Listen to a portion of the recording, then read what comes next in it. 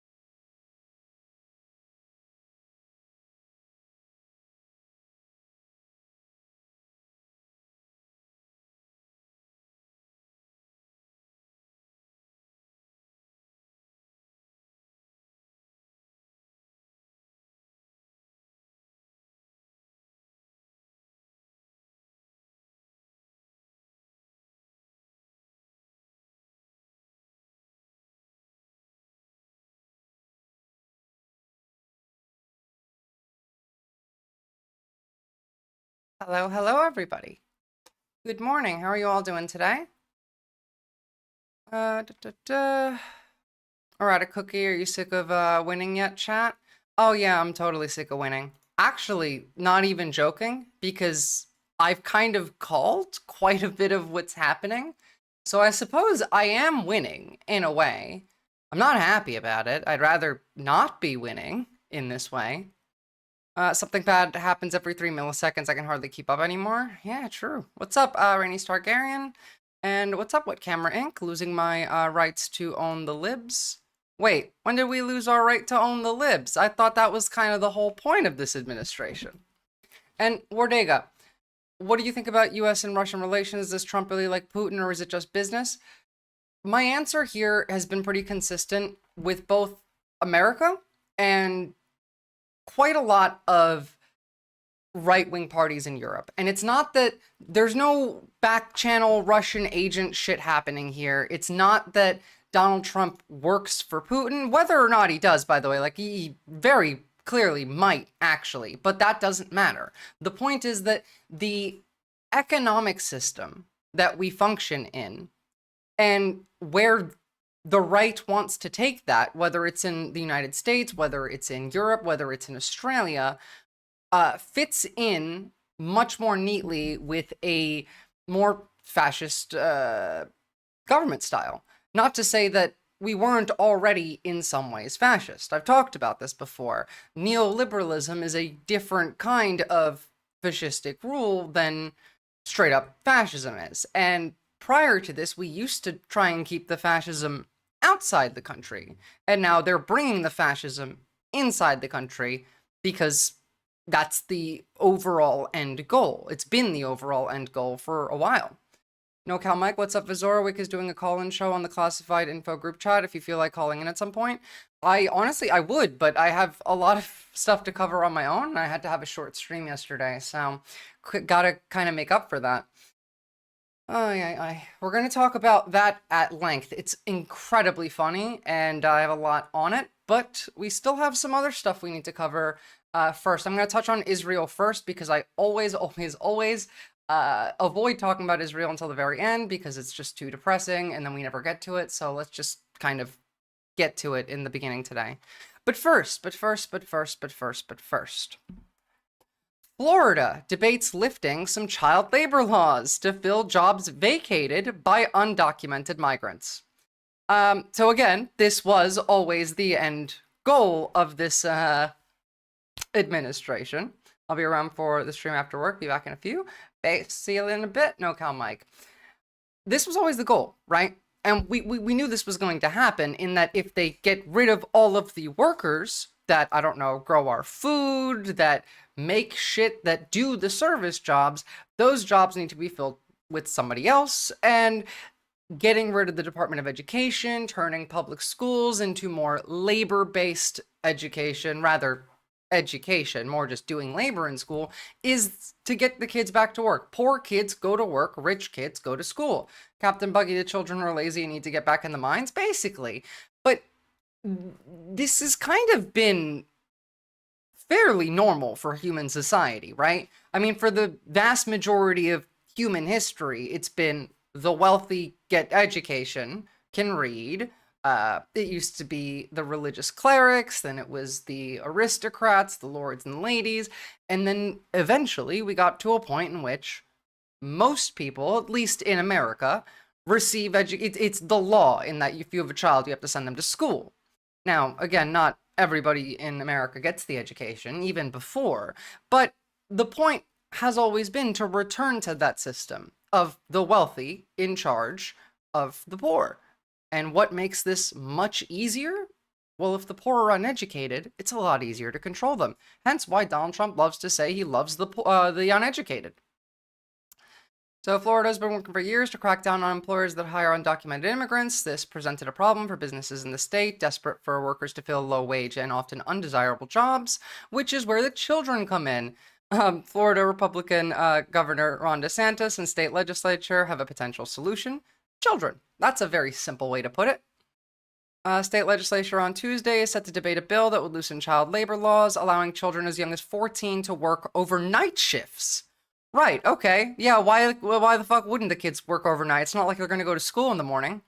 If the new law is passed, teenagers would be able to work overnight jobs on school days. They are currently prevented from working earlier than 6:30 a.m. or later than 11 p.m. per state law. Yep, gotta get the kids out there in the middle of the night. You know, when it's objectively, everyone can agree, right? When it's dark outside and everyone's asleep, that is the perfect time. That's the safest time for us to send 14-year-olds to work. Yeah? Mm-hmm. That makes sense. Selamlar, günaydın Grim Reaper. Good to see you. Ay. Employers who don't comply with the law face up to fines up to $1,000 a day until they provide proof that their workers are legal citizens. I feel like this is infinitely worse as a solution. It's more dangerous at night when drunk people showing up at Taco Bell more likely to be fucked with. Well, yeah, that's kind of the point that I was making. It was sarcasm when I said it's the safest time for us to send children to work. Now, Obviously, Florida's fucked. But New York is fucked too. Remember this guy who had the amazing idea for grocery stores that are publicly owned? If you don't, grocery prices are out of control. The cost of eggs and milk has skyrocketed. Some stores are even using dynamic pricing, jacking up the cost over the course of a day depending on what they can get away with. It doesn't need to be this way. I'm Zohran Mamdani, and as mayor, I will create a network of city-owned grocery stores. It's like a public option for produce. Which, this was an We will amazing redirect idea. city funds from corporate supermarkets to city-owned grocery stores, whose mission is lower prices, not price gouging. These stores will operate without a profit motive or having to pay property taxes or rent, and will pass on those savings to you. This was an excellent idea. 10 out of 10. Should have been incredibly popular. Now, just today, we got a ranked choice poll of New York City mayoral primaries. And based on the ranked choice voting simulation, Andrew Cuomo beats Zohran Mamdani in the 8th round of voting, winning 66% to Mamandi's 34%. New York City would rather vote for Andrew Cuomo, who they fucking hate, more than this guy, Zohran Mamdani. And it's not that they don't like his ideas, it's that they don't know who the fuck he is, and he has a foreign name. So they just immediately will point to who is the name on this list that I recognize. Well, I recognize Eric Adams and I recognize Andrew Cuomo, the top two that you'll get. Now, I'm pretty sure most people aren't pleased with Eric Adams right now, so it's either that or Cuomo. Americans are just fucked, guys. Like, I guarantee you, if every single person in New York City Googled this man's name, Zohran Mamdani, I've been saying it wrong the whole time, Zohran Mamdani, he would win. But they won't. They won't Google him. They won't search. They won't look at the video. They won't listen to what he has to say. This is a foreigner. And I don't know. Fuck. Devil you know. That's the answer that they'll give you. Every time. And then we'll jump to Israel really quickly. We're gonna speed through this one. Israel says it targeted the surgery ward at the Nasser hospital in order to kill a senior Hamas official, Ishmael Barhoum. It killed a very he wasn't the only famous person killed, journalist of at course. the time. It was, said the Israelis, a precision strike. But this was a busy hospital, busy treating those injured by Israeli strikes the day before. Goddamn, the shade from Channel 4. They said the hospital was busy from the strikes the day before. Like, what are you even supposed to say? I'm not sure how much of this we books as well as your home can even watch. Many Palestinians believe that Israel's real aim in restarting the war is to force them to leave Gaza, That's as the point. President Trump has suggested. That is true. To make them go to Egypt or Jordan or Sudan or... Can they even leave? Is the blockade not still up for them to leave Palestine through the south? Somalia, somewhere, anywhere. We don't need food or drink or anything. We just want a safe life. We want security. We want a dignified life, to live like other Arab people. At the morgue. And they deserve it, but... Sorry, I can't sit here and watch this. It's clips I can do, but a full video like that is too much. Here's something cool, though. A little palate cleanser. Resistance drone. Sorry, crows, rather. Take down a drone. Fed post the Israeli government. I mean, like, it's... The Israelis are fed posting the Israeli government. You're a bit early for that one. Here's two crows, though. Fighting the good fight.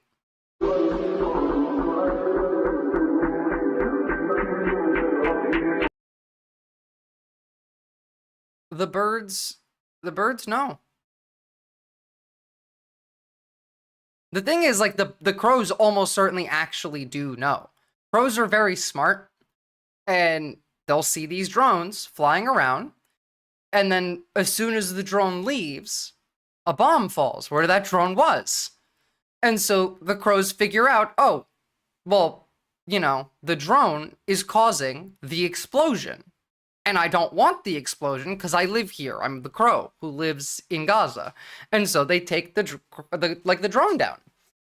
Immigration is pretty much impossible these days. They're stuck regardless of what they're told to do. Exactly. Like, they can't leave anyway.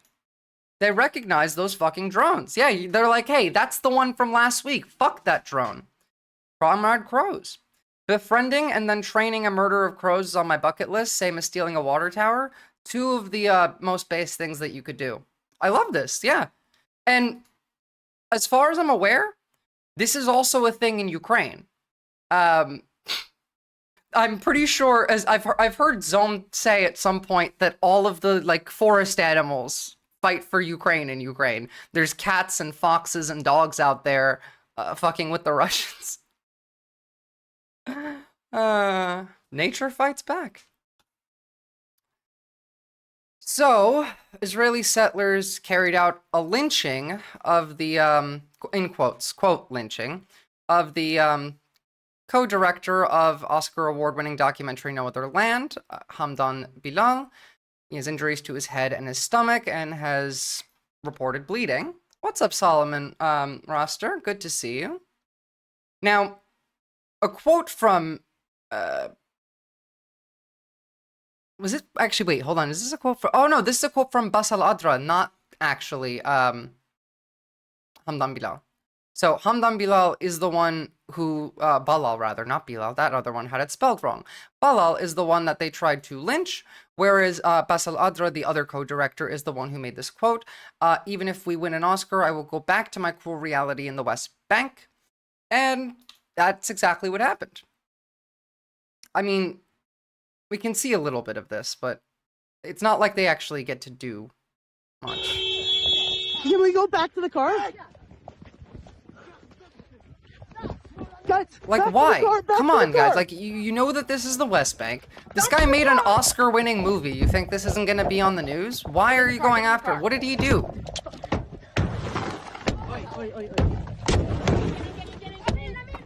Imagine bombing a people so much the crows know the look of the drones that you used to bomb them. Yeah. Our window was broken. Yeah, well, you know, your window does get broken when you pick up, like, I don't know, a person that is doing nothing wrong and then try and lynch them. Jesus Christ.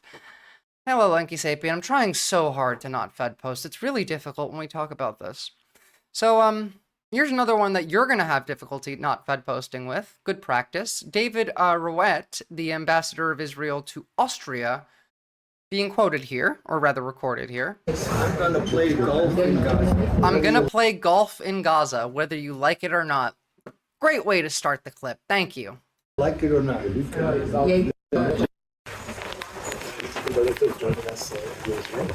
very glad to be here saying I proudly represent the state of Israel. And if you believe that there are no uninvolved in Gaza, if you're believing that Israel is targeting babies intentionally, which This is demon shit. not correctly, there should be a death That's a lie. to be killed off. What's up, in war if you Shartsport? hold a gun. Even if you are a 16-year-old and under UN, whatever. All right, while we're covering Israel on this segment, real Fed posts are not allowed. But if you're gonna say the truth, say the truth. I don't give a fuck right now. All right. If you're gonna say that, like, don't Fed post, but say that these are demons. This is demon shit. He is lying. Israel does absolutely target children on purpose, according to IDF sources, and this is demon shit. You can say that. I don't care whether or not, like, Israel gets pissy at me. You can say that. It's objectively true. Sue me for defamation otherwise. It is called a child, a 17-year-old who holds a grenade. Will Europe be crazy enough to invest money again in Gaza? So we will have to destroy it the next time. Are you kidding? Will Europe be crazy enough to invest money again in Gaza? So we will have to destroy it the next time. Once there's no Hamas, maybe Trump, maybe. Even if they aren't targeting babies intentionally, they do not seem to care about babies being collateral damage. That's the steelman of their position, though. Well, at the literal very least, no, they don't care about collateral damage. But no, there is, like, lots of evidence that if not babies, children are directly targeted. Directly targeted, given orders. I've read IDF soldiers reporting that their commanders directly ordered them to do this. So the people in command, demons, the people who promote the propaganda, ghouls, and the blind followers are zombies. Actually, I would say people in command are demons. People who promote the propaganda are also demons. The loudest of the followers are ghouls, and everyone else is zombies. The world, maybe we'll be convinced differently, maybe it will be... I could imagine a right-winger clipping you out of context because anti-Semitism, so I'm not going to say he's a demon, he's absolutely running with the devil. I don't give, like, they'll clip me out of context for everything. No, they don't believe in reality anymore. I don't care what they clip me saying at this point. Israel should immediately be disarmed, start giving aid, rebuilding Gaza, then hold trials for every IDF soldier, active, former, and every Israeli politician, and should pay reparations to the Palestinians. Should pay a lot of reparations to the Palestinians. The influencers are liches. They raise and foster the zombies. Ah, that makes sense. Good one, Depraved Ambiance. That actually, we have a whole nice little system here, a pyramid, if you will. With UAE and Wait, hold on. I forgot. That's why I paused it. That was a fucking insane thing to say. And whatever it is called, a child, a 17-year-old who hold a grenade. Will Europe be crazy enough to invest money again in Gaza? So we will have to destroy it the next time. Once there's no Hamas, maybe... hey, remember that the IDF has openly stated that they cannot ever get rid of Hamas? Like, we've listened to Yoav Gallant say, yeah, no, you can't get rid of Hamas like this. They said it about Hezbollah too. Yoav Gallant said it. So, can we acknowledge that for a second? Can we acknowledge the fact that America has also said that you can't bomb an insurgency out of existence? Gonna have to create a whole fascist monster manual for them? Basically, yeah. I'm gonna have to write a book on how to identify the different, like, fascists. Why do they have party decorations up? Look at that. I don't see any party decorations right now. Maybe we'll be convinced like, I see the bag, but... Are those party decorations, or are they just like UAE colorful and decorations? Saudi Arabia and European and American forces, maybe we will find internal Palestinian leadership. Maybe it will include the Palestinian Authority. This I'm talking now against what we believe in the official policy. Maybe it will be people who will not be called Palestinian. All the options are now.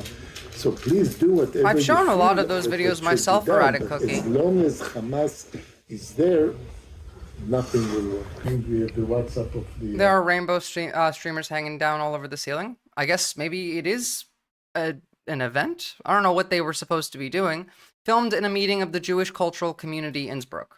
So, like, it probably was decorations done by the Jewish Cultural Community Center thing, because they had a visitor coming from Israel, so then they put decorations up. After we destroy Ziophilia, the Israelis should go to America and to further accelerationist downfall. See, I don't think that that's going to happen anytime soon, Comrade Lenin. I think that is a not likely outcome. It is probably something like a school Schwarzburg. It's a community center. I know what these places are like because when I lived in America, I went to a Turkish school on the weekends so that I could learn Turkish. Just when I was like young, like a kid. It's a place where you send your children to learn about your foreign culture while you're in a foreign country. And the only diplomats, maybe now it has changed, we have met Mr. Stoker.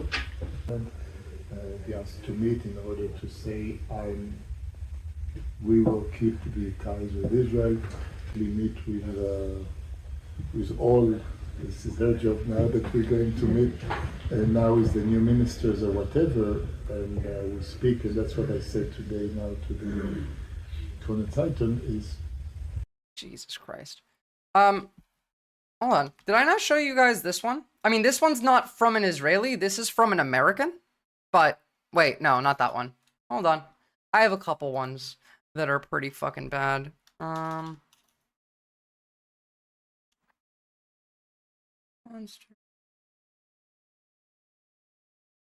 don't know, maybe I took it off this one. Either way, doesn't matter. Like, we've seen enough of that we don't need more and more evidence. But, here's some good news. There are massive protests breaking out in Israel right now. Like, pretty large ones, in fact. violence outside of the Israeli prime minister's home as police use force Yeah, and and battle just to double down on that point, heritage schools are fine. They do good cultural work and social work a lot of the time. Nothing inherently wrong with heritage schools, especially if they're supplemental to standard education. Yes, and they when integrating into a community in a foreign country, having those helps balance that for, you know, young people. What kind of protest? Last time this happened, it was protests to let IDF soldiers sexually assault people. I'm well aware. This one is they hate Netanyahu protest. It's at his Israelis house. protesting against their leadership. Like, They're it's not demonstrating necessarily against a good, series but of decisions entirely. made by Prime Minister Benjamin Netanyahu's government. There's some good and some bad. Among the biggest issues, Israel's decision to break the ceasefire and return to fighting in Gaza. A move that family members of Israeli captives say abandons their loved ones still held in the Strip. Get baby out of here. Yeah, basically. I watch my country just continuing a non-ending war with hostages not being released for almost 2 years now. And There's no hostages left. Can we acknowledge that like there's no hostages left? Like, they all have died from the bombing and starvation and lack of medical care and etc. and they're my age, and I'm worried for the future of this country. And I think it has to stop. We have to change direction.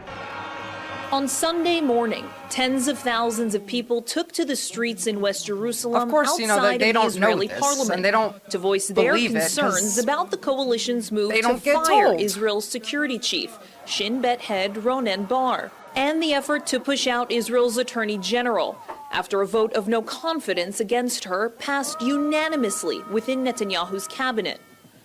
Israelis say measures like these put the country's democracy at risk. I'm here. You don't have a democracy, guys.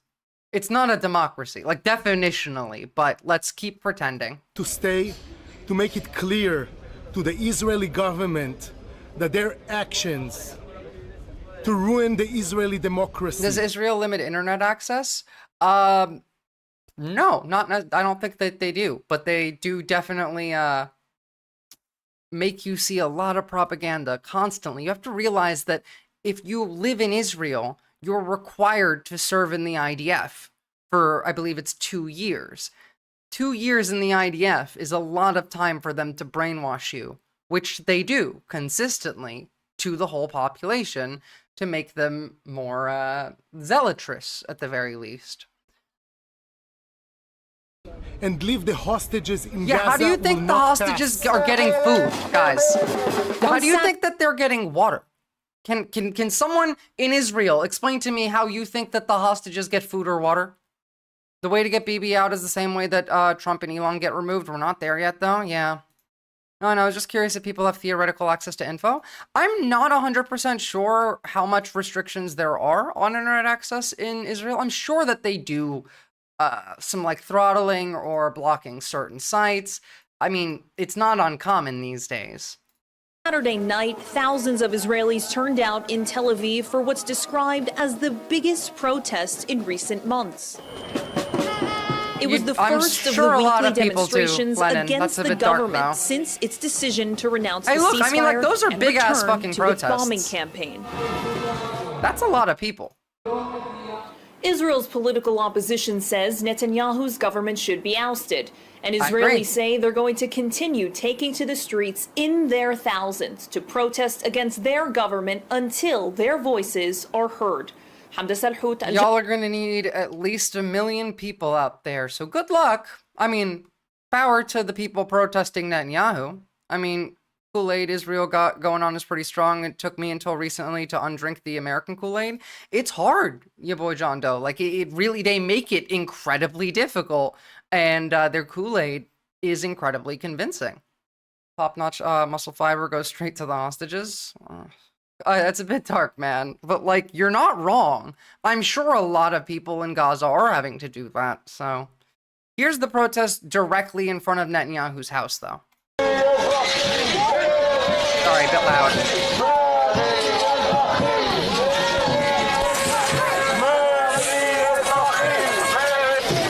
I mean, like, they're getting violent.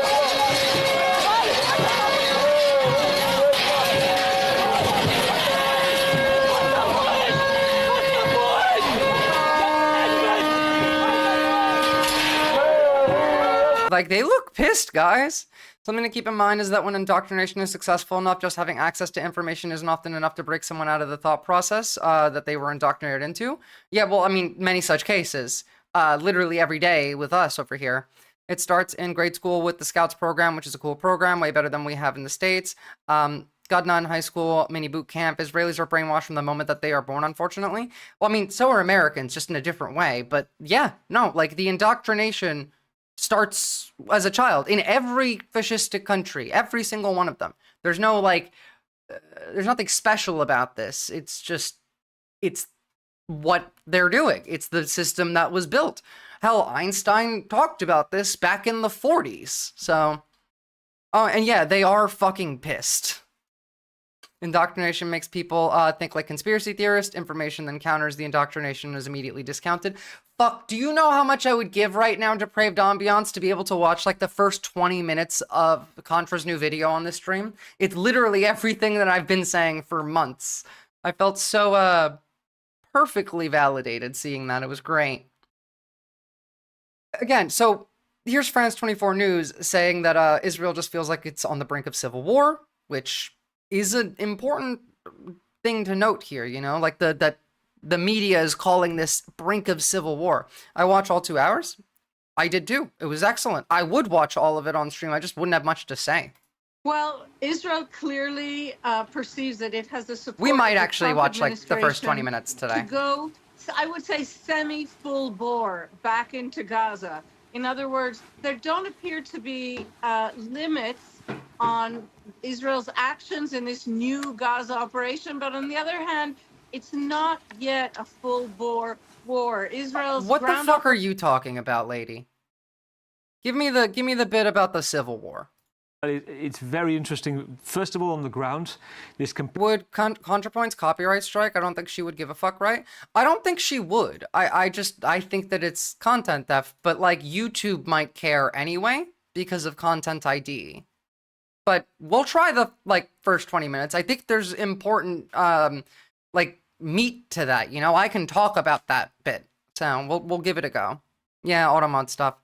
Someone has to be able to grasp what epistemology even is. They have to know what, how they know what they think they know. You're right, in Depraved Ambiance. And what I keep saying over and over and over again is that Americans think that they're thinking, but they're not thinking. You think that you're thinking, but you're not thinking. You're taught to not think while thinking that you're not thinking. Or sorry, while thinking that you're thinking. Complete breakdown. There are some voices I've seen as well, Nogra. I think we've talked about this in the previous days that seem to believe Israeli media outlets that this is a strategy to try to get Hamas to shift quickly with the hostages. Nothing. Oh my God. Are you going to talk about the civil war? Netanyahu was warned ahead of time by the Israeli Attorney General, who is... Oh, okay. It's the second half. It's institutional point of view on the failures that led and permitted October 7th to happen. And as you say, the organization, the agency pointed out that on several occasions it had recommended attacks against the Hamas leadership. Yeah, literally, erratic cookie, it's the same in America. Oh no, there's civil unrest. Let me distract you. Hamas, look over here. There's Hamas. Pay no attention to the protests. Use that recommendation. All right, over the last few months now, ties between Netanyahu's top in-house leadership team and Qatar, the #1 funder of Hamas. Okay, yeah, this is clickbait. The point being, the protests are big. They're fucking pissed, as we saw outside of Netanyahu's house, and it could get worse. I hope it does. As well as this, Netanyahu said that they're planning to implement similar policies in the West Bank as they did in Gaza. Surprising. Again, we come back to what Netanyahu wants in this war, which is, first of all, elimination of Hamas, and I would say elimination of more people possible, the biggest amount of people possible, in order to reduce any chance of Hamas to That's a sneaky way to say everybody. It's reduce the amount of total people possible. Which people are we reducing the amount of again? The world failed Gaza, Comrade Lenin. Build or survive after this war, and also to flatten the land in order they to don't prepare understand annexation blowback of as a Gaza. concept. He said also, or actually, a lot of them, the talking heads don't understand blowback as a concept. The people who are doing the things, the people who are making the decisions, they know that blowback is a concept. But the blowback is good for them. So they want that to happen. Because then it makes them money and gives them power. something about West Bank that they got warned of planning October also to 7th, 3 days implement before it similar happened. policies in West Bank as they are did in Gaza. We see that Netzarim corridor is already just like we got occupied, so warned there about was 9/11. never an intention of abandoning militarily the Gaza Strip. Although it's not like it's not that we let 9/11 happen. I'm saying that they probably did let October 7th happen though. But again, like this is not an uncommon thing. This happens all over the world. It's not and I like the idea of none of these people have any idea of like the intellectual aspects of it, the sociological, the psychological, the outcomes, what's going to happen later. Like it's not that they're not thinking about this shit. They are. They know what they're doing. So they have been preparing for this new resumption of hostilities. No, and the way not even a little, Shuvaquiver, and they don't want to anyway. Until they get these two objectives. They were getting warned from the woman on the wall. They had been reporting unusual activity for weeks. Well, that's the thing. Like, it's not that they wanted to stop it. They wanted it to happen. They funded Hamas for years. We've watched Yoav Gallant talk about this. Hot take, America did 9/11 and did or did not deserve, definitely maybe did deserve 9/11. America did not do 9/11. America definitely deserved 9/11. The people who deserved to die, like the people who died on 9/11 did not deserve to die. But the blowback was justified. America didn't do 9/11. It's actually quite likely that if Gore had won the presidency, 9/11 might not have happened, not because of any incompetence or anything like that. It's just the switch from a from a Democrat to a Republican presidential administration has some changes going on behind the scenes, and the communication lines get messed up. And in that time period of transition, then stuff gets lost in translation there. Not necessarily us doing it on purpose, not necessarily us letting it happen. Now, those are still technically possible. I just don't believe it. Our policies caused 9/11 directly, though. Was Gore interested in ethical capitalism? There's no such thing as ethical capitalism. So, I'm going to get to say something that is kind of technically a Fed post, but I'm just quoting Emma Vigeland. So, quote from Emma Vigeland today on X.com, the Gaza Strip right now is as if the Nazis had 21st century weaponry and bombed the shit out of the Warsaw ghettos. The remaining people are concentrated in squalid conditions, homeless, then blown apart in their tents. Jets and drones render extermination camps extraneous. That's kind of a Fed post, technically. It's not like, you know, it's hard when you're the media. Thank you, Emma Vigeland, for speaking the truth and not actually being terrified to do so. UK people are starting to not trust BBC coverage of Israel and Palestine finally because they never cover the ICC or the ICJ stuff. Well, I mean, technically, Captain Buggy, it is. Because the DOJ said that comparing contemporary Israeli military policy to the Nazis is anti-Semitism, and that is illegal. So, under their...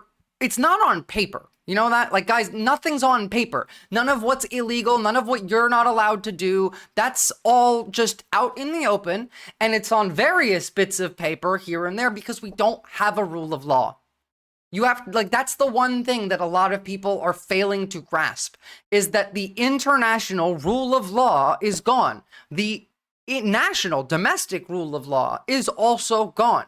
It is what the people in charge, the people in power, the people in governance feel like is the law. It's governance by vibes, by the worst people in the country. So if they say, you know, anti-Semitism is illegal and doing I don't know, doing anything that would be negatively comparing Israel to any other fascistic country is anti-Semitism. Suddenly, that's not on paper illegal, but they'll just disappear you to a camp. The people with money, you mean? Well, I mean, the people with money and their puppets. Like this one, who's a puppet and has money. Joe Rogan saying today on his podcast that he would rather go to Russia than Canada. Where's that at? I don't know. See if Jamie could find it. Fucking unbelievable, man. I'm super impressed. Montreal, UFC 315, May 10th. Wow. I won't be there. I don't go to Canada anymore. I don't. No, nor should you. Nor No, should discipline you. them. Yeah, I'd rather go to Russia. Discipline them. Yeah, fuck yeah. Yeah, hell yeah. When they become the U.S., you never know. That's never going to happen.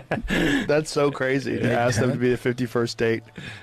I had a conversation with Trump about it. He goes, I started calling him Governor Trudeau just for fun. And a lot of people... Why the fuck is Joe Rogan having private conversations with Trump? This shit is...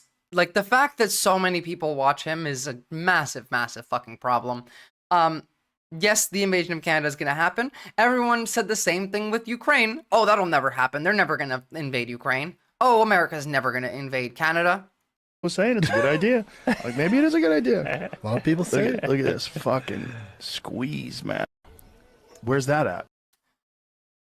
I keep saying, people keep saying that we need a Joe Rogan of the left, and I disagree. We don't need a Joe Rogan of the left. We need a fucking Alex Jones. We need our own Alex Jones to counter their Joe Rogan. That's the only way. So, today, funny enough, Russia and Ukraine agreed to another temporary ceasefire, specifically involving the Black Sea. This is some weak shit from America, obviously. We're basically just slowly giving everything we can to the Russians, and this also means nothing. Following 2 days of intense talks, Washington has announced that it's made headway. Both Russia and Ukraine have agreed to ensure the safe passage of commercial ships in the Black Sea and to also stop military strikes there. Following the announcement, Russia said the agreement won't... Well, I mean, energy infrastructure was off limits as of the last ceasefire they agreed to, which was last week, and Russia broke that 30 minutes following agreeing to it. And so, we'll see. Come into force until Western sanctions imposed on... Add the Saudis into their lanky sapien. Anything to do with sports, the Saudis are deep in that shit. Its banks involved in the international trade of food and fertilizers are lifted. As to whether or not this will be agreed to is uncertain. I see a connection here. International supply of food and fertilizer. You know what's a fertilizer? Potash. You know what we need from Canada that they're now tariffing? Potash. You know who has a lot of potash? Russia. Turkey is already enforcing a grain sea deal, so this part of the deal is hilarious. Yeah, that's also the other case. Like, Turkey won't allow you to bomb the grain boats, like the ships in the Black Sea anyway, because Turkey kind of de facto controls the Black Sea. So, again, this is just us saying, Ukraine, you're not allowed to bomb Russia's energy infrastructure because Russia's crying because all of their oil foundries and refineries are on fire. And they can't do anything if they have no fuel. Ukraine's President Volodymyr They're losing the Zelensky war and they're also begging us for help. cautioned That's the what's agreement, happening. saying that if Russia violated it, it would call for more sanctions Of and course, also ask depraved the US ambiance. for more weapons. If we see that someone violates, we believe that we then appeal to the American side through all possible channels with the facts and evidence that the Russian side violated something. It's all They have to keep pretending to try and work with us, but like they know that we're part of the enemy now. Turkey was like, Russia, don't fuck with our grain or we will fuck up your Black Sea fleet. Yeah.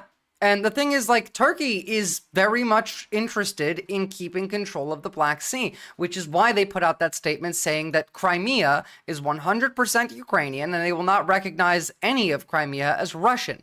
Turkey wants to have their own port in Crimea. And It's funny how often you're right when you just say true things, right? It is very funny. And how often these true things that are very commonly said are entirely ignored. My home province of Saskatchewan is America's leading supplier of potash. The premier is shitting himself. He's giving every indication that he would sell us out to Trump. Well, maybe you should get a lot of your friends and family and community and show up at his house and stand outside of it with, what are they called? The fucking yelling thingies. Megaphones, and then yell at like all hours of the day. I have a question for you, Visora. The other day I watched one of your videos. It sparked a question for me. You can barely ask the question. Go for it, exhale.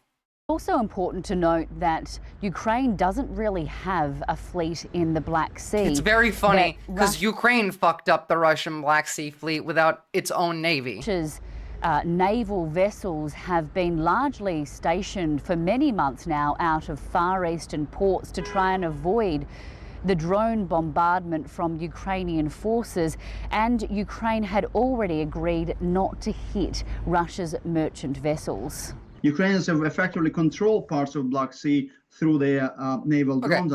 Fuck the talking heads, because I got the data on this. So first of all, just so you know, that the release from the Kremlin and the White House on this exact deal are not the same. The documents say different things, so we'll cover that in a second. But just so you know, this is post-ceasefire.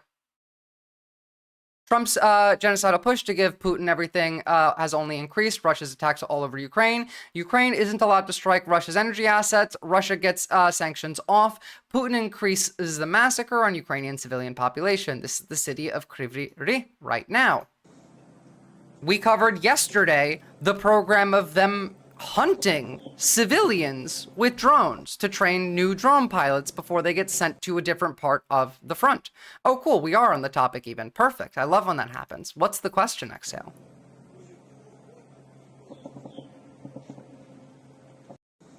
Now, again, like this wasn't a part of the ceasefire. It's energy infrastructure.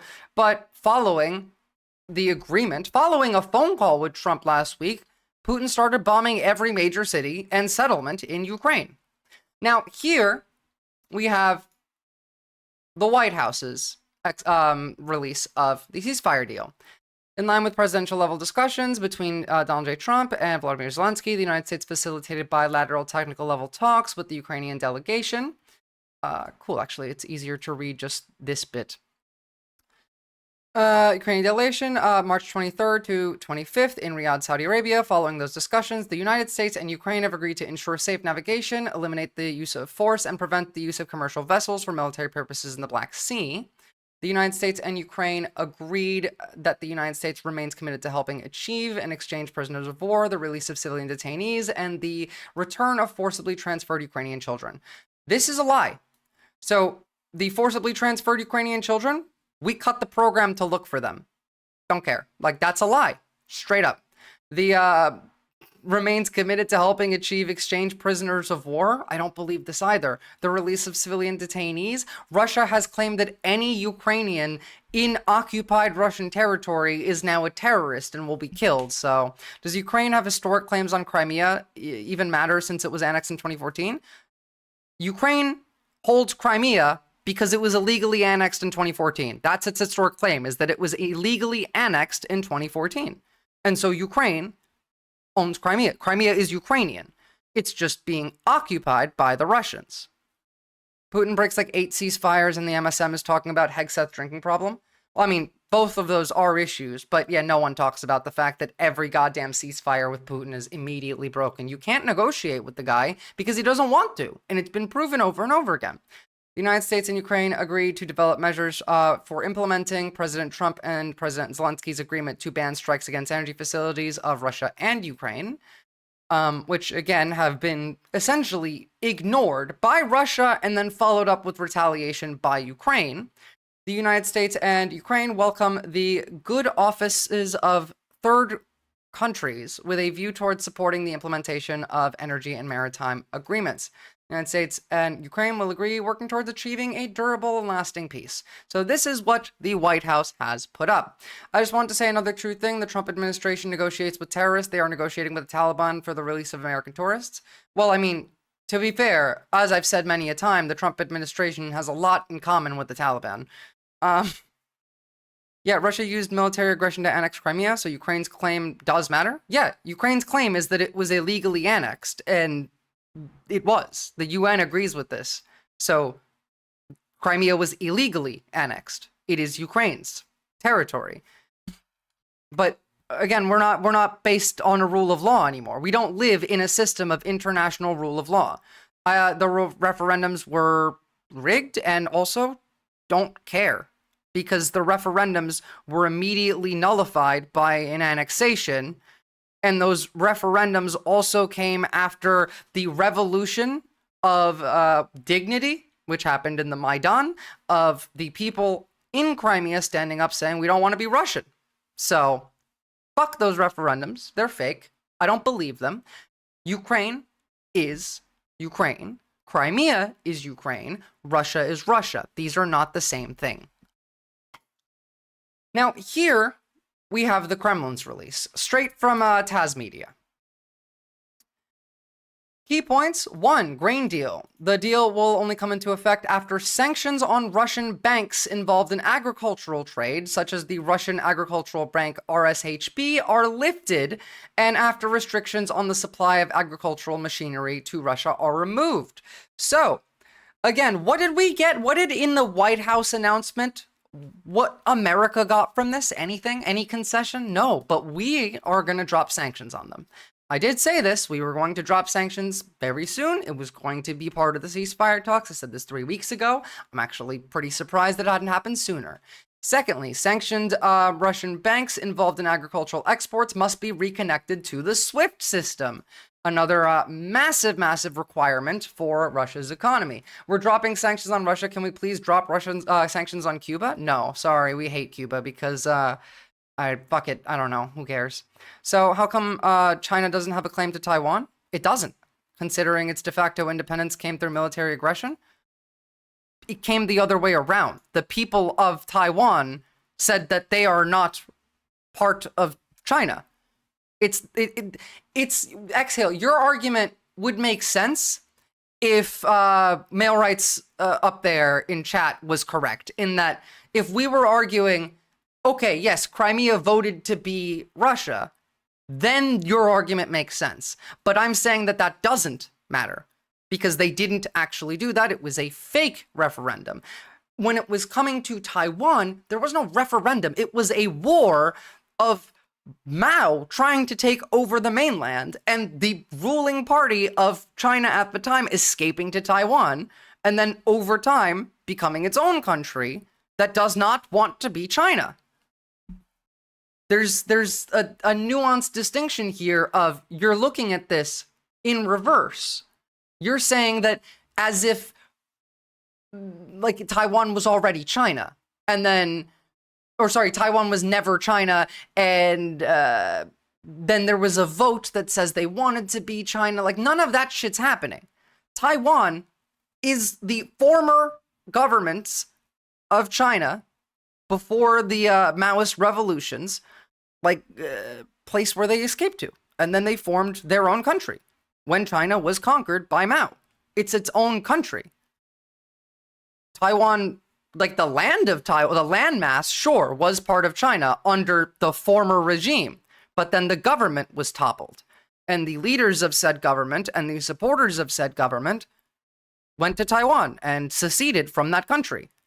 Again, this would be the case. Like, your argument would make sense if Crimea had voted to be Russian. Fuck off out of here.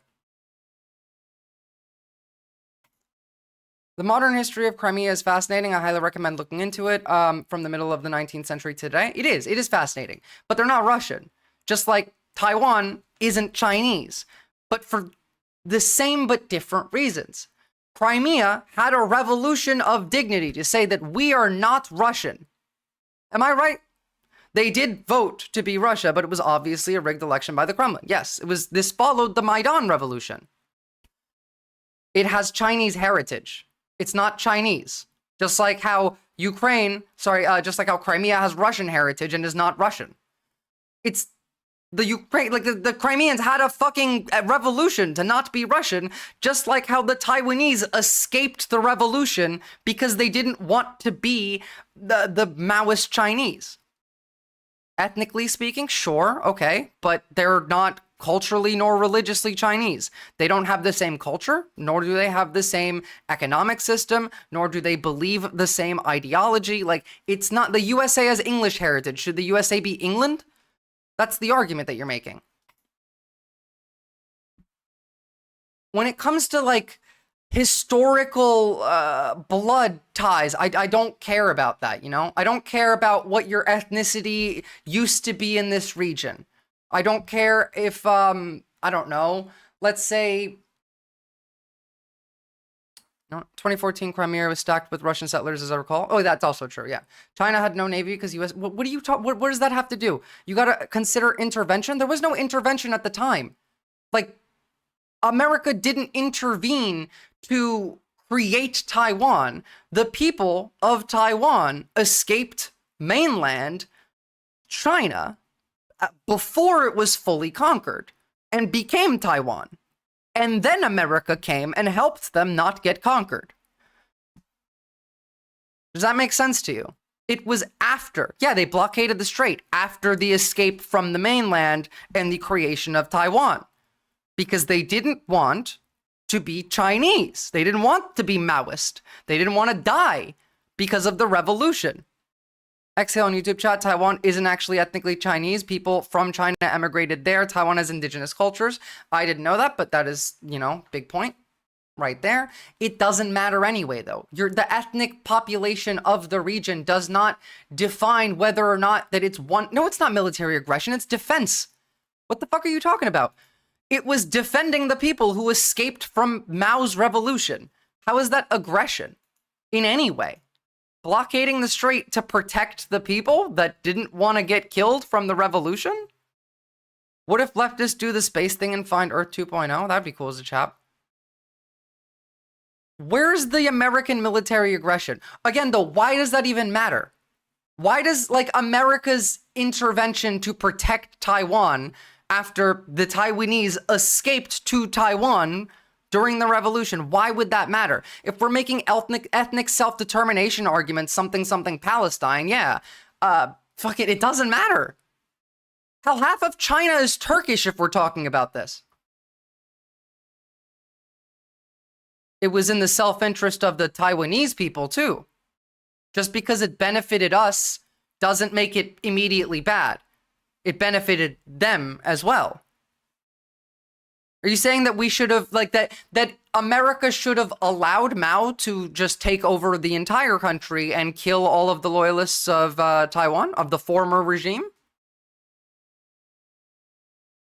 Neither of those are in favor of assimilation whatsoever. White Camera Inc. The ethnic argument is bad because it gives Mexico a claim to invade 6 U.S. states. Honestly, I think Mexico should invade 6 U.S. states. Blood and soil arguments are always fascistic anyway. Ethnic, like, claim to a land is bullshit. This is a history question because I'm curious, how did the refugees not get hunted down in Taiwan during the revolution? They escaped there and then America blockaded it so China couldn't get to Taiwan. That's what we're discussing. Exhale is claiming that this is American aggression. And for some reason, I don't understand. Like, I'm confused as to how that becomes American aggression. And I'm, again, confused as to why this matters. Not getting involved in the Civil War would be a good thing. The Civil War was ending. One side had won, and we're going to slaughter everyone else on the other. We got involved to stop the slaughter of those people and to allow them to continue to take, like, to hold some kind of land that they can live on safely without harm, without having to secede their rights, their beliefs, their ideology, their country to China. American aggression sounds like a tanky. Well, I mean, America is aggressive, but, like, this is a tanky argument. This is genuinely a tanky argument. We should have allowed China to kill all of the loyalists and take Taiwan, but somehow, at the same time, Taiwan belongs to China. And only isn't China because of American aggression. It's more like America defended the Taiwanese people, the former government and loyalists of China from Chinese aggression. That's what actually happened. It's not like Taiwan is attacking China. Yeah, literally. All right, we're moving off of that. I do have a lot to talk about with Taiwan and China that I've been holding off on just because we haven't had the time to touch on that for a while. Freedom fighter Mao, head of state Mao. Mao was really shit when he was in power, especially the intellectualism shit. Yeah, well, I mean, that's the thing. It usually does go that way. People who lead the revolution are not generally the best people to lead the state following the revolution. Let's get back to what we conceded to Russia, eh?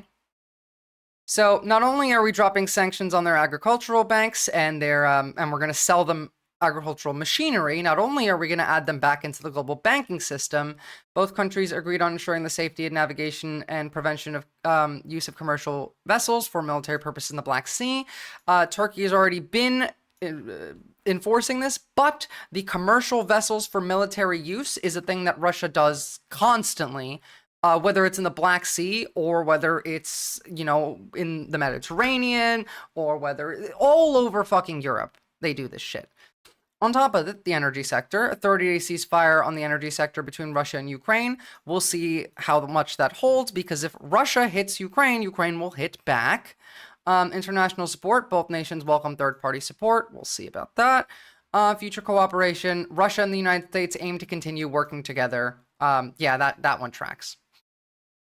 Good revolutionaries and good governors are very different. Exactly, Lanky Sapien. In a sense, though, it is might makes right, though, on the U.S. part. Well, I mean, it is, but you're saying that it should have been might makes right on the Chinese part instead, and that would have been better. You realize that's your argument, right? Is, well, Taiwan is bad because America got to do might makes right, but you're saying that China should have gotten to do its might makes right and just take Taiwan and kill all of the people there that they wanted to kill. For some reason, that's good. Well, that's what would have happened if America hadn't intervened. The American blockade is what stopped that from happening. Can we agree to this?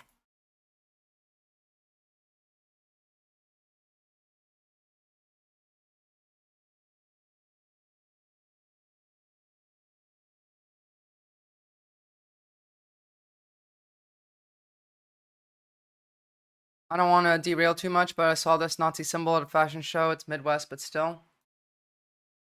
I mean, like, Kanye is putting fucking swastikas on everything. It's not surprising. We are the Hitler country now, you know? Like, the Nazi shit's back in fashion. That's like saying defending someone successfully from murder is might makes right. It's called using your power for good. Like, the one of the few times we did something good, yeah. Might makes right is good when I like it. It's bad when I don't like it. That kind of is exactly what you said there. Now, the biggest obstacle for these concessions to Russia is the demand to reconnect banks to SWIFT, which the US can't do on its own. That's a big deal. We need Europe's cooperation for this. Any sanction relief related to banking or trade will require European cooperation. Europe, please do not fucking cooperate with any of this shit. Don't give it the time of day. The US and Russia can negotiate ceasefires and security measures, but financial sanctions remain in the EU's hands. All of these ceasefires and security measures are a lie, or they are just fronts to help Russia. SWIFT, the Society for Worldwide Interbanking Financial Telecommunications, is a Belgian-based company, and it is subject to European Union laws and regulations. Since Russia's banks were disconnected from SWIFT as part of the sanctions, the EU must approve of any decision to allow them back onto the network. SWIFT operates within EU legal frameworks, and the EU has jurisdiction over this decision. Also, lifting sanctions on Russian banks, like Roshozbank and other sectors, such as agriculture machinery, requires EU consensus and approval, since these sanctions are part of the EU's broader foreign policy. I need them to not do this.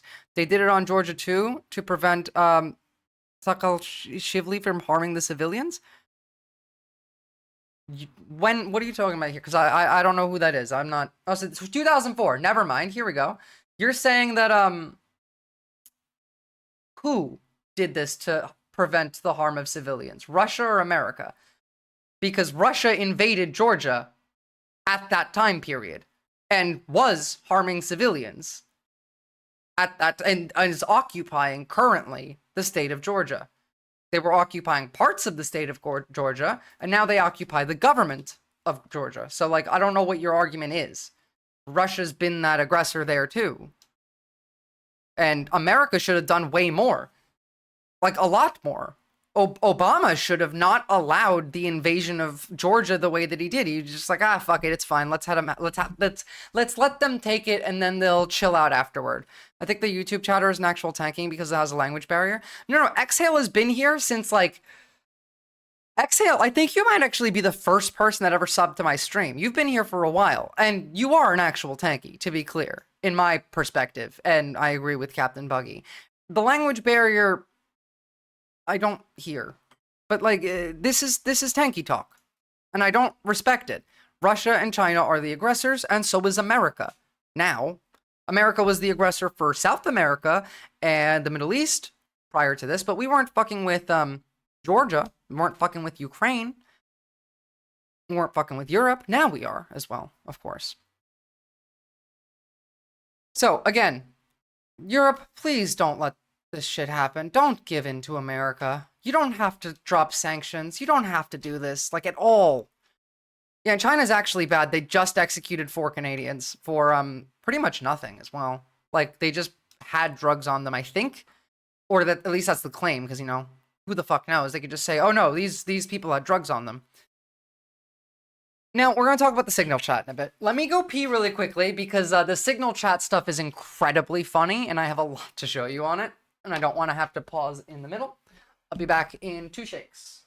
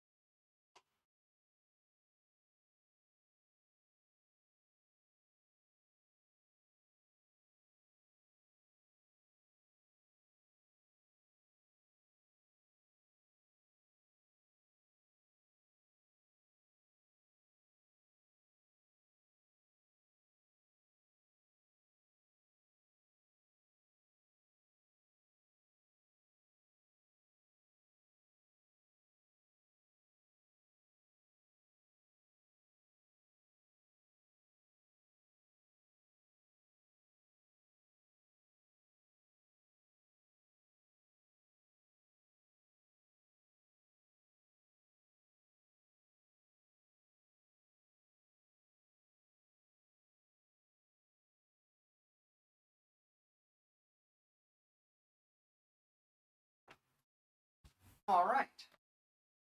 I'm back.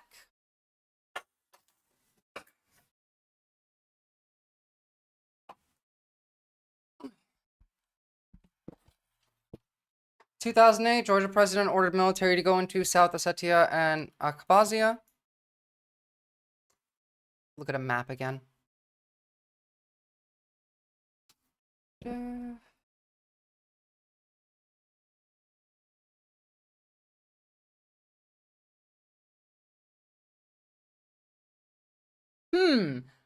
In 2008, the president of Georgia ordered the military to go into the 2 places that Russia was invading? Is that, for some reason, a bad thing? Because Russia was invading those exact places in Georgia, which violated international law. Russia responded that with a 5-day war? No. That's not what happened. He sent troops there because Russia was about to invade. Do you think that we didn't know at the time that, like, there wasn't any news reports? Russia might invade Georgia. News reports. Just like there was before Ukraine, people were well aware that this was a possibility. Sending troop presence to the region at risk prior to an invasion is not against international law.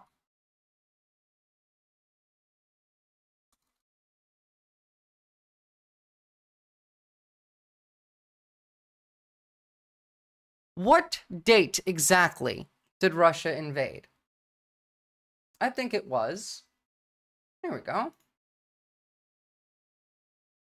It was on October 24th. Not Atlanta, other Georgia. We're talking about the country, not the state. So, like, your argument here is invalid. You're saying that it was against international law to send troops there. Motherfucker, like, they had troops ready to invade Georgia. Here, look at this. This is what you're talking about, right? Georgia threatens rebel region. This is in 2004, following the news of Russia invading. Like, your argument just doesn't track with how what happened.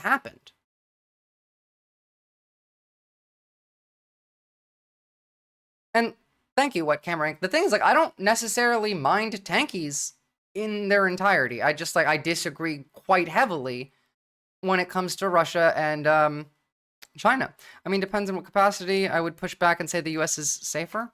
Now, I would say that China is not not necessarily better than the U.S., but China is a safer place to live as a civilian. I would argue. Anyway, let's take a look at the Signal chat stuff. So first off, Tulsi Gabbard arguing that there was no classified material shared in this chat at all. This is entirely untrue. Contact the defense secretary or others after this specific military plan I have was my put moments. out and say, hey, we should be doing this in a skiff? There was no classified material that was shared in that. So then if Signal there was no chat. classified material, share it with the committee. Yeah, why can't we You can't see have it both. the entire chat? I feel like if there's nothing classified in there and a journalist was, accidentally added to the chat and they could see it, we should be able to see it. If you had classified information, you should be discussing it in a classified setting. You guys are part of the government, the United States federal government. We're talking about people from the Department of Defense, the CIA, the NSA, the DNI. We're talking about FBI. We're talking about the people who are heads of departments. Y'all should know better. Why does the US government not have, I don't know, ways in which that we can communicate classified information other than an app like Signal? What did we do before Signal? I feel like we have systems in place specifically to avoid this. The reason that they were using Signal instead of Skiff is because they don't want a record of what they're saying. Both ways. These are important jobs. This is our national security. Bobbing and weaving and trying to, this shit is your answer. So please answer. humiliating for the United States. Is incredibly funny, but it's humiliating for the United States.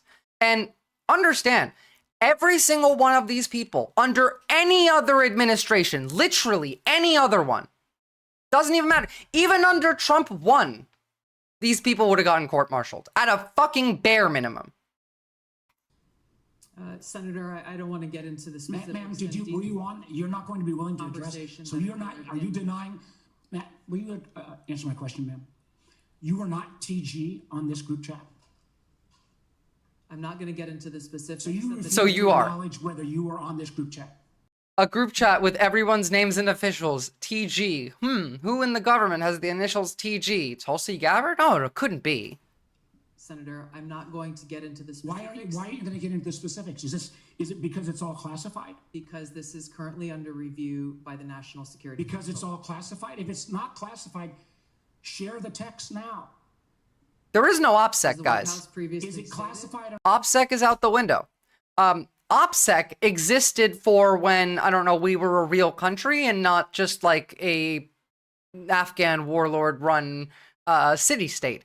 This is the party that bitched about Hillary's emails. Oh yeah, don't worry. We got a lot of footage of that, actually.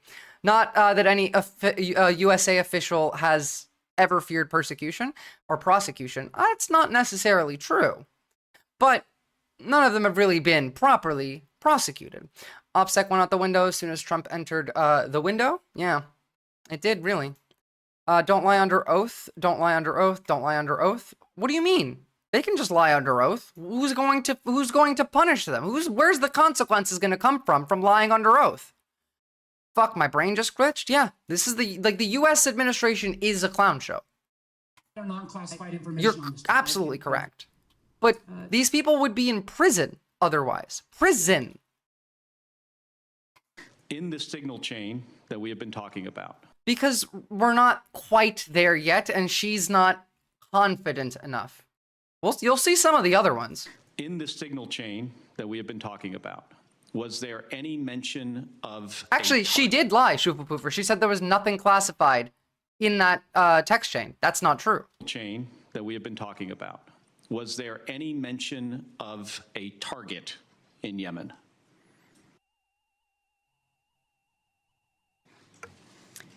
I don't remember mention of specific targets.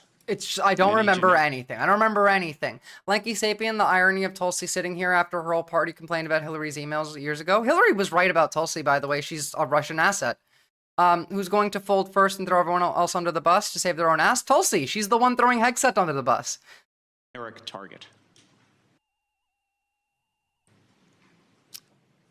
Every single person in this administration has committed multiple, if not dozens of felonies already. True.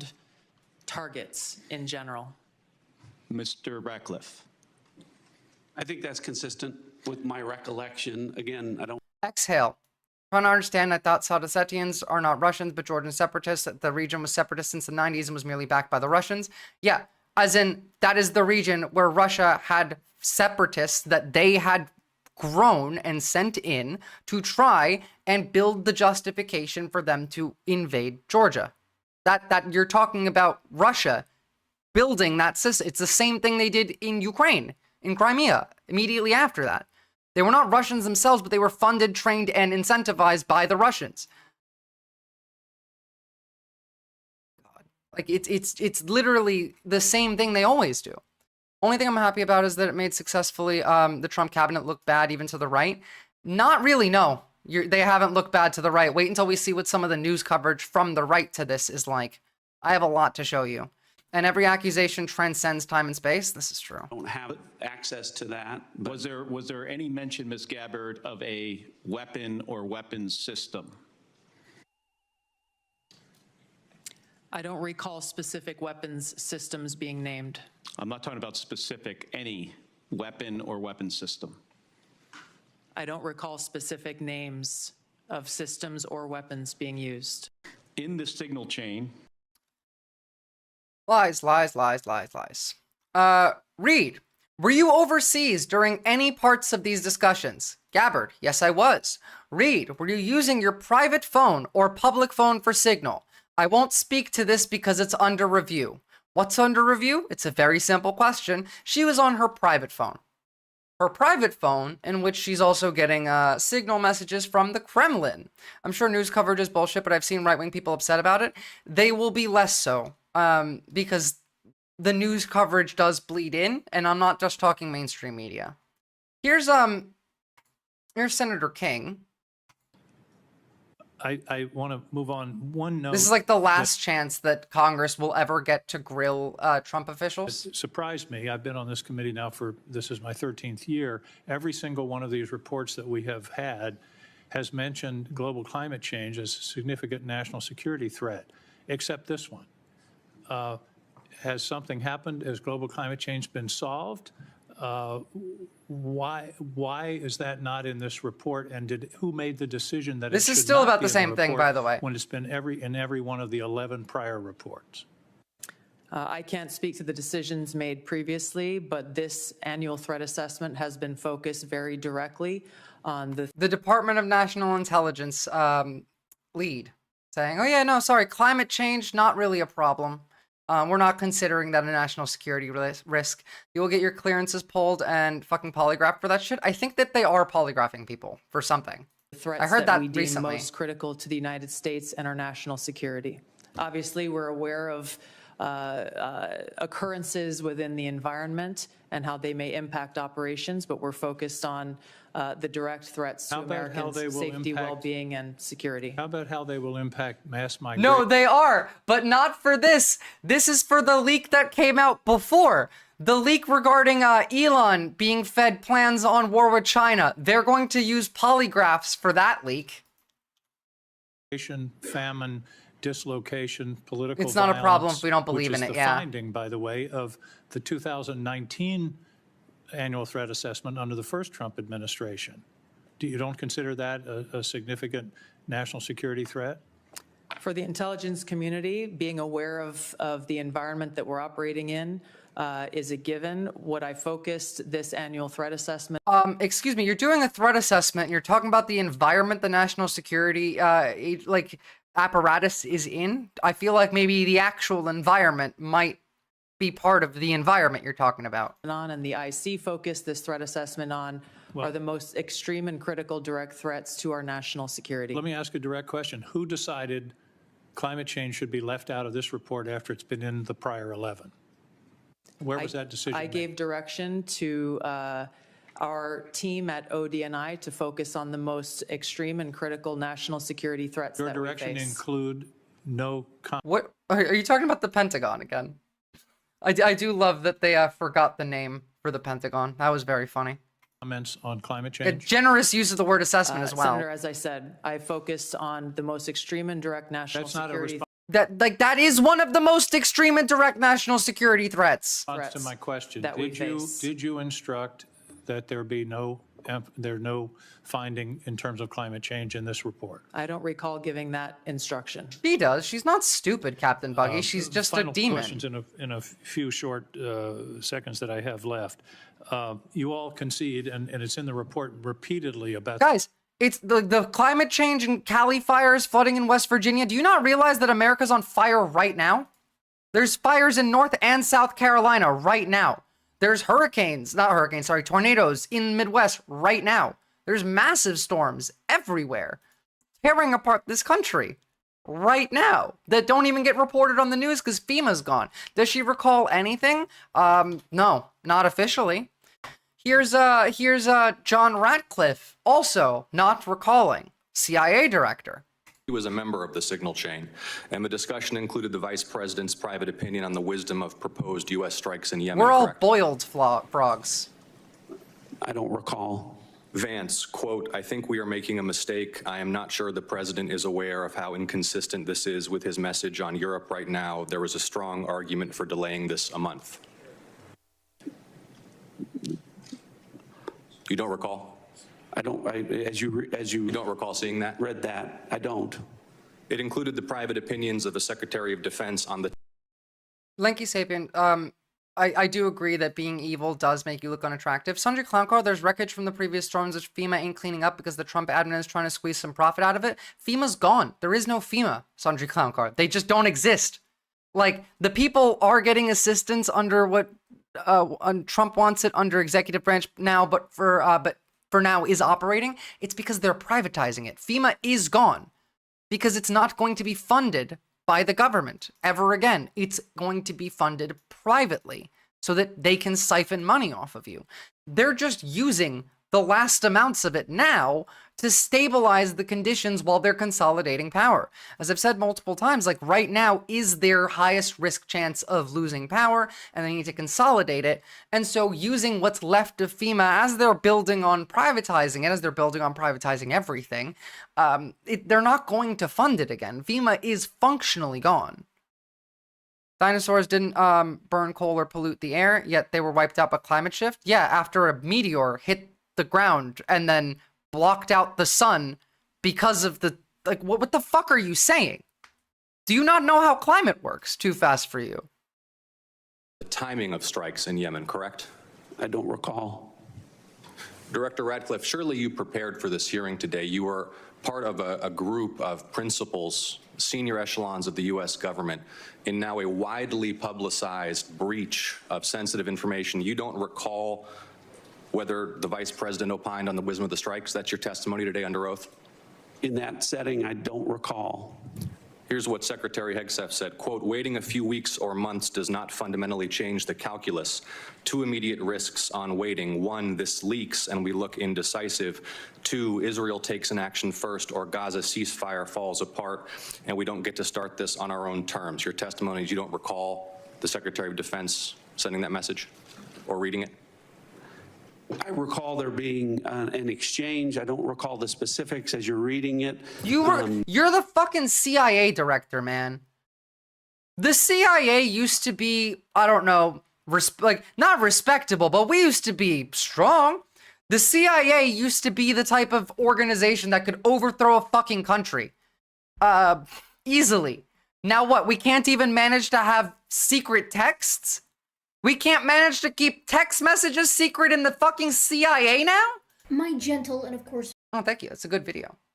Like, how far have we fallen that the CIA can't keep text secret? Yeah, at least they used to be competent.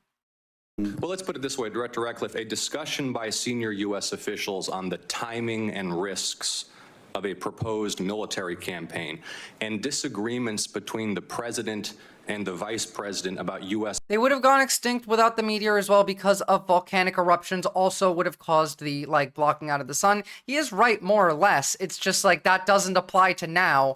If we just let climate change do what it's gonna do, billions of human beings will die.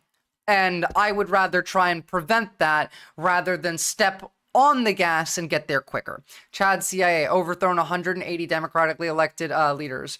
Virgin CIA, ooh, I can't keep secrets. That's literally where we are.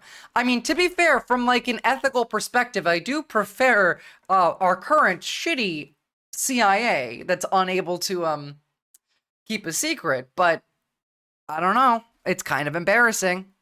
Plans and intentions would be of obvious interest to foreign intelligence services, would it not? Yes. And he was a honestly, yeah, what kind of fucking war effort can we put up? And would not information about the timing of airstrikes allow a military to pre-position or cue air defense systems to shoot down enemy aircraft? I think, Senator, from our perspective, any advance warning is something that we certainly are trying to protect. Yeah. Director Ratcliffe, this was a huge mistake. Yeah, if you're trying to do that, this is not going to help you in literally any fashion.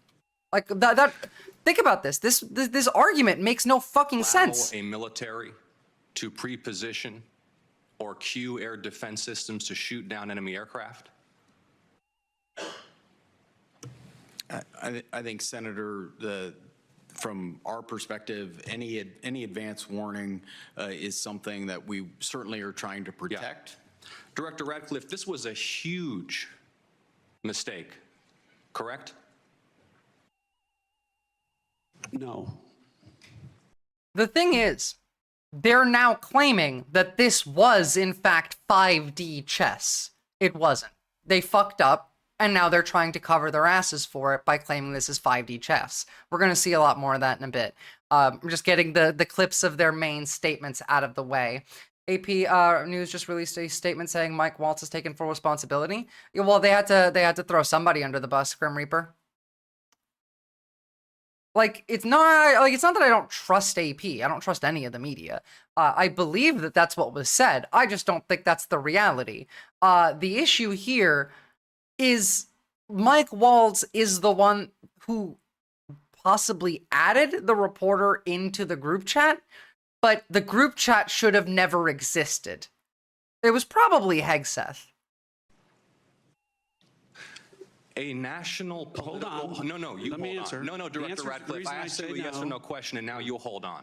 a national political reporter You can characterize it how you want. was made privy The White to House has sensitive made information clear about that there imminent was an military inadvertent operations mistake. against I can't remember, foreign Captain Buggy. terrorist Inadvertent organization. mistake of adding a reporter. And that wasn't a huge to mistake. Israel. That wasn't a huge mistake. Well, I think they Yeah, this looks like an amateur. This looks like amateur hour and is in shambles, Mr. Director. No, I don't affirm that.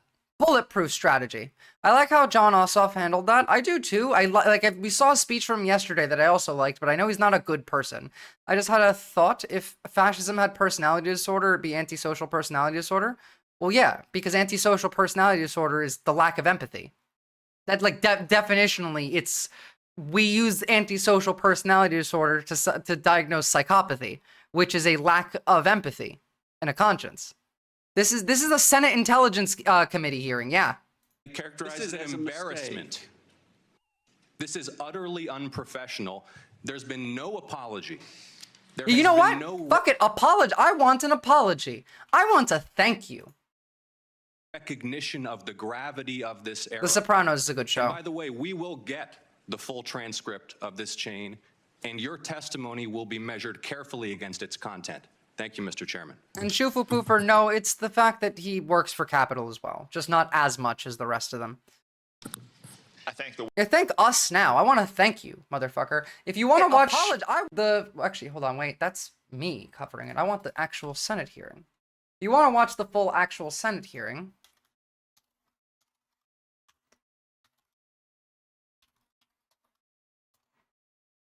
I want to get not turned into glue. That too. That would help a lot. Here, I'll link this. Here we go. That is the full hearing.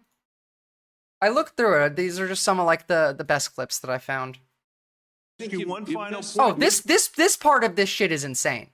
One final point. I'm out of time. It. Well, are you going to give me a chance? Is it appropriate? Did you know that the president's Middle East advisor was in Moscow on this thread while you were, as director of the CIA, participating in this thread? Were you aware of that? The U.S. ambassador to the Middle East is in this group chat and in Moscow.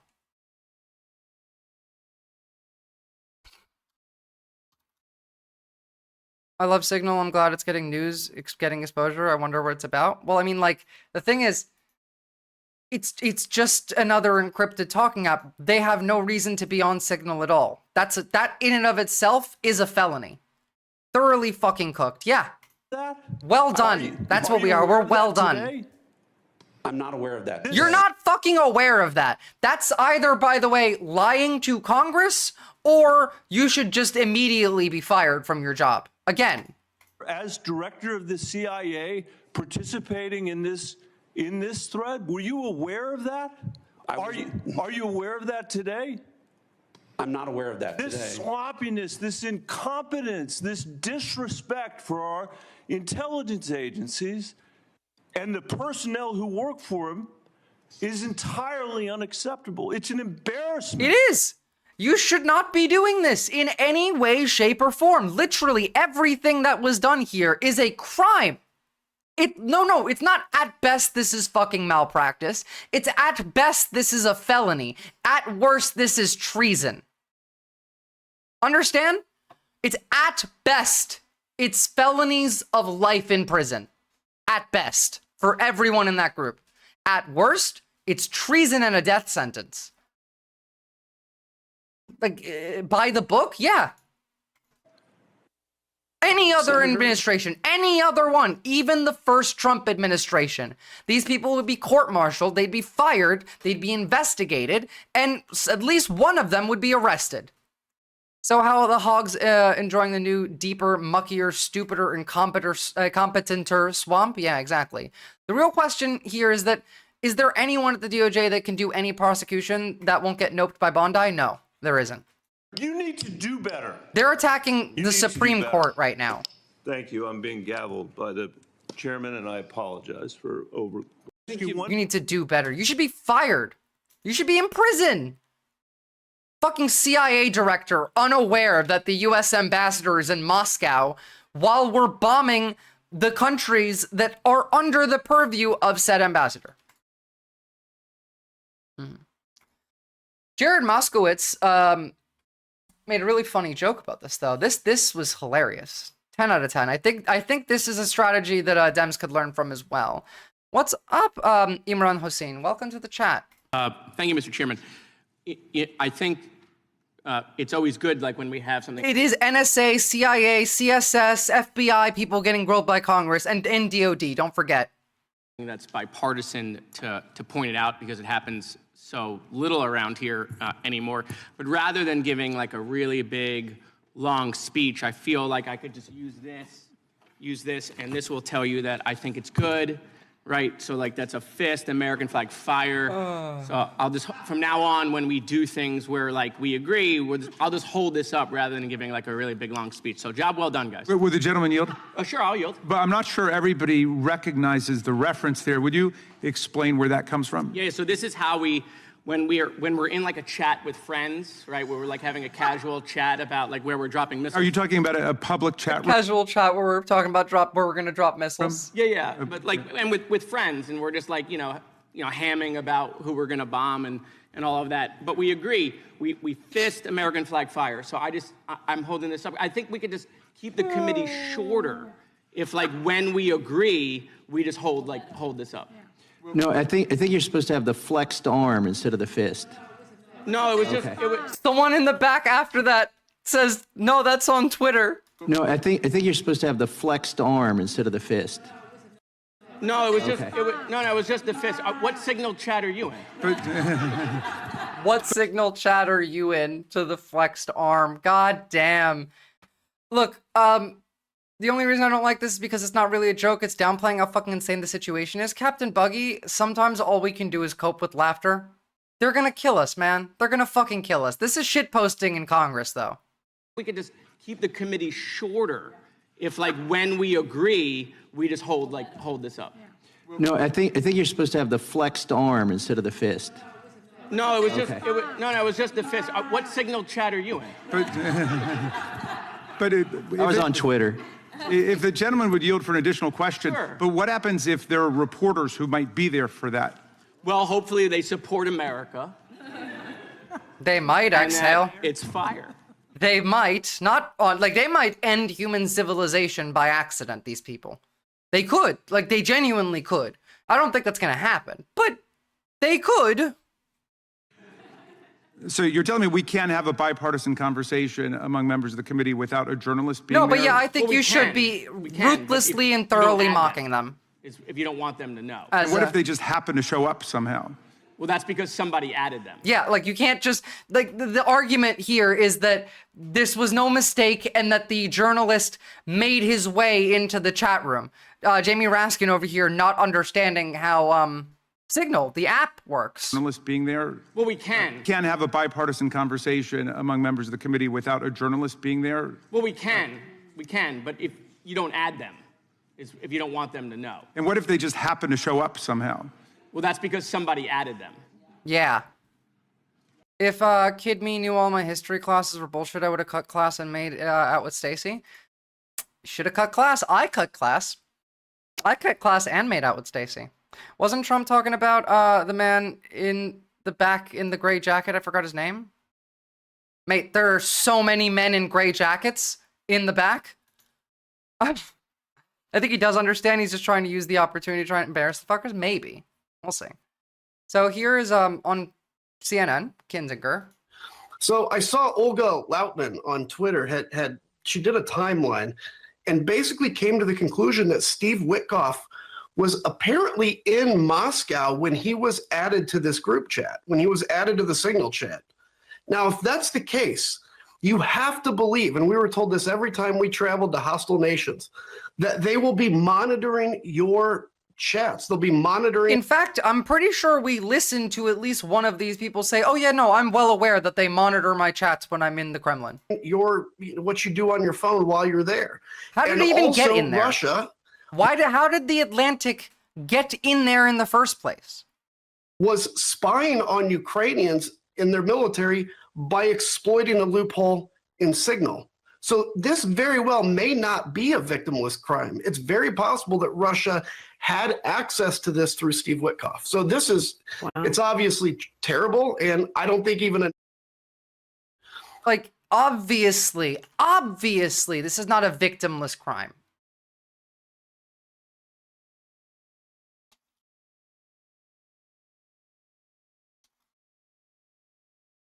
Everyone at that table and JD Vance committed multiple impeachable felonies. Yeah. Committed treason, actually, arguably. Like, if this happened under the Biden administration, the Republicans would have argued treason. Am I wrong? Guy's a massive Ziophile and a ghoul. I'm not surprised they would have invited him. Probs had some other combos involving them. Probably, yeah. I hope the next one I join is on Discord so I can join. No, but see, Discord isn't safe. That's why they use Signal. It's because it is safer. Signal's not necessarily 100% safe. It's not like you shouldn't be using it to plan crimes. You shouldn't be committing crimes. But it is more encrypted than not. Fed cord, Signal's less trapped. Yeah, exactly. I should make a Signal. They did commit treason. Problem is that half of Congress also committed treason. That's true. Actually, most of the government is continuously committing treason. They just haven't stopped in months now. But you don't want, I mean, you have jurisdiction. Why don't you want to investigate? I don't think this rises to the level of an investigation like that, is my own personal opinion. And again, I'd give you the same point that I just made. If they start deleting 30,000 emails off a personal server, kept in their basement, well under investigation by the FBI, and then trying to figure out how to wipe it clean entirely, then that's how Signal works. They're arguing that that Hillary was worse because Hillary was going to delete the information so that we couldn't see it. They can't be serious? They absolutely can, my friend. But you don't want, I mean, you have jurisdiction. Why don't you want to investigate? I don't think this rises to the level of an investigation like that, is my own personal opinion. And again, I'd give you the same point that I just made. If they start deleting 30,000 emails off a personal server, kept in their basement, well under investigation by the FBI. Motherfucker, like, I hate these people so much. These are set to delete, sir. Wipe it clean entirely, then I'll conduct that investigation. These are set to delete. At 1 week and 4 weeks. Automatically. You're trying to conflate something that's what conflate what? That's how the fucking app works. Not the reality. They're not going out there trying to delete something while under investigation by the FBI. They're not under investigation. You are not investigating. That's exactly right. And they're not trying to go out there and delete something. If you, I mean, we're talking about a conversation from many years ago. Sir, it's set to delete. Sir, it's set to delete at 1 week or 4 weeks. Automatically. It is set to delete. Also set to have a recording of any conversations that take place as is required. So maybe you should investigate to see if the recording exists. How do you know that? Yes, how do you know? That's what's Thank you. CNN did your job? Holy shit. Required. They're supposed to keep a record of the correspondence. That's what was required of Hillary Clinton. Yeah. How do you know that that is what is happening here? If Hillary Clinton broke the law, like that happened, people didn't think that she would have done that before it happened. No one was sitting there in 2004 talking about, Hillary Clinton might one day set up a private email server and then try, like, no one was doing that shit. There's a difference between something being required and something actually happening. Yeah. So if that is required, then are you going to make sure it's happening by requesting those communications? Yes, I will. And also we have this playing out right now in front of us where it is being spoken about again in a Senate intelligence hearing. They said they didn't recall. You heard it. They said so many times that they didn't recall.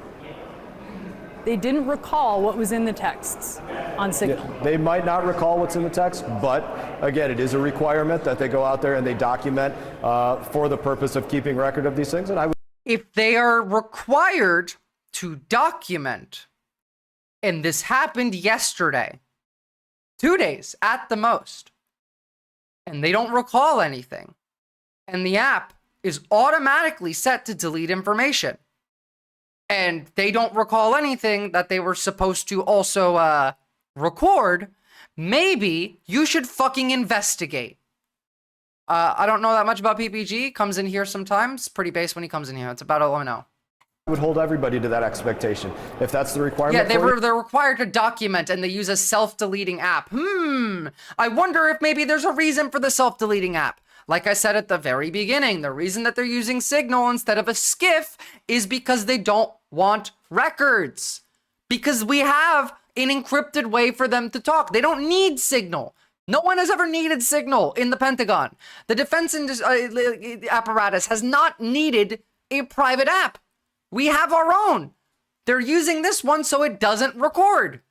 It would take a literal child 10 seconds to understand this. You hold to that expectation. Okay, so just to make sure, you just said you will be requesting those communications. That's what I heard you say. Is that correct? I don't know if I actually said that or not, but I'm happy to say yes. I'm certainly happy to request that. I would like to know myself because, again, the rules are the rules, and we want to see that that's taken place. Yeah.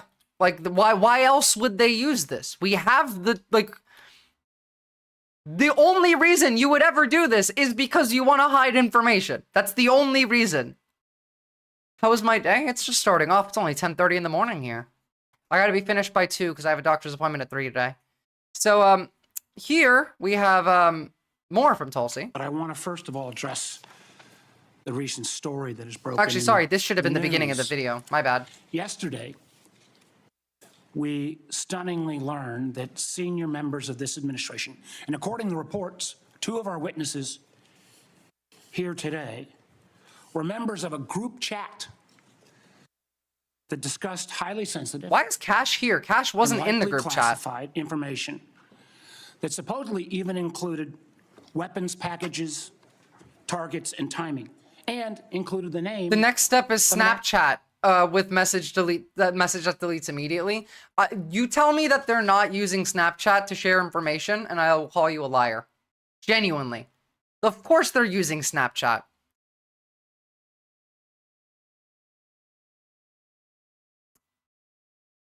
So my other question is, were they dumb enough to think they wouldn't get exposed, or did they intentionally do it with the knowledge that it will create a big scandal? I think that they were dumb enough because the story that they're using is that it was on purpose. And the cope that they're putting out is just not good enough. My day was good, just watched a couple of Jackson Hinkle videos. Ew, God, no, please stop watching Jackson Hinkle. The man is a Russian asset. We've watched him on Russian state television before. Being glazed by the Kremlin. Jackson Hinkle is a ghoul. He's a demon, actually. He might be pro-Palestine, but the man is a fucking demon. It's so wild seeing all these super feds. It's like the 4 horsemen right in front of me. It might be. Active CIA agent. Jackson Hinkle is a Russian asset. For a moment, that classified information here should never be discussed over an unclassified system. It's also just mind-boggling to me that all these senior folks were on this line and nobody bothered to even check. Yeah, this is 3 months ago. Russian media monitor. Мира не было. Они хотят разрушить США. Они хотят разрушить весь мир. Jackson Hinkle, right over here. Let's see what they're saying. Unfortunately, I think Tulsi is probably К сожалению, Тулси — это единственный человек, помимо Илона Маска, в администрации того, чтобы американский... Есть ли какой-либо... Is there any chance необходимо that the American people есть ли какой-либо шанс hear the того, voice of чтобы reason американский народ прислушался to know what's actually happening in Ukraine? к голосу разума, чтобы они понимали, что происходит на Украине, What's что happening in происходит в Russia, России. that they're doing everything they can to fight RT. Like, the man is sitting here just consuming and regurgitating Russian propaganda. So do not trust Jackson Hinkle with anything. This man is an asset of the Kremlin. Again, you wouldn't be on this show if you were not an asset of the Kremlin. I've seen Kash Patel on this show as well, Tulsi Gabbard. This ends with they're planning coups through the stories on Instagram, posting crucial sentences while they dance. They're kind of already doing that on Twitter openly. I hand you a pamphlet. Have you heard the good word of the international proletariat? I like that. By the way, I was your first sub on Twitch, but I lost my badge. Oh yeah, that's because, like, you got mad at one point and you, like, left and all that. But again, I'm still shocked that you're still here. First sub on Twitch, everybody, is Exhale over on YouTube. Like Nick Fuentes, the only reason he's pro-Palestine is because he hates Jewish people. Nick Fuentes is a Nazi. Yeah, exactly. And remember, we've talked about this. The Nazis are more and more trying to use leftist rhetoric, specifically around billionaires, to try and pull people over from the left to their new national party that they're trying to form. I wonder what they're sending over, Ukraine data, nuclear data, probably everything. Eminently mockable, it is what it is, yeah. So, now that we understand, don't trust Jackson Hinkle. Security Hygiene 101. He doesn't care about the Palestinian people either, absolutely, yeah. Well, it apparently included a journalist. Here we have Senator Hirono, based of Hawaii. This was before the election. I just wanted to remind you all before we get into Hegseth of the questions that were asked at his confirmation hearing. I have read... Yes, they're going to combine nationalism and socialism as their end goal, you might say. Reports of your regularly being drunk at work, including by people who worked with you at Fox News. Do you know that being drunk at work is prohibited for service members under the UCMJ? Senator, those Yes are or no? multiple false anonymous reports peddled by NBC Do you News know that run that directly drinking on the job contradictory to the is dozens of men and women at not Fox News contemplated Channel on- who I'm not I work hearing- with I'm who not came hearing on the the answer to my record question. and said they've In your never opening seen statement, that. Mr. Hegseth, Getting drunk at work should be a human right, not when you're in charge of the United States military, it shouldn't be. you commit to holding leaders accountable at all levels. That includes you, of course. And frankly, as secretary, you will be on the job 24/7. You recently promised some of my Republican colleagues that you stopped drinking and won't drink if confirmed, correct? Absolutely. Will you? He has not done that at all. At all. And yeah, no, like, you were dead on the money there, Errata Cookie. Hinkle thinks of himself as a MAGA communist. A MAGA communist is a national socialist. That's what it is. It is what it is. Resign as Secretary of Defense if you drink on the job, which is a 24/7 position. I've made this commitment on behalf of Will the you men and women I'm resign serving. as Secretary of Defense I've if made this you commitment drink on on the behalf job? of the men and women I'm serving I'm not because it's the hearing- most important deployment I'm not of my hearing an life. answer to my question, so I'm going to Will move on. you resign if you drink on the job? Didn't answer. You have made that commitment. You will not commit to resigning if you drink on the job. And he has not. He's drinking on the job constantly. So let's hear what some of the talking heads have to say. So let's bring in CBS News senior White House This reporter shit's so Jennifer funny. Jacob. Jennifer, it seems like members of the Trump administration are on the defense here. Wait, no, hold on. Before this one, I want to get further because this will be a good cap off at the end.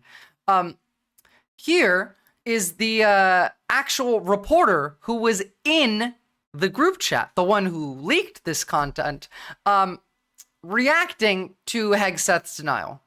You're talking about a deceitful and highly discredited so-called journalist who's made a profession of peddling hoaxes time and time again. Why is he being added to your group chat then? Nobody was texting war plans, and that's all I have. That, by the way, is the bad part. Look at this. Remember, he used to be a Fox News commentator. Time and time again, nobody was texting war plans. That's the media training coming in handy. Looking at that camera like that is very convincing, and right-wingers will believe him. He was on Fox News. One day you'll hear me say, I'm sorry, Viz, you were right all along. It won't be the first time, it won't be the last time, but just not today. And that's all I have to say about that. I'm going to be responsible here and not disclose the things that I read and saw. How about you do? Because they've all said none of it's classified or a risk to national security in front of a Senate Intelligence Committee. So maybe you should.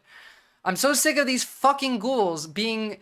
like, this was happening even before the election. They just won't post the full text. It's leaking. It's your job as a fucking journalist, you piece of shit. I will describe them to you. You should have released The all of specific them time immediately. Of a future attack, specific targets, including human targets, meant to be killed in that attack, weapons systems, even weather reports, or, that the government is I don't know why Hegseth was sharing it with everybody. I mean, the precise detail, and then Whiskey a leaks, long Hegseth. I do like section that. on sequencing. This is going to happen. Then that is going to happen. After that happens, this happens. Then that happens, and then we go and find out if it worked. What if someone added him so they could have this big party to distract us? What else is going on? This is silly. Well, the thing is, this is ridiculous. And they're claiming that they did this on purpose. And so it's very likely that they didn't do this on purpose. Because if they had done it on purpose, they would be saying something very different. Like, you need to understand the methods and how they lie. And by the way, there's a lot else going on besides this. This is small. This is not a big deal. I have talked about some of the other stuff. I'm going to continue. We covered Israel and Russia before this right now. You're just a bit late to the stream, AV Club Reject. But you are right. This is a distraction. It's just also a massive embarrassment to the country. And it is an admission of the fact that these people don't want records of what they're doing, which is why they use Signal over a SCIF. And that is a big deal. That actually is very important to like remember here and really drill down. Yeah, they're talking about this being 4 or 5D chess. If they actually was, that's not what they would be saying. I mean, he can say that exactly. it wasn't The a industry, war plan. like all of the media is full of shit. Every single one of mainstream media. They're all liars, they're all grifters, they're all ghouls. But we have media literacy here. It was a critical thinking, minute by minute accounting of what was about to happen, organized by CENTCOM, Central Command, which is the military oversight group of the Middle East, the broader Middle East. This is their plan, and he was taking their plan and sharing it with a bunch of civilian leaders. It's interesting because as I'm reading it at 11:44 a.m. It's 11 a.m. on a Sunday. Whiskey Leaks Hegseth is drunk and adds this man to a group chat and then leaks a bunch of national secrets. On Saturday morning, the 15th, seeing that the Houthis are not going to know about this for another couple of hours. And you know about it. Well, and I know about it, and I'm thinking to myself, I mean, honestly, I'm thinking to myself, well, I'm glad that... They're almost certainly trading kid pics on, like, on fucking Signal and Telegram. Are you kidding me? This is the Epstein party. Do you know how many Republican influencers, conservative, like congressmen, judges, fucking religious leaders, every day another one gets arrested for pedophilia? So, like, yeah, of course. It's just they're also classified war plans on how to invade foreign countries that they are talking about drunk on a Signal chat so they don't keep records of on a 11 a.m. on a Saturday. Jesus Christ. Mike Waltz didn't invite a Houthi into the group. If it was Fox or New York Post, the story would have died. It never would have gotten released. Of the United States, but put that aside. It was a mistake to add him in because he doesn't like the administration. If it was Fox or New York Post, this never would have got out. It was also just a mistake to add him because they could have added a real journalist who would have published everything. Reading this, and I'm wondering, not only why am I reading this, but why would the Secretary of the Treasury need to know the precise attack sequence? How do we ever explain why our government hires and protects pedophiles? It's because the Republicans love DEI. That's why. Of this. It's just their DEI operation. includes, Again, I don't want to. I don't know, pedophiles, idiots, people who are incompetent, includes rapists, sexual abusers. That's their DEI. They changed it. You know, DEI used to be, let's get some like colored folks in there, some marginalized communities. And that's the DEI they don't like. Now it's just white people, idiots, pedophiles, sex offenders. Like, that's what they want. By the way, if you look at this timeline, looks like Kremlin asset Witkoff was in Moscow when he was added to the Houthi chat. So it's not that he wasn't already in the chat. Like, they added him to the chat on Thursday at 4:28 p.m. when 2 days later, Friday morning, he was in Moscow. So the chat was set up on Thursday. He's added on Thursday. Sorry, he's added on Friday morning, Moscow time. What is he saying here? 2 days later, Thursday, 4:28 p.m., I received notice. Yep, the message to the group. Michael Walls, read as follows. Team establishing principles, group coordination on Houthis, particularly over the next 72 hours. My deputy, Alex Wong, is pulling together a Tiger team on deputies and agency chief of staff level to follow up from the meeting. Thursday, this group is formed.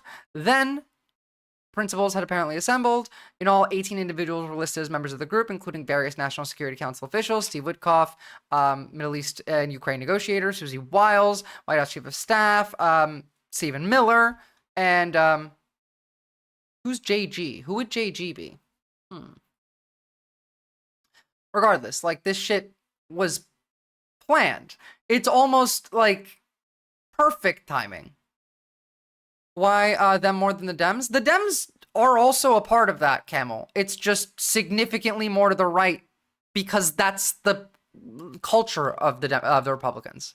They fit in better in the Republicans than they do with the Democrats, because some Democrats are not Nazis, pedophiles, drug abusers, domestic abusers, but all Republicans are elected ones. And so there's less of this on the Democrat side, because why would they be a Democrat if they could just be a Republican and fit in with the people around them that act like them, that think like them, that believe the same things they do?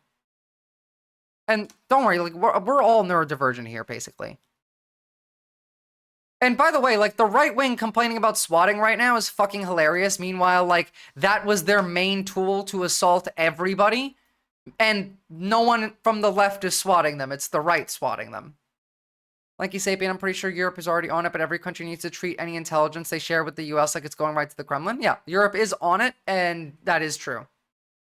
He was added to the chat while in the city, where he said the Russians could hear his messages, read his messages, of course. Well, like, to be fair, while he's in Russia, no matter where he is, they can read his messages. There's this technology, I can't remember what it was called. I just saw this yesterday. Hold on. It's like New York has this on drones, so we can pull phone data.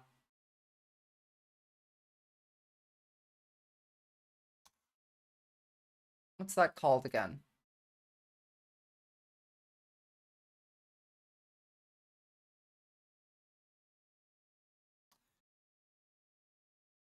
There is a word for this.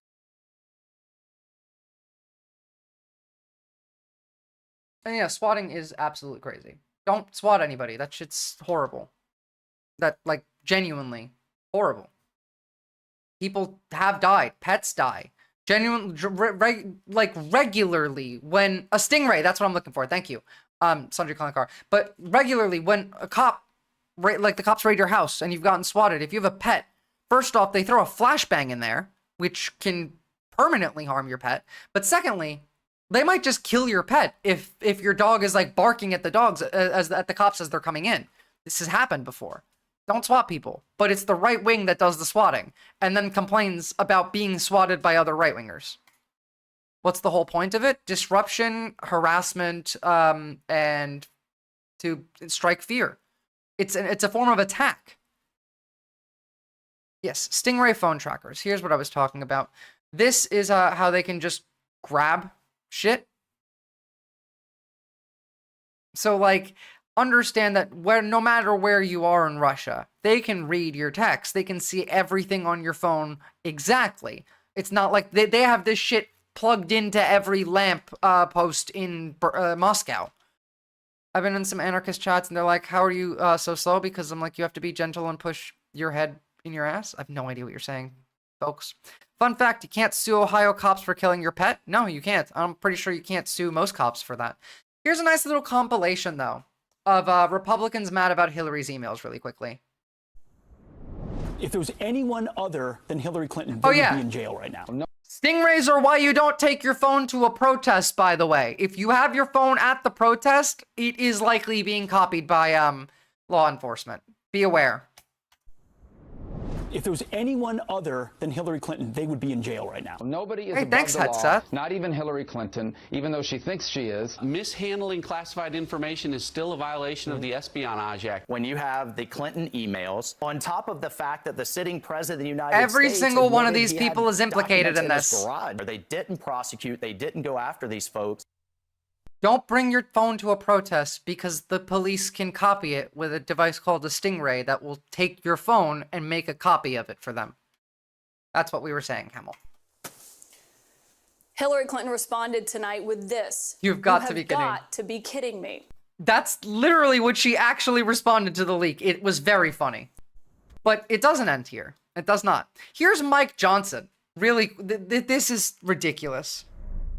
What you did see, though, I think, was top-level officials doing their job, doing it well, and They're doing their job well. executing on a plan with precision. That mission was a success. No one was jeopardized because of it. We're grateful for that, but they will certainly, I'm sure, make sure that that doesn't happen. As in, like, it's nothing, we don't care. That's the entire argument from them. It's nothing, we don't care. But I'm not done. I'm not done. I just ran out of space on that tab, so I have to make more tabs.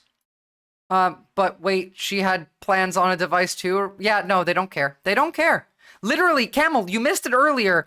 You missed the explanation of the Republicans arguing that this is different because Hillary wanted to delete info while using an app that automatically will delete everything posted on it, and arguing that that's not the same thing. Do you understand that they don't care about reality? What if I need my phone what if I need to record with my phone for safety or evidence for the police violating my rights? Should I set up for a body cam? Maybe, or just buy a burner phone? Like you can do what you like. It's a matter of whether or not you feel comfortable with the police taking a copy of your phone. I think you were there, but stuff gets lost. I go very fast. I don't blame you guys for not catching everything. Hold on, I have a lot of links that I'm opening now.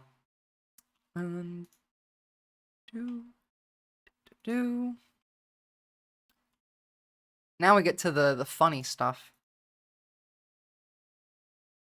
Mike Johnson is sometimes funny to watch him stumble his own words. I agree. He's fun to make fun of.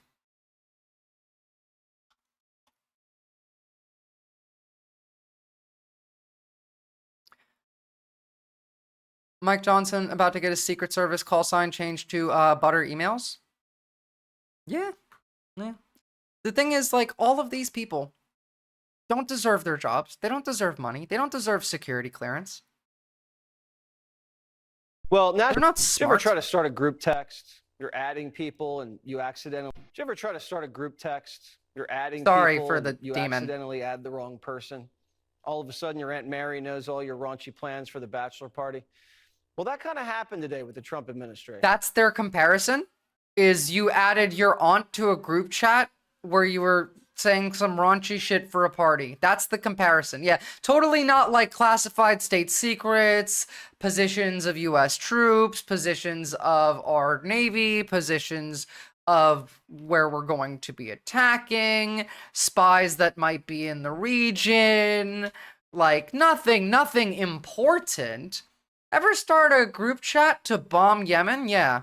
Did you ever try to start a group text? You're adding people and you accidentally add the wrong person.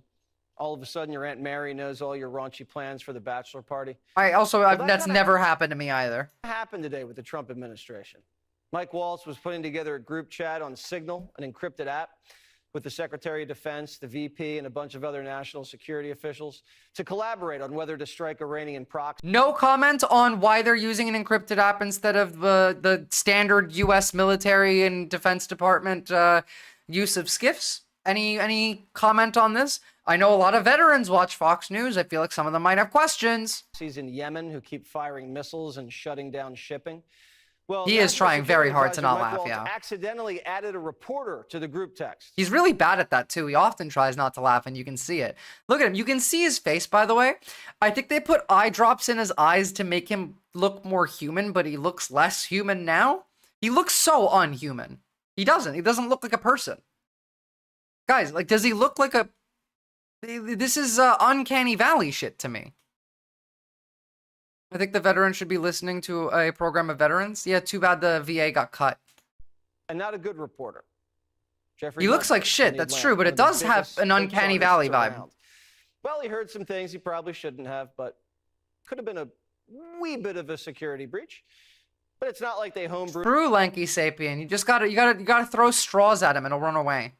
a server and then He's bleached painted it on and eyes. kept classified documents in their garage. Wait, what the fuck? 1 second? Let's start over, because I was talking and we missed a very ridiculous aspect of this. What the fuck? Probably shouldn't have, but could have been a wee bit of a security breach. But it's not like they homebrewed a server and then bleached it or kept classified documents in their garages next to their Corvette. Excuse me. The homebrewed bleaching server is Signal. That's what Signal is. It is a homebrew server that will bleach itself. And the president held classified documents in his fucking bathroom and was giving them out to people at Mar-a-Lago that would pay him enough money, which was reported by Republican, like, right-wing news sources. So I don't know what argument this is. Who's this supposed to convince? It was Hillary. It was Biden. This is tiresome. Yeah, Hillary was more than a decade ago. Look at how cool these nuclear documents are. He literally told an Australian billionaire this. The Australian billionaire made a statement. I can't remember what his name was. He was like, I was so confused as to why Donald Trump is showing me like positions of like nuclear codes, like not like nuclear launching vessels that are in the sea. Like what? He was like, what the fuck are you showing me?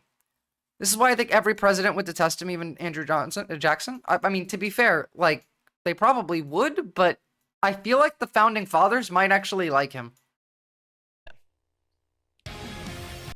They just, if he toned down the unseriousness, I think they might like him. But yeah, Fox News is unserious. But so is the whole administration. Under the previous administration, we looked like fools. Not anymore.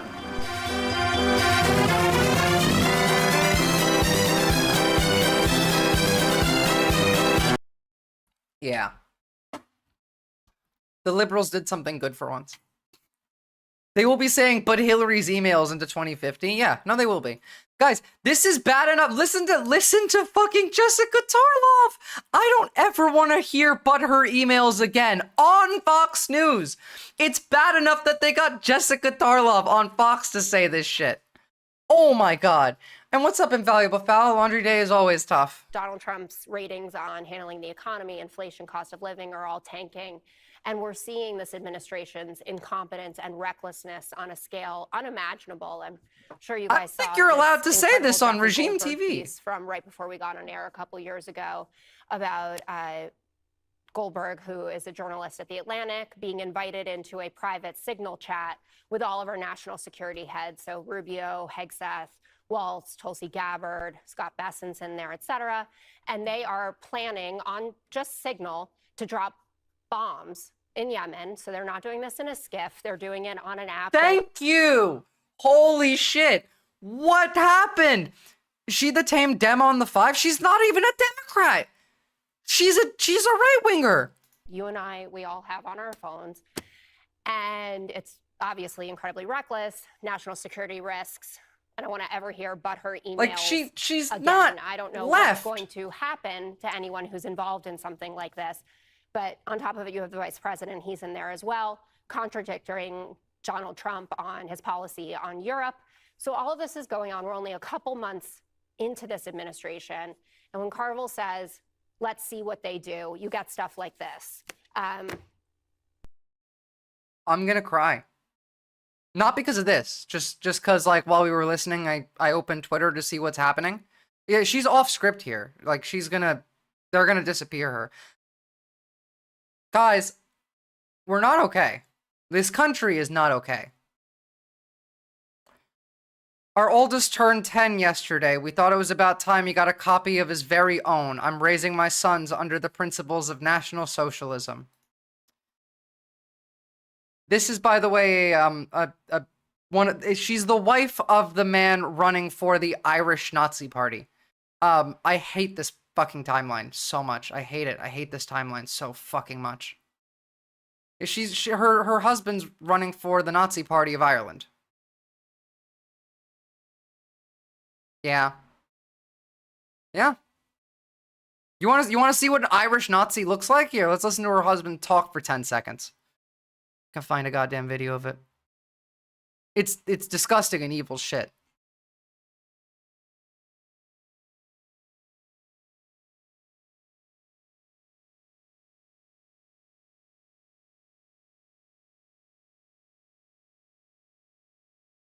Wait, did I get his name wrong? Oh, no, I did get his name right. Cool, cool, cool. No, Justin Barrett. There we go. Give me the most recent video you've put out, you piece of shit. Here we go. That'll do. I'm always. We're just gonna get like 15 seconds of this. Nazi. They have the power to decide whether there will or will not be sanctions against various countries, like Russia, for example. And I don't want to get bogged. I love how we can pick any point in this conversation, and I point, like, we just press play, and Nazis and Russia immediately together, every time. Down in geopolitics either, but it's worth noting. Let's skip here. Let's see what he's talking about right here. $30 trillion in debt. They all talk the same. It's just Donald Trumpism. Now, the booklet, as I said, doesn't use those figures. It could be a higher number, it could be a lower number, but it's like the law of gravity. The law of gravity is very simple. What goes... Nazis everywhere. I hate this reality. This is the worst fucking timeline that we've ever been in. Signal, I'm sure they know that it's not the most secure way And no, you should make fun of that accent right now. Like, I keep telling you guys, you can say things that are not PC and woke as long as it's directed at a Nazi. You can call Tom Homan a fat, sweaty piece of shit without it being offensive to anyone else, because you're only directing this at a Nazi. A person who is the same body shape as Tom Homan and is not a Nazi is not a fat, sweaty piece of shit. It only applies to the Nazi. Communicate. Do they care Connor's about national not, security? I don't know. Who gives a shit? He's another Nazi. Or you tell me, what is your sense of things? Conor McGregor raped a woman hard enough that they had to surgically remove the tampon that was in her. Well, this starts out with Pete Hegseth is literally the most unqualified Secretary of Defense in history. That's true. And this is further demonstrating his incompetence. That's also true. And he's literally leaking classified war plans via group chat. That's also true. He's the guy who actually uploaded. He knew this was classified information. He uploaded it. It's a stunning breach of our national security by Pete Hegseth and Trump administration. They've done this before, and frankly, this puts the lives of our servicemen and women in danger. And I have to ask the same question that you just asked. Don't they care? Don't they care about the men and women in uniform who are going to be flying those missions? Understand that they don't. It's just an oopsie. Inside baseball, I can promise you this, when moms and dads lie down to sleep at night in camp, it's sitting on their list. It's sitting on their list. Somebody made a mistake. It happens. Now we're inside baseball. And by the way, if you were our allies, I would be thinking twice about sharing classified information with the United States for future missions. And that could put our men and women in uniform who are in harm's way right now in danger. Shame on them. All these people need to lose their jobs. Yeah, we already have allies. Yeah, that's all true. Thank you, Senator Duckworth.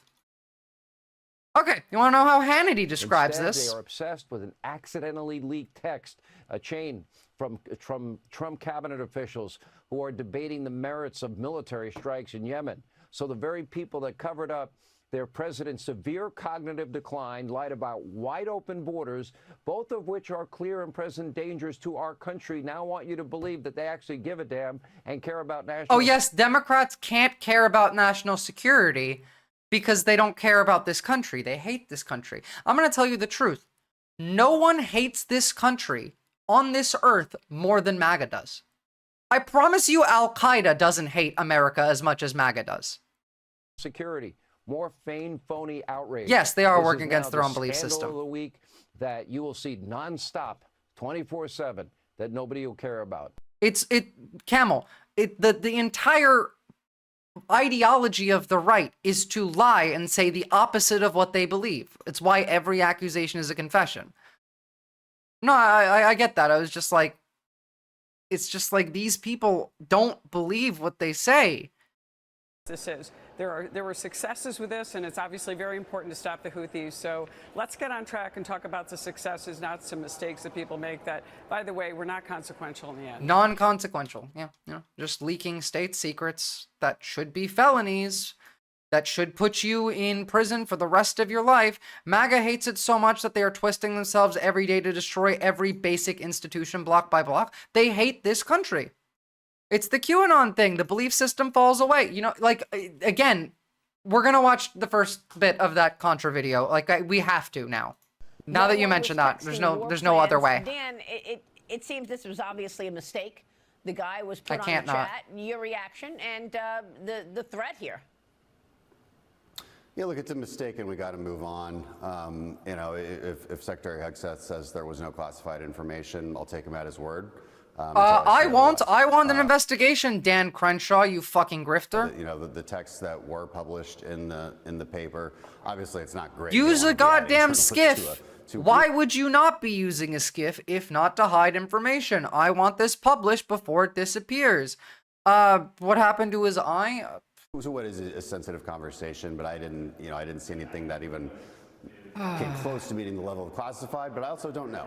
So if Mr. Hegseth is saying that, I'll take him at his word. I don't know. I don't care what some pirate has to say. It was not a serious mistake putting American lives into jeopardy, and I think that your side is doing this to score political points. The first political They're blaming point us. to accomplish in 2 months. They're blaming us for this, guys. I can't think of a single entity on this planet that hates America more than MAGA. Yeah, I guarantee you, ISIS probably doesn't hate this country more than MAGA does.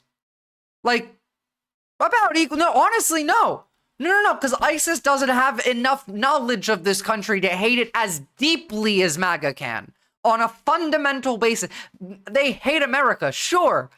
But this is a new level of hating America. It's professional hating America. I think Hassan got banned for making fun of his eye. That's not true. Dan Crenshaw lost his eye because, I don't know, Whiskey Hegseth stuck his dick in it. Look, this journalist, Mr. President, wants the world talking about more hoaxes. And What's to stop them from fat-fingering Putin in their signal chat? That's the point! Kind of nonsense rather than the freedom that you're enabling. No, they don't hate the people in charge. MAGA hates America fundamentally on every level. The movement of MAGA, the people in charge, the leadership, and the zombies hate America on every level. They hate everything American. They hate everything about America. Matt Walsh was talking about how we should take the poem of, with ISIS, that's correct. It's wild, man. Look at the fucking cope. The minute I read the chat, my very first thought was Goldberg was specifically and deliberately included so that he would leak what he saw to the public. The idea was to let Europe know just how unhappy American leadership is with Europe's unwillingness to pull its weight militarily. Also, by the way, a lie. This is cope. This is entirely cope. It's not true. If it was true, they would be bragging, not on defense. Here's more cope. If you believe for 1 minute that Pete Hegseth, Marco Rubio, Mike Waltz, and J.D. Vance randomly and accidentally added this most rabidly anti-Trump journalist, which, by the way, not rabid enough, to a national security group chat, you're definitely the mark. No. No. See, the issue with MAGA is that they don't believe that anything happens by accident. Nothing can ever happen by accident to the conspiracy-brained. Ever. And, that means that their people can never be stupid because they can never make a mistake because nothing can ever happen on accident. They hate the courts, they hate Congress, they hate immigration, they hate Constitution, they hate the Founding Fathers, they hate American hegemony, they hate freedom, they hate liberty, they hate women, they hate education, they hate taxes for the government, they hate not having slavery, they hate black people, they hate indigenous people, they hate trans people, they hate the poor. Remember, they hate the Statue of Liberty, We were just seeing Matt Walsh saying we need to return the poem to the French. I don't care about the poor huddled masses. They hate soup. Like, they hate everything. That's why they're zombies. It's a death cult. Guy whose Twitter bio says free thinker jumping into probably the white guy in these offices made no mistake ever. Hashtag trust the plan. It's QAnon shit. You want to hear what a serious politician has to say? Now, again, like, this is a liberal, but this is a serious politician at the very least. And to see this sorry, administration that was very loud. Claiming that it cares about competence. Oh, not only, by the way, did the IRS get fired, by the way, a lot of them, but now the IRS has to look through your taxes and find whether you were ever an immigrant that had a green card, whether you were ever illegally here, and then send that to ICE. So now your taxes are directly connected to ICE. Have fun with that. And to see this administration claiming that it cares Pete about competence Hegseth is a serious and merit, politician. He's just a liberal, but he is serious. and then be responsible for an epic fuck-up like this demonstrates that these are not serious people. I was an intelligence officer for about 7 years in the U.S. Navy Reserve, and I occasionally handled highly classified information during my time in the cabinet as well.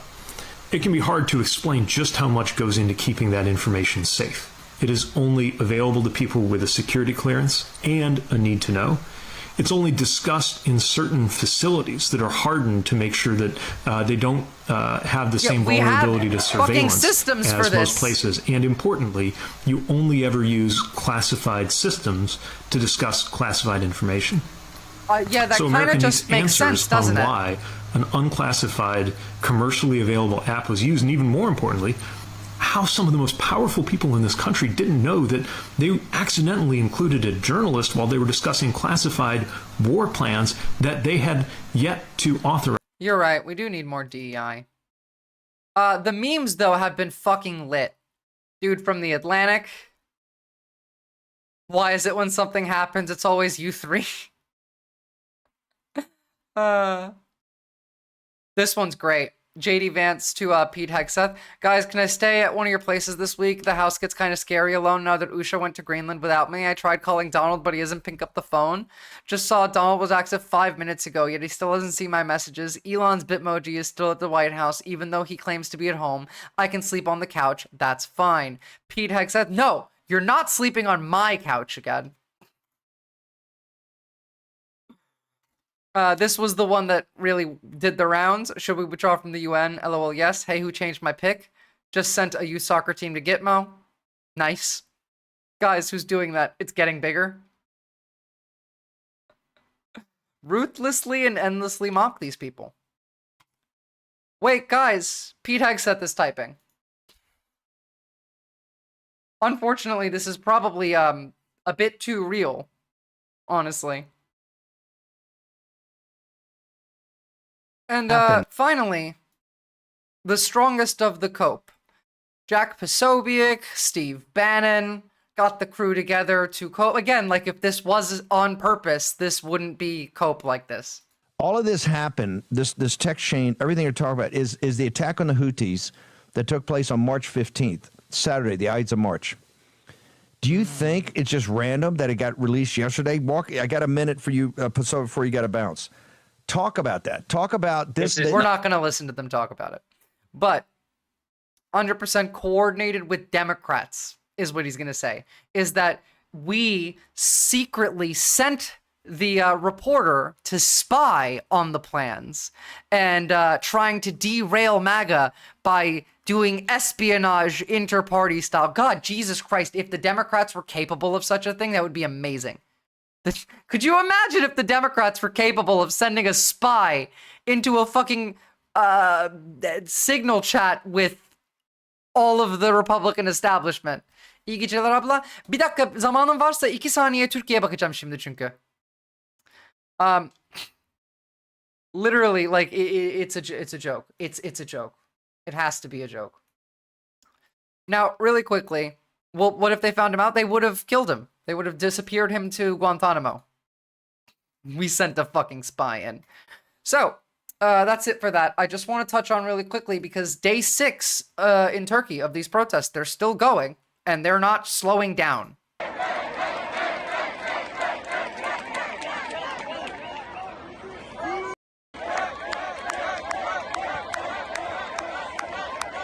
They've been out here for 6 days now. There's at any point in time about 500,000 people out on the street. Captain Buggy, that was Grim Reaper saying goodnight to me. At least 500,000 people on the street, up to 1 million. 7 journalists were arrested yesterday. More than 1,100 protesters. Into a 7th day. Let's show you the scene. This is now day 7. It is absolutely jam-packed. An estimated 500,000 people in the city out there protesting. The city's mayor remains in detention. He is Ekrem İmamoğlu. He's seen as a major rival to President Recep Tayyip Erdogan. İmamoğlu has been arrested on what his supporters are calling bogus allegations of corruption and supporting Kurdish. Again, like, the view of this is what I want to see in America. I invite everyone to know their limits, maintain moderation, and not to cross the line between seeking rights and engaging in insult and vandalism. You know the fascist is scared when they start off with, okay guys, we gotta calm down. Those who spread terror in the streets and want to turn this country into a fire have no destination. The path they take is a dead end. He's claiming that the protesters are lighting fires in the street, whereas in every single video I've shown, anytime there's a fire on the street, the protesters run to put it out. The fires are started by the flashbangs that the police are throwing. It's the protesters run to put out the fire every time. Turkey's President Terrorism is anything Jasper the state Mortimer doesn't like. is standing now. by for us. We join him live now in It doesn't mean Ankara. anything Jasper, anymore. a very good evening to you. What's the latest you can tell us? Mark, I've got a series of snapshots for you. The first one, I'm going to begin with that vast crowd outside the Istanbul City Council offices. I'm glad you've got pictures of it. I like that. They have been listening to the leader of the opposition, Özgür Özel, who has been leading the protests against the government since Mayor Ekrem İmamoğlu was detained on Wednesday morning. Özel announced that tonight is the last of the nightly protests. In future, I don't see that to be true. The last of the nightly protests, I feel like the people on the street might be a bit more willing, considering everything that they're saying is we're not leaving. Called demonstrations on specific occasions. The next one is scheduled for Saturday night. Look at this. In the Istanbul district of Maltepe. Now, Erdogan said yesterday that the protests would fizzle out. No. So he will be well pleased by this development. But tonight's crowd I don't believe that at all, big as even last like for a second. Crowd. It is not true that the people's support for the opposition cause is fading. It does seem, however, that after 7 nights in a row, the opposition is deciding to conserve its energy. It was. There have also been demonstrations in Ankara, where I am, and in Şişli, a district of Istanbul, where the government... Here, really quickly, is a member of the Dem Party, which is the party that supports Kurdish self-determination. She's based saying that I will continue to speak out for democracy, and even if, like, I'm not going to stop. Sayın Ekrem İmamoğlu, İBB Genel Sekreter Yardımcısı Mahir Polat, Reform Enstitüsü Başkanı Mehmet Ali Çalışkan, Şişli Belediye Başkanı Resul Emrah Şahan da tutuklandılar ne yazık ki. All of these people have been illegally arrested. Bütün seçilmişlerin ve onlarla beraber çalışanların gözaltına alınması ve tutuklanmasını kınadığımızı, reddettiğimizi, bütün bu süreci de... We denounce all of these arrests. We don't think that they are real and that this is corruption. Demokrasiye darbe olarak This is a coup against democracy. Seçilmiş belediye başkanlarını Erdogan will not step down. What I'm pretty sure he's trying to do is he's trying to groom one of his sons to take power from him.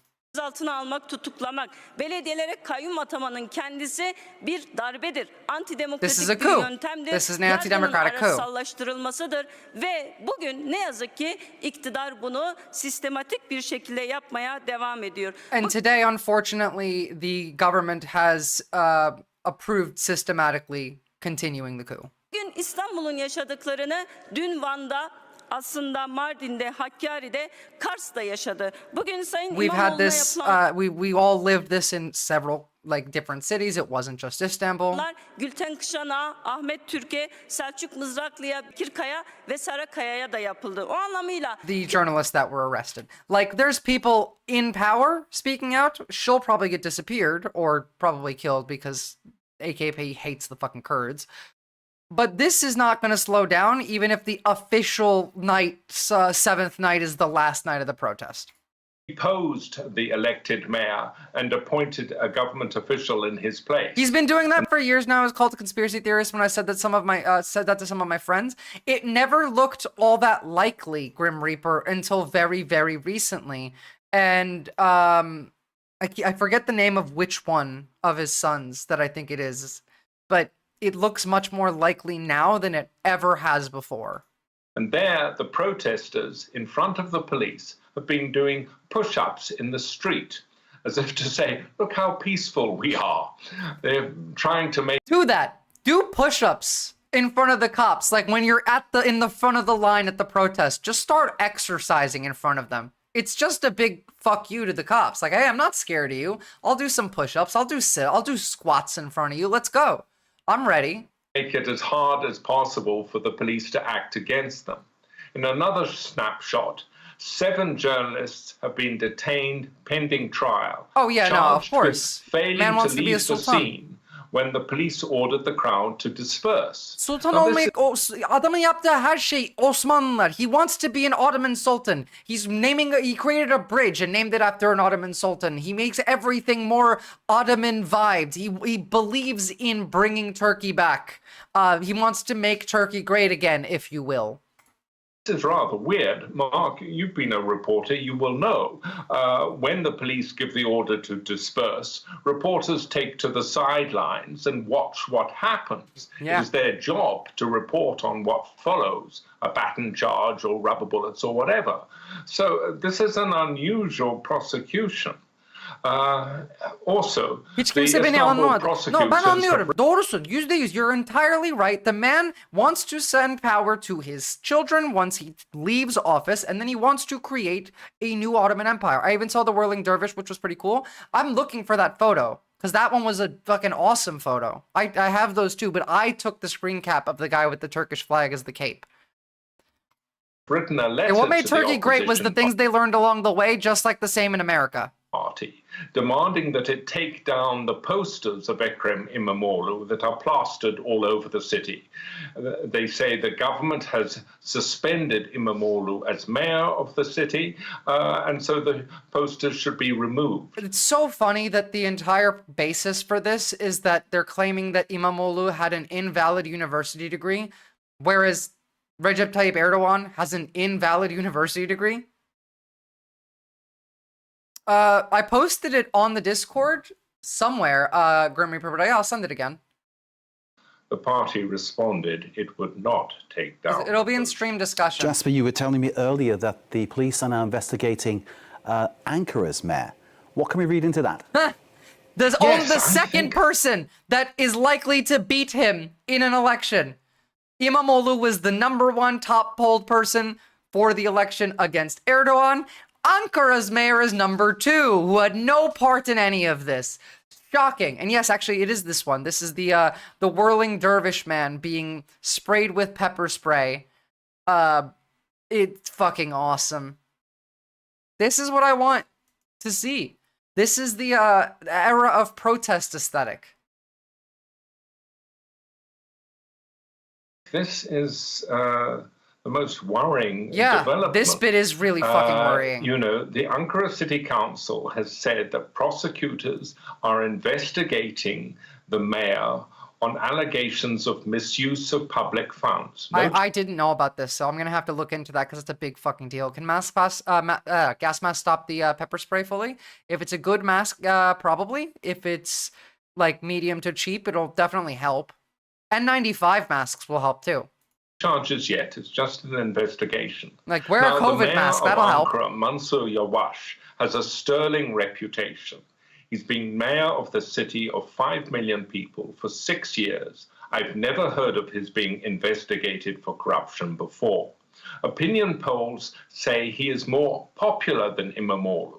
He doesn't have Imamoglu's charisma, but he has a reputation for being businesslike and being a good administrator.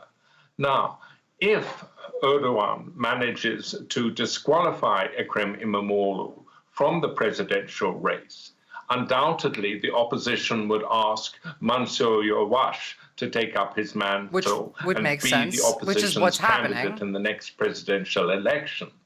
So I think supporters of democracy in Turkey will be extremely worried to hear that Mansur Yavaş is now being investigated. Charisma? Do they mean swag and drip? I mean, he's old. The mayor of Ankara was the second choice because he's old and Imamoglu is young. USA has too long been ruling the world. The power has corrupted their minds. Their downfall is evident. Well, I mean, yeah, but everyone needs, like, every government needs to fall right now. Basically, we need to start over. We've gone too deep, and we need to find Jesus again or some shit. Obviously, not that, but I want you to understand how we got here, though. And Contra, I hope will be okay with me watching some of this, does a fucking phenomenal job explaining how we got here.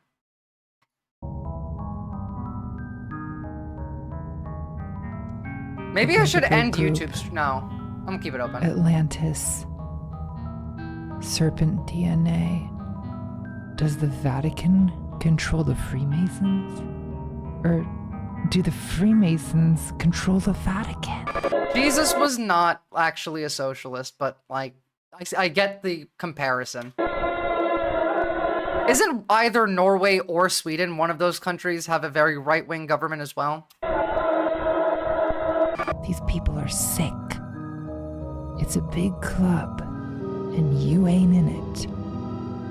Symbolism will be their downfall. History rhymes, Busan. Doesn't repeat, it rhymes.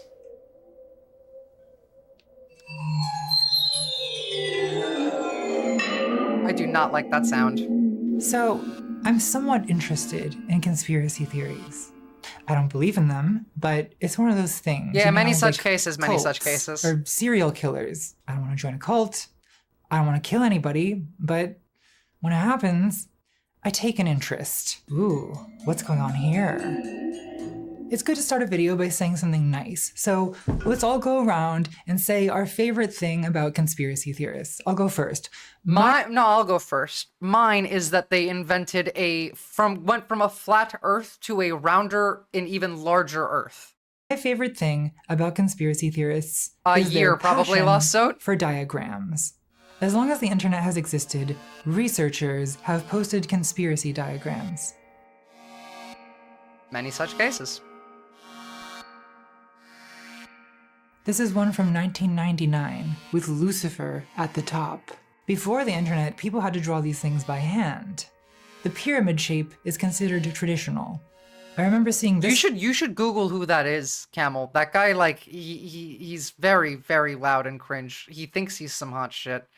One around 2010. Triangles, man. It's always triangles. Slaves, the sheeple. You are here. Above us, world population control, religion, government. That's exactly what this is about. And the then, conspiracy theory to Nazi pipeline. It exists for a reason. It's existed for a reason for a long time. And how we got here is through this. The church, though, has remained of a long time. The church has been integrated into this system. The Opus Dei, for example, has connections to Leonard Leo, Peter Thiel, Elon Musk, like all of, like, the church is in it. It's part of this conspiracy bullshit. It's just like very, very off to the side and doesn't actually do anything now. Like none of these conspiracies man. actually understand. For a conspiracy theory, like any of the ones we're about to watch, to be real, the people in charge need to be competent. We just watched like an hour and a half of some of the most powerful people on Earth being incredibly incompetent. So keep that in mind. Then the banks, the think tanks, the elite families, the crown, and at the very top, the all-seeing eye. Maybe it's the Illuminati. Maybe It's the fucking the Queen of reptiles. England. Maybe it's Daddy when he's arrived and he's taking his belt off. You know, it's like Daddy arrived and he's taking his belt off. Let's face it, most conspiracy diagrams look like the untethered scribblings of Contra. incurable screwballs. And maybe they are. But I think they're also a sincere attempt to understand the shape of power. Not a good attempt, but that's okay. I no longer expect good things. Every conspiracy diagram is an answer to the question, who really controls the world? The pyramid represents hierarchy. It's like those medieval drawings of the great... I think it took her a whole year, Captain Buggy. There's a reason Contra puts out a video like once a year. She writes the script, she does the research, she records the music, she does all that shit herself. Are we supposed to have one serving of eye a day or just on occasion? It's actually one serving of eye per meal. It's hard to read the chart, I'm aware. They need to make it better. I thought Alex Jones was based Truth Seeker as a kid. I'm telling you, we need an Alex Jones of the left. How can I become the left's Alex Jones? Help me. Chain of being. Medieval Europeans saw Camel, hold on. Why in the hell would you be a Nazi while you're half Indian? Do you realize that Indians are the most racist people on the planet? Like, genuinely, Indians are the most racist people on the planet. They're racist against other Indians. Like, to the point where it almost surpasses the level of Nazi hatred. The Indians are like an unimaginable amount of racism intertwined into their beliefs of other people, including other Indians. They're also up there in terms of incels per capita with Korea, yeah. Itself as a kind of pyramid, with God at the top, the supreme being. Each tier beneath him represents a lower emanation, the orders of angels, humans, animals, plants, and minerals. Medieval cosmology was a mirror of medieval politics. As below, so above. The feudal system was a pyramid, with the monarch at the top. All of this shit nobles, knights, it's just vibe mythology. It's myth that they've written through history. Vassals, merchants, peasants, and serfs. In 2023, passionate graphic designer Dylan Lewis Monroe created a conspiracy diagram called the World Hierarchy Pyramid. It combines the medieval Great Chain of Being with every conspiracy theory. At the top is the Tetragrammaton, that's the Hebrew name of God. Then the angels, the extraterrestrials, dark AI, transdimensional... There's Jinn, the Demiurge, smokeless fire. What? Jinn, the incubi and succubi, like, they are believing in fantasy. These people live in Game of Thrones. They're out there in fucking, they're walking to Mordor. Transdimensional based, like, yeah. The Borg? Goblins, unicorns, Gruma, yeah, they live in the fucking, they live in the MCU. That's the Hydra logo? Wait, where? That is, oh my god! Sundry Clown Car! It's the literal Hydra logo from fucking the MCU. Jesus Christ, people are so dumb. We are so stupid as a society. This is why parents feared TV and video games. Unironically, our government kind of does function like Hydra would have in the MCU. Like, to the point where, wait, if you've watched The Winter Soldier, our government just did that. We have, like, the whole thing that Cap is trying to stop in The Winter Soldier. We're doing it right now. We now have AI trying to determine who could possibly be a threat later, who's looking at all the humans on Earth and will make decisions accordingly. Or at least tell the government to make decisions accordingly. We've already done that. Now.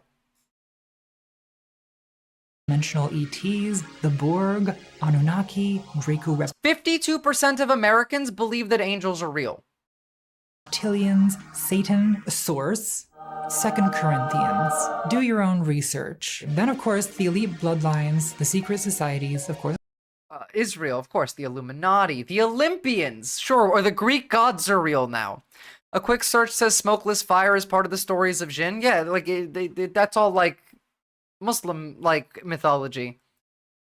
Rainbow Girls? The Fraternal Order of Police? What? Nazi Party? The Fourth Reich? Like, that New World Order? It is just, like, they looked at this shit and they're like, how do we make this real? Of course, and way down at the bottom, The Matrix, 9 to 5 debt slaves. Labor unions? I didn't see labor unions. Where is it? My God. The Rothschilds, of course. Labor unions. There it is. The mob. The regional mafias. Why have regional mafias and the mob next to each other, but they're not the same? And you have them right under illicit drug trade next to Sinaloa, which is separate from the word cartel, which is even larger over here. What the fuck? Why? The mob, regional mafias. One word would be fine. Illicit drug trade, Sinaloa, then cartels in big letters. Of course, and way down at the bottom, The Matrix, 9 to 5 debt slaves, peasants, sheep, cattle. Can you understand NPCs, why they want to shut the schools? Maskers, Monster energy drinks? Oh, they think it's satanic. So you go into Hebrew. Their whole life has been reworked because it's a method that puts them at this. The way people were raised has fucked the country up. You don't give a candidate blind faith if you don't know what they're really doing. The thing is, they thought they did know what they were doing because they were convinced of all of this shit. Why don't they spend this time towards a D&D campaign? They're literally playing D&D in real life. The letter You're Vav right. is also the number 6. Oh yeah, you could the classic. Have here in Hebrew 666 on the can. Now, do you know what a MILF is? I do. Classic. Breeders. Hey, don't talk that way about straight people. That's One of offensive. my best friends happens to be... Wait a minute, does that say Goyim? This is real, by the way, yeah. Okay. It is way too early in the video for this. I'm trying to keep it fun, trying to keep it flirty. We're not dealing with Goyim for at least an hour. So put a pin in it, and for now, I'll pretend I didn't see that. The World Hierarchy Pyramid looks like something such you'd a good find in the video. basement of a domestic terrorist. I almost certainly would find this in the basement of a domestic terrorist, including most of the government. Somerset! How can someone be this wrong about every aspect of reality? Is anything about this right? Well, isn't it true that power is a pyramid? You could make a less crazy pyramid diagram. A 1911 illustration called The Pyramid of the Capitalist System. Oh God, we're already talking about capitalism. Never beating the bread tube allegations. Nah, you're not. The Pyramid of the Capitalist You're System. never beating the bread tube allegations. System has the workers at the bottom, then the bourgeoisie, the army, clergy, politicians, and at the very top, in place of the king, in place of This God, one I'm is familiar money with, yeah. itself. A conspiracy theorist would look at this and say, well, that can't be right. Money can't be at the top, because money does not conspire. Money has no plans, no intentions of its own. See, I would disagree, and I would say that money is like...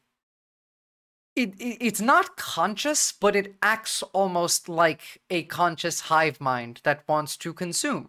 That's the existence of capital, though. It's not money. Good or evil, it just is. So, who controls the money? Who really controls the world? What's up, you guys? Just checked into the Watergate Hotel. Its money is fine to No need exist. to break in, that's cute. Oh, that's very funny that the Watergate Hotel has no need to break in on their key cards. But capital is what I explained is like a virus. It wants to spread and annihilate and consume. Nice view. Not very private. Honestly, not a great place to do a conspiracy. Part 1. Just asking questions. Remember, just asking questions. I spent the last year of my life researching conspiracy theories online, and I'm not. It's not that, Camel. Conspiracies don't happen because people are lazy. That's not how they happen. It's not because they refuse to do the hard work. It's not that they refuse schooling. It's not any of that. Conspiracy comes from an entirely different place. Listen. Well, every time you saw Taylor Swift on I your did TV watch at the this, Super so Bowl, this is you were pre-watched. flashed with demonic I hand just gestures also and an apparently inverted forgot cross. some. Did he just say Taylor Swift? I can't even tell reality from parody anymore. It's like that essay, A Modest Proposal, by Jonathan Swift. I feel like I'm losing my mind. So to ground myself, I tried asking some normal, non-terminally online people what they think about conspiracy theories. And what I found is that for most people, conspiracy theories are a mainly harmless game they play. She makes like The one a game year, of yeah. What if? You know, what if Tupac and Elvis are still alive? And what if they hang out in the UFO at Area 51 with Sasquatch and Taylor Swift's gay whiff?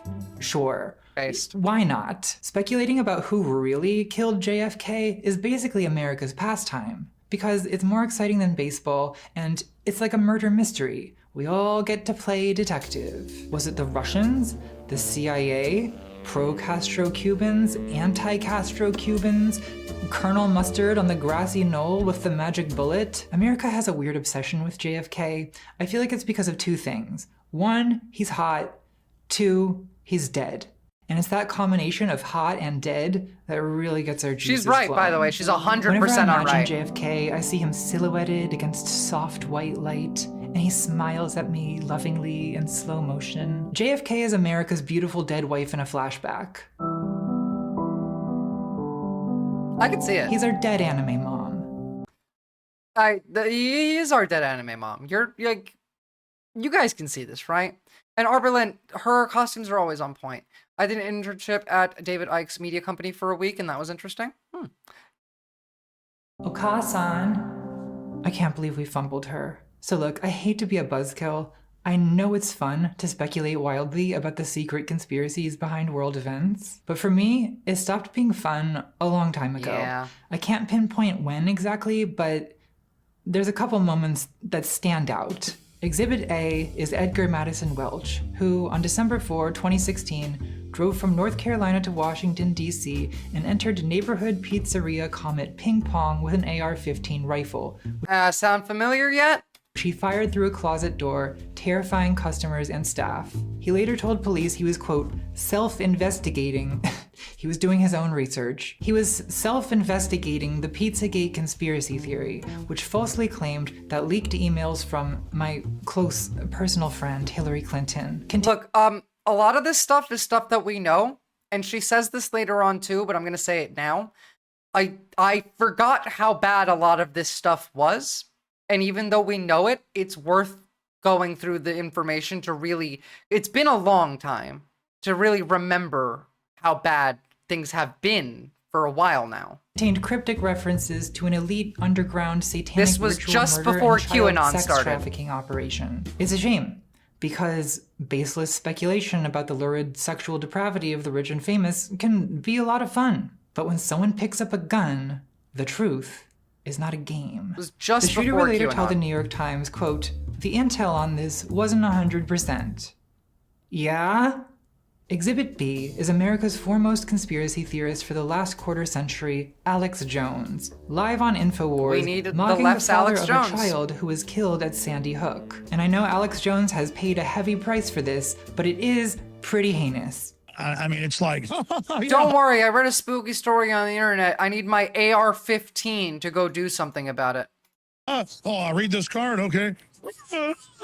I mean, it's like, whoa, whoa. I don't know, is this what questioning authority looks like? It's Yeah, not Lasso, just you're not asking wrong. questions if the way you're going about it is... Does Bad Empanada count as the left's Alex Jones? He's more so a tanky asshole than a conspiracy theorist, though? No, he doesn't count. Honestly, at this point, I would say, like, of at least creators I know, I'm probably the closest because I talk about the shit that isn't confirmable. Like, when I brought up the fact that 2 Biden admin officials have died in the last 2 months, and both of them were under 50, and that's my putting forward a conspiracy that I've said that I don't know if it's true or not. I need a third one to confirm. But like, that's the closest. The left doesn't tend to like conspiracy because it makes us feel uncomfortable because the right lives in conspiracy. Fiendish? Of course, when you point out the harm done They by all do, conspiracy Camel, theorists, they all they say, do. well, that's just controlled opposition. It's a psyop designed to make us look bad. And okay. See? Exactly. Fiendish? Of course, when you point out the harm done by conspiracy theorists, they say, well, that's just controlled opposition. It's a psyop designed to make us look bad. And okay, I guess it's possible that it's a psyop, but isn't it also possible that you've simply surrounded yourself with assholes? Conspiracy theorists tend not to take criticism well. The fourth estate, you mean? Feel like you're manipulating them, like you're shaming and vilifying people just for questioning official narratives. And isn't that exactly what they'd expect a shill for the deep state to do? Isn't conspiracy theorist just a slur for anyone who dares to snap out of their programming? A convenient way to silence anyone who questions the establishment? This is the programming. Well, it's good to be skeptical and it's good to ask questions, but there's a difference between intelligent skepticism and, for example, denying well-documented events on the basis of wild conjecture post. Yeah, okay, listen. Every single time anyone on the left engages in intelligent skepticism, we are pointed at as if we are being ridiculous. Stop allowing that shit to happen. Make fun of them. Make fun of them. Their job has been built up in their mind as they need to respond like this because they see you as controlled opposition. Every accusation is a confession, remember? And if every accusation is a confession, then what does this mean? Asking questions if the way you're going about it is, fiendish? Of course, when you point out the harm done by conspiracy theorists, they say, well, that's just controlled opposition. Yes, It's a Oxyander. psyop designed to make us look bad. Every accusation is a confession. Okay, I guess it's possible that it's a psyop, but isn't it also possible that you've simply surrounded yourself with assholes? Conspiracy theorists tend not to take criticism well. They feel like you're manipulating them, like you're shaming and vilifying people just for questioning official narratives. And isn't that exactly what they'd expect? A shill for the deep? And that comes from the inability to feel discomfort when your worldview is challenged by information that doesn't fit into it. This is the programming. State to do? Isn't conspiracy theorist just a slur for anyone who dares to snap out of their programming? A convenient way to silence anyone who questions the establishment? Well, it's good to be skeptical and it's good to ask questions, but there's a difference between intelligent skepticism and, for example, denying well-documented events on the basis of wild conjecture posted online by some maniac moments before harpooning his own parents. Just because you're asking questions doesn't mean the questions you're asking are good. Who really controls the moon? No one controls the moon, Vanessa. That's not a good question. Go back to your desk. Conspiracy That's how you think of handle these themselves as people. speaking truth to power and challenging the establishment. Just don't even, like, when someone says something that's stupid, don't even give them time of day. Just, no, that's not true. Move on. Is that even what they're doing? See, I can also ask questions. My first question is, which establishment are you questioning? Does this establishment include Donald Trump and Elon Musk? This is the establishment now. And many other conspiracy theorists have taken to shilling for both of them. Is conspiracy theory making a useless topic a mental masturbation hobby? Yes. They are collaborating. We so gotta bring back closely. shame. Conspiring, if you will. One thing we've seen in the United States. Sorry, I missed that. So closely. Conspiring, if you will. One thing we've seen in the United States over the last decade is that when an entire political party embraces conspiracy theories, you can't really say that conspiracy theorists are questioning propaganda, because the conspiracy theories are the propaganda. On December 2nd, 2015, presidential contender Donald Trump appeared as a guest on InfoWars with Alex Jones. Let's look at the comments. It's insane. Video is shadow banned. The elite don't want the people to see this. 1984 is here. Okay, but the interview is on YouTube, and it was the first result when I Googled it, and Donald Trump is the president of the most powerful country and had in the been world. for years at the time. So who exactly are the elite? Isn't what people call the elite or the establishment really just a bunch of warring factions? The internet tricked the world into believing information is knowledge without the ability to decipher the information being served to them. Yeah, literally, they don't know how to read. Guys, they don't know how to read. 65% of America can't read above a 6th grade level functionally to read and understand. Who owns the media? It's all the right, obviously. And therefore, the propaganda comes from the establishment, and the establishment is the right. And if the propaganda is pointed at the left, then that's what they're believing. It is the entire coding. It's the programming. It's every accusation is a confession. That's what they're being programmed to do. And isn't one of those factions the United States Republican Party, now essentially a right-wing conspiracist party? Their 3-time presidential nominee. At this point, genuinely, like the Republican Party is basically an international terror organization.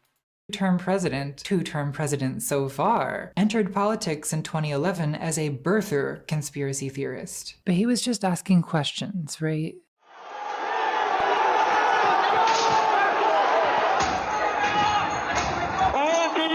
But no, Cal Mike, they're incentivized not to. So none of these people are anti-establishment. They're just anti-our establishment. On January 6, 2021, the Capitol was stormed by 10,000 self-described patriots aiming to violently overturn the results of the 2020 election because of conspiracy theories spread by Trump and that scummy lawyer he used to hang out with. Terrorists. Let's have trial by combat. We will. Mate, give it to me. That scummy lawyer Holy he used shit. to hang out with. Let's. You v me. Trial by combat. Let's fucking go. Have trial by combat. I'll take 3 of you. We will never give up. We will never concede. Give me Rudy Giuliani, give me Donald Trump, and give me either Elon Musk or Elon Vance. Jesus Christ, Elon Musk or JD Vance. Trial by combat, please. I'll take them. I volunteer. The steal. A month earlier, Trump's former national security advisor Michael Flynn invoked the Stop the Steal conspiracy theory in a call for Trump to suspend the Constitution and declare martial law. Exactly the things conspiracy theorists have been worried about for decades. But when it actually happened in front of— Literally, for Rudy, all you just do is boop, done, gone. You just kind of push him a tiny little bit. JD is the only real, like, combat there. Their eyes, I can see. Oh my god, hold on. I'm just imagining like JD walking around stalking me on the other side. Both the other are down, and then suddenly JD Vance comes out with this thick, natural Russian accent. Oh, I'm sorry, I got sidetracked. No, but he was in the army. I mean, he had a desk job in the army, but notice because the conspiracy theory was the propaganda. And in the background of all this, of course, was QAnon. I assume you all know what QAnon is, this but bit's real sometimes important. It's good to verbalize it just to remind yourself how much the vibes have deteriorated. QAnon was an online messianic conspiracy cult whose core belief was that the world is ruled by a global elite of satanic, sex-trafficking cannibals from whom the children would be saved by reality TV star turned president Donald Trump. The entire Republican Party believed this. Again, like the insanity of this. Don't forget for a moment just how crazy this was. The entire Republican Party did and still does believe this. Remind yourself how much the vibes have deteriorated. QAnon I dated a QAnon person at the beginning of QAnon. It was fucking wild. An online messianic conspiracy cult whose core belief was that the world is ruled by a global elite of satanic, sex-trafficking Don't be saying that as a joke either, Camel.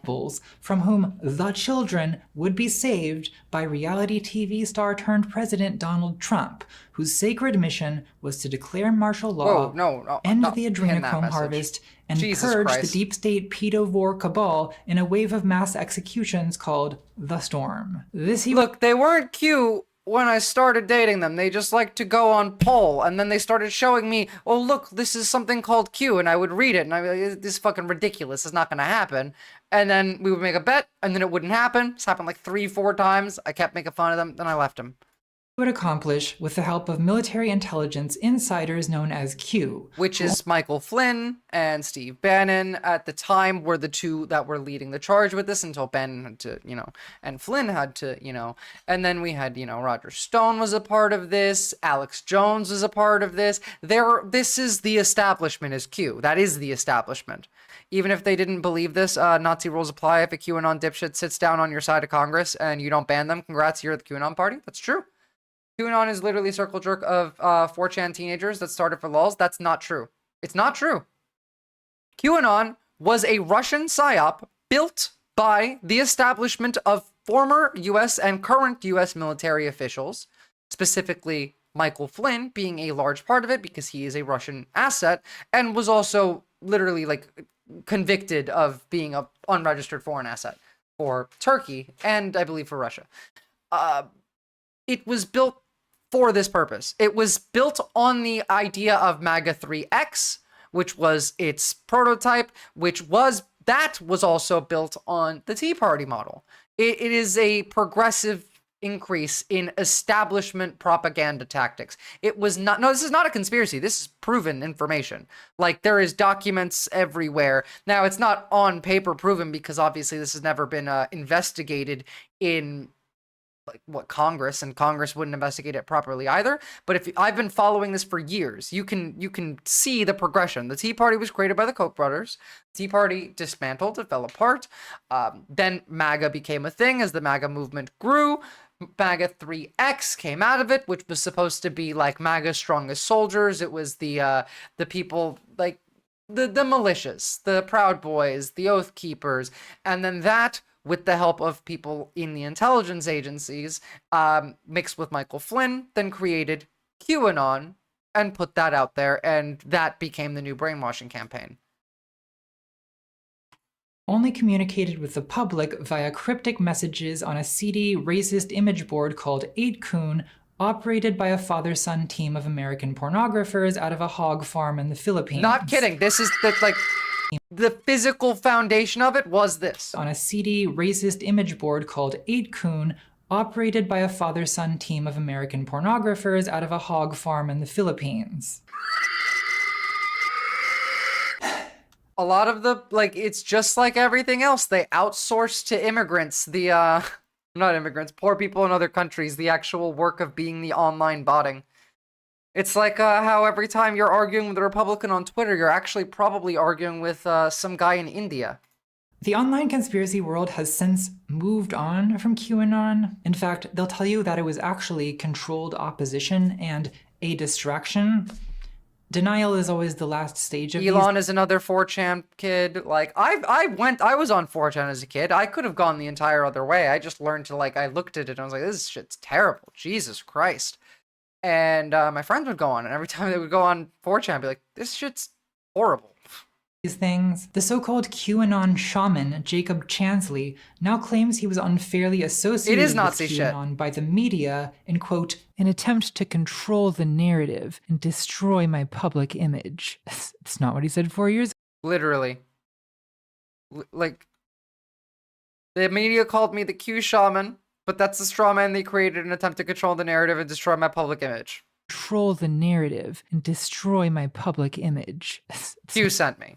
Social media is too confusing for me, all this shit in front of me. Well, that's the point, Camel. That's how they get you. Social media is currently built on a model of how to brainwash you by confusing you and overwhelming your ability to analyze information as quickly and efficiently as possible. What's up, Bat Guys? We're watching ContraPoints, who is an excellent content creator, and we're talking about how conspiracies lead you to Nazism. Not what he said 4 years ago. Q most certainly did send me, ladies and gentlemen. Q is the highest levels of the military and the intelligence community. She does not have negative vibes. It's a costume. And they are disseminating a... She's wearing a costume to fit the bit. Every single one of these segments, she'll change costume. above top secret information to ContraPoints is patriots amazing. in our republic. That means people like you, so that we can take back our country from the communists and the globalists. He now blames the whole thing on Antifa, Black Lives Matter, and the deep state. Of course. Antifa, not an organization that exists, not at least centralized. Black Lives Matter was most of the violence came from the right wing inciting violence and or just doing it and then blaming it on the left. And you are the deep state. So like every accusation is a confession. Antifa was a weird miss. I wish there was a proper Antifa. Jesus Christ. Can we get a proper Antifa? Not that they're like, know that you would like to have this on as it connects to the yada yada from a thing that you've never heard of. Well, that's the thing. They want you to be confused, man. I think it's more like the deep state set up riots than Trump riots. I don't think Trump had people do that. I think it was more likely that the feds and the crowd and Antifa and BLM were largely responsible. Remember, like the narcissist this is how they did it. Prayer, you know, that didn't happen. And if it did, it wasn't that bad. And if it was Nancy Pelosi's fault. And if it wasn't, the deep state made me do it. It was controlled opposition. Every time. That I was a part of, somehow. I'm a birthday boy. I didn't do anything wrong. I was just playing. So no, I'm not just going to pretend QAnon didn't happen because it would be convenient for you. Yeah. If you just memory hole these things, then you never learn anything. And we just do it all again. American politics is post-QAnon in the sense of like post 9/11 or post-apocalypse. It's not like things are going back to the way they were, and more like this is just the way things are now. QAnon's core idea was that the world is ruled by a satanic pedophile elite who must it's the satanic pedophiles that are everything has to be satanic. Jesus Christ. Be purged by a right-wing authority. She's not, by the way, when she says stuff like this, the satanic, she's not making an exaggeration. This is literally what they said, word for word, not even a decade ago. And still do, honestly. I think it's more likely is just the right-wing version of I don't affirm that. No, Sundry Clown Car. It's not. It's not. They genuinely don't believe that these things exist in reality. They either cannot do anything wrong and nothing can ever happen by accident. And they use the word satanic in everything. Takeover, and this idea is as popular as ever. Here's right-wing misogyny influencer and alleged sex trafficker Andrew. This is end of last year, 2024. Tate, I don't even want to be alive anymore. Getting 131,000 likes on Elon's X.com for announcing that drag queens at the 2024 Paris Olympic opening ceremony prove that a satanic cabal controls the West. Here's Ambien enthusiast Roseanne Barr on stage with Tucker Carlson in September 2024, shrieking about cannibal vampires and riling up the crowd for another insurrection. He was referring this to Haitians, but also Democrats. You know they eat babies. That is not bullshit. It's true. So it's not just the dogs and the cats, not just the pets. They're full-on vampires. They love the taste of human flesh and they drink human blood. He was saying this about Haitians and Democrats. He gave everybody AIDS too. Did you know that? Human blood. Fauci gave everybody AIDS too. Did you know that? Yep. Dr. Fauci gave you AIDS during COVID. If you got the vaccine, then you have AIDS. Thanks to Dr. Fauci. He did. Google it. These are not fringe ideas. Google it! So wait, are we soy boy vegans or are we cannibals? We're both. It has to be both. They went back to the 1980s HIV racism. Yeah. Except they added into the COVID vaccine now. It was Fauci gave you AIDS. Anymore. I wish Alex Norm was still alive Jones to has tell faded Roseanne to from shut the fuck relevance up. less Yeah. because of his deplatforming and more because of the mainstreaming of his own ideas. He used to be king of the fringe, but now he's not so far from the center. A little fish in a big conspiracist pond. It would be an exaggeration to say that conspiracy theories have become the dominant form of political discourse. Yeah, we're vegan cannibals, Oxpecker. But not that much of an exaggeration. During the 2024 election season, 4 of the top 6 podcasters on Spotify were conspiracy theorists. President Trump's campaign was backed by Elon Musk, who tweeted about Pizzagate on the eve of the election. The result... The Pizzagate that we watched earlier in this video be proven as not true when the guy walked in with his gun and shot people. Of which increased his net worth by $200 billion. And Musk, of course, has now been appointed to the newly created Department of Government Efficiency, or DOGE. Well memed, my lord. You win te interwebs today, good sir. Way to pwnly liberals epic style. Chatelet, my brothers, top keck. Legalize comedy. I'm this close to losing it. Don't fuck with me, fellas. Another conspiracist Trump appointment. I'm so on board with this energy Contra has. I'm right there with you, girl. Is RFK Jr. They should just nominate the Time Cube guy. Why not? It rotates in 4 different directions simultaneously, toward midday, midnight, sunup, and sundown. It rotates those directions simultaneously. It's RFK Jr., who believes in chemtrails but not vaccines, who claims COVID-19 was ethnic... The greatest generation, Captain Buggy. That's what that's what my generation is. We are the greatest generation. Targeted to spare Jews and the Chinese, who denies that AIDS is caused by HIV, who's promised that he, quote, won't take sides on 9/11. Well, I don't know what the fuck that means. But RFK Jr. thinks that the COVID vaccine specifically doesn't affect Jews. Like, he said that publicly. I hope you all don't forget that one. Won't take sides on 9/11. That's an interesting one. He forgot. So conspiracy theories are no longer Which tower was your favorite? Tinfoil hats, making public access TV. Sure. Which tower was your favorite? Mine was the second one, because that's the one I actually got to watch. Who claims COVID-19 was ethnically targeted to spare Jews and the Chinese, who denies that AIDS is caused by HIV, who's promised that he, quote, won't take sides on 9/11. He forgot.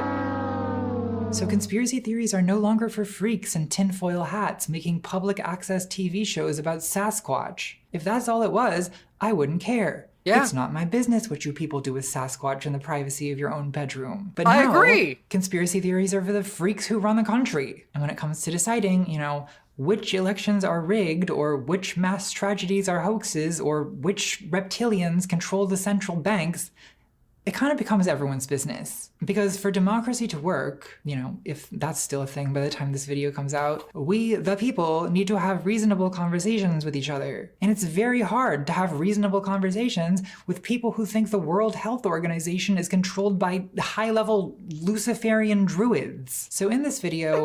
They're literally playing Dungeons and Dragons every day in real life. Hey, look, you're just saying, like, no one cares what you're doing with Sasquatch in the privacy of your own home. That's a very valid thing to say.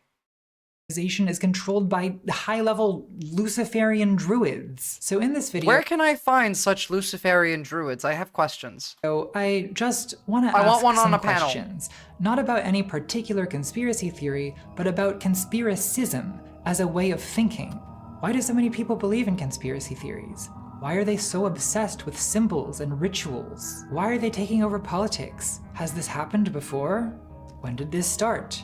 Is the internet to blame? A funny thing about conspiracy theories is no matter how wrong they are... We never heard about that, so I'm gonna go ahead and assume that they did and they stole all of it. Engaging with them forces you to ask deep questions, because there really is something mysterious about truth and power. How do we know it's true? What authorities can we trust? Why do bad things happen? Why are there wars? I think it's it is fairy tale shit. Who really controls the world? In this video, I will answer all of these questions and more. So buckle your seatbelt, Kansas. We're gonna take the rabbit pill and find out just how deep Dorothy's hole goes. I wanna know how deep Dorothy's hole goes.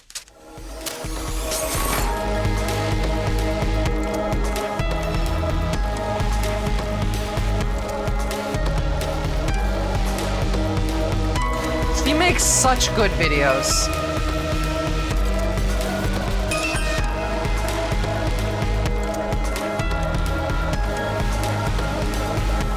It's not just the American brain rot. The pandemic broke everyone's brains. Like, everyone's. Dorothussy. There's a political cartoon somewhere of a MAGA guy being asked if he wants to imagine himself as a warrior against darkness, and then the last panel is just him in a D&D game run by the QAnon shaman having a lovely time.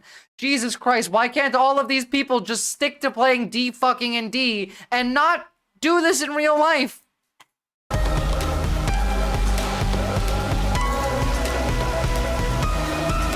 I'm sick of dealing with this shit. I want reality back. Part 2, the rabbit pill. Hello, Earthlings. Hope you're having a good trip. Let's start by looking at how conspiracy theorists argue. I need to teach you to counter those arguments so you can imagine watching this like on acid, because she said have a good trip and it made me think of that. Like, it would be terrifying. She's really good with the makeup though. You can see like scales and shit. Really shill for the Galactic Empire. A common argument goes like this. Aren't there endless examples of real conspiracies? Everyone always thinks conspiracy theories are crazy until those theories are proven to be conspiracy fact. As a Trump supporter on Truth Social put it, not trusting the government doesn't make you a conspiracy theorist. It makes you a history buff. So on the one hand, yes, the government has done things that are bad. Again, it's an example of they think that they're thinking, but they're not thinking. They've even deliberately done bad things in secret, which might be the definition of a conspiracy. And that's true of whatever country. This is what every day looks like for Elon. I'm going to focus on the US because the Saturnian order has commanded me to make America look bad. Easiest job they've ever given me. To choose a popular example, Project MKUltra was a wildly unethical CIA mind control experiment. By the way, we used this to develop the shock doctrine. Carried out in secret between 1953 and 1973. One of its goals was to develop a truth serum using substances like LSD and morphine. Now obviously this did not work because morphine and LSD are terrible truth serums. Trust me, I've tried. We know about MKUltra because after the Watergate it was nice and pleasant, of course. No, MKUltra was fucking horrible, but most of it resulted in nothing, but some horrible shit that did destroy the world came out of it, and that was the beginning of the shock doctrine, which we still employ to this day. Intelligence agency abuses and uncovered CIA documents that were supposed to have been destroyed. The details are very scandalous. In an operation known as Midnight Climax, the CIA lured men into San Francisco brothels, dosed them I saw Elon tweeting about Hassan. I've retweeted it. Elon's mad because Hassan like blocked him on Twitter or some shit. I don't know. It's bullshit. LSD and observed their behavior. It means through nothing. A one-way mirror. In another experiment, U.S. Army biologist Frank Olson was given LSD without his knowledge or consent, and he died 1 week later after falling from a 13th-story hotel window under suspicious circumstances. It's true that there's no shortage of real conspiracies. I'll put some on the screen right now, and you can do your own research. Exist. So you can't really blame people for wondering, if this is the stuff that's declassified, what else are they doing that we don't know about? Probably a bunch of messed up stuff. I'm not going to disagree with you there. And many conspiracy theories do have some kind of resemblance to things that actually happened. Anti-vaccination conspiracy theories are almost entirely baseless. But in 2011, the CIA located Osama. Basically, it's our fault that Republicans were able to lie to everybody because we did the things, and then now they get to lie about it. What's up, Lord Fluffy Art? Bin Laden in Pakistan by secretly collecting blood samples under the You're allowed to pretext like of a conspiracy fake theories vaccination for fun. Just don't believe them. Program. QAnon is total madness, but when high-profile men like Epstein or Diddy are outed as prolific sex criminals, it's not unreasonable to wonder how many other rich and famous people are complicit in those crimes. So with so much evidence of real conspiracies, why shouldn't we take the rabbit pill and go down Dorothy's hole? Well, in short, because conspiracy theories have less in common with real conspiracies than might initially seem to be the case. Conspiracists will tell you that the term conspiracy theory was invented by the CIA to discredit anyone who questions official narratives. This is not true. Yeah, no, it's not true at Recorded all. use of the phrase conspiracy theory dates back. Yeah, like, the thing is, like, which you missed the beginning of this. Conspiracy theories can be fun, and there are conspiracy facts. But the obsession with conspiracy is how they get you down the Nazi rabbit hole. back to at least 1863, more than 60 Sometimes years before the sometimes it's CIA true. was established. That's according to the Associated Press, but I guess that's the mainstream media, and we can't trust them. I only trust truth seekers posting about med beds from a garage and telling you to buy cryptocurrency. When the quantum financial system hits and I finally get my Visora deposit, you'll see. You'll all see.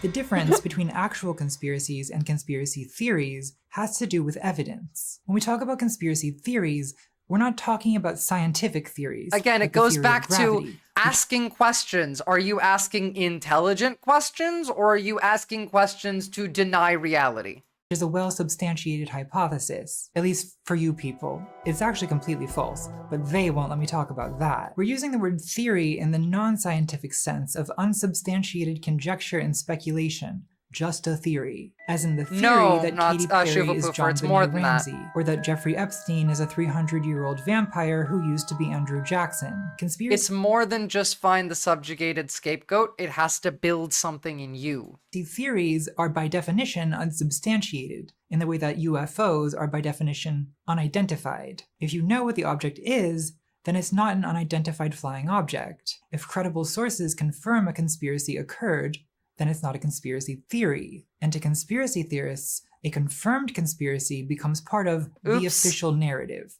Did that part one of on the puppet camera. show, and is therefore itself something to be questioned. You see this all the time with MK Ultra, where the actual documented events only interest conspiracy theorists insofar as they inspire unsubstantiated speculation that what we know. Yeah, Lord Fluffy Art, we missed some of the crazy stuff. They have some insane shit. Just the tip of the iceberg. So conspiracy theories are to investigative journalism as cryptozoology What'd you miss, is Captain to Buggy? zoology. Zoology, the study of animals, is a scientific endeavor based on standards of evidence. Cryptozoology, the search for Bigfoots, Yetis, various Mothmen, is a crackpot monster hunting activity based on a parascientific pursuit of mystery. Man, when I lived in Jersey, people would talk about the Jersey Devil, and it was always very funny to me. 'Cause it's basically just another Mothman. For the sake of mystery. Not to be too harsh on cryptozoology, I'd rather people hunt Mothmen than do QAnon. If you're torn between the two, Ranville, that happens to me when I'm not high. God, okay, you guys want me to really, like, hydrate? I'm out of water. I want you to promise me that you will not rest until you have that Mothman's head. Cryptozoology is not a science, because when a new species is scientifically acknowledged, it's no longer crypto, no longer secret, and is therefore outside the domain of cryptozoology. When the unknown becomes the known, its mystique is gone. And the Guys, please jump on YouTube and drop a like on the stream. I would very much appreciate it. Camel, oh shit, Visora in the 1500s or so, every church claimed to have Jesus' foreskin. I'm not joking. They loved their relics back then. It is a human condition, this. mystique is the entire point. This is why conspiracy theorists have always been obsessed with secret societies, like the Freemasons or the Illuminati. What interests them Actually, is secrecy itself. YouTube is full of videos. I'm gonna leave you guys right here while I go pee so you guys can discuss your thoughts on the Illuminati, which I'm gonna ignore when I get back.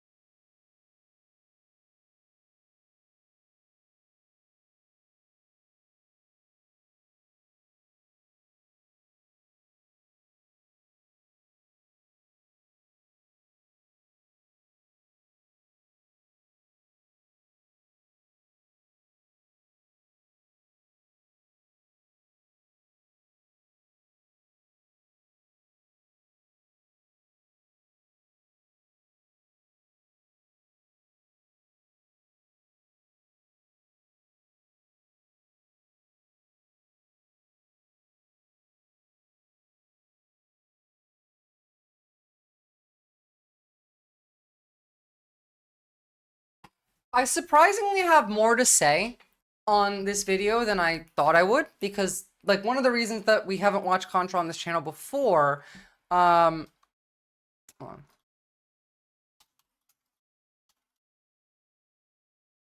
Sorry. One of the reasons we haven't watched Contra on this channel before is because I always feel like it would be content stealing because I wouldn't have much to add into it.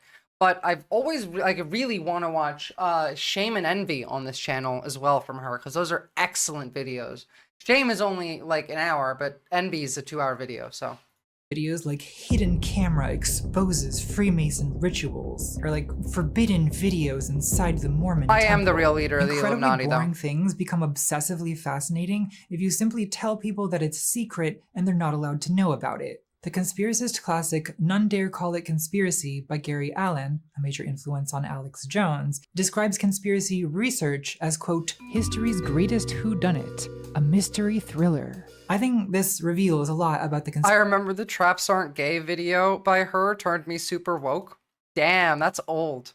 Conspiracist mindset. Conspiracy research is a thrill-seeking activity. People don't become conspiracy theorists because they followed rational arguments to an evidence-based conclusion, which is not to say that conspiracy theorists aren't interested in evidence. They're very interested in evidence. They accumulate vast webs of evidence. They're passionate about investigation, about doing their own research. 9/11 truthers will often give at least a superficial impression of being well-versed in structural engineering. They present Good, thank you, Brain Matter. I'm glad, because she's so right, and I agree with her on so many things that it often doesn't feel like I would have much to say. But no, I do. On this subject specifically, I do. About the temperature at which jet fuel Real burns. conspiracies They start are using interesting. words like nanothermite. They have confident opinions about My whether God, nanothermite. If I ever hear someone say that word, I will literally just slap them.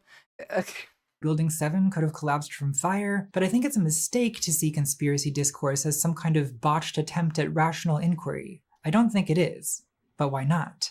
There's a particular type of... Sorry, this is me when I hear the word nanothermite. From the makers of one of the... Just, come here. That. Are you alright? How did... Barry!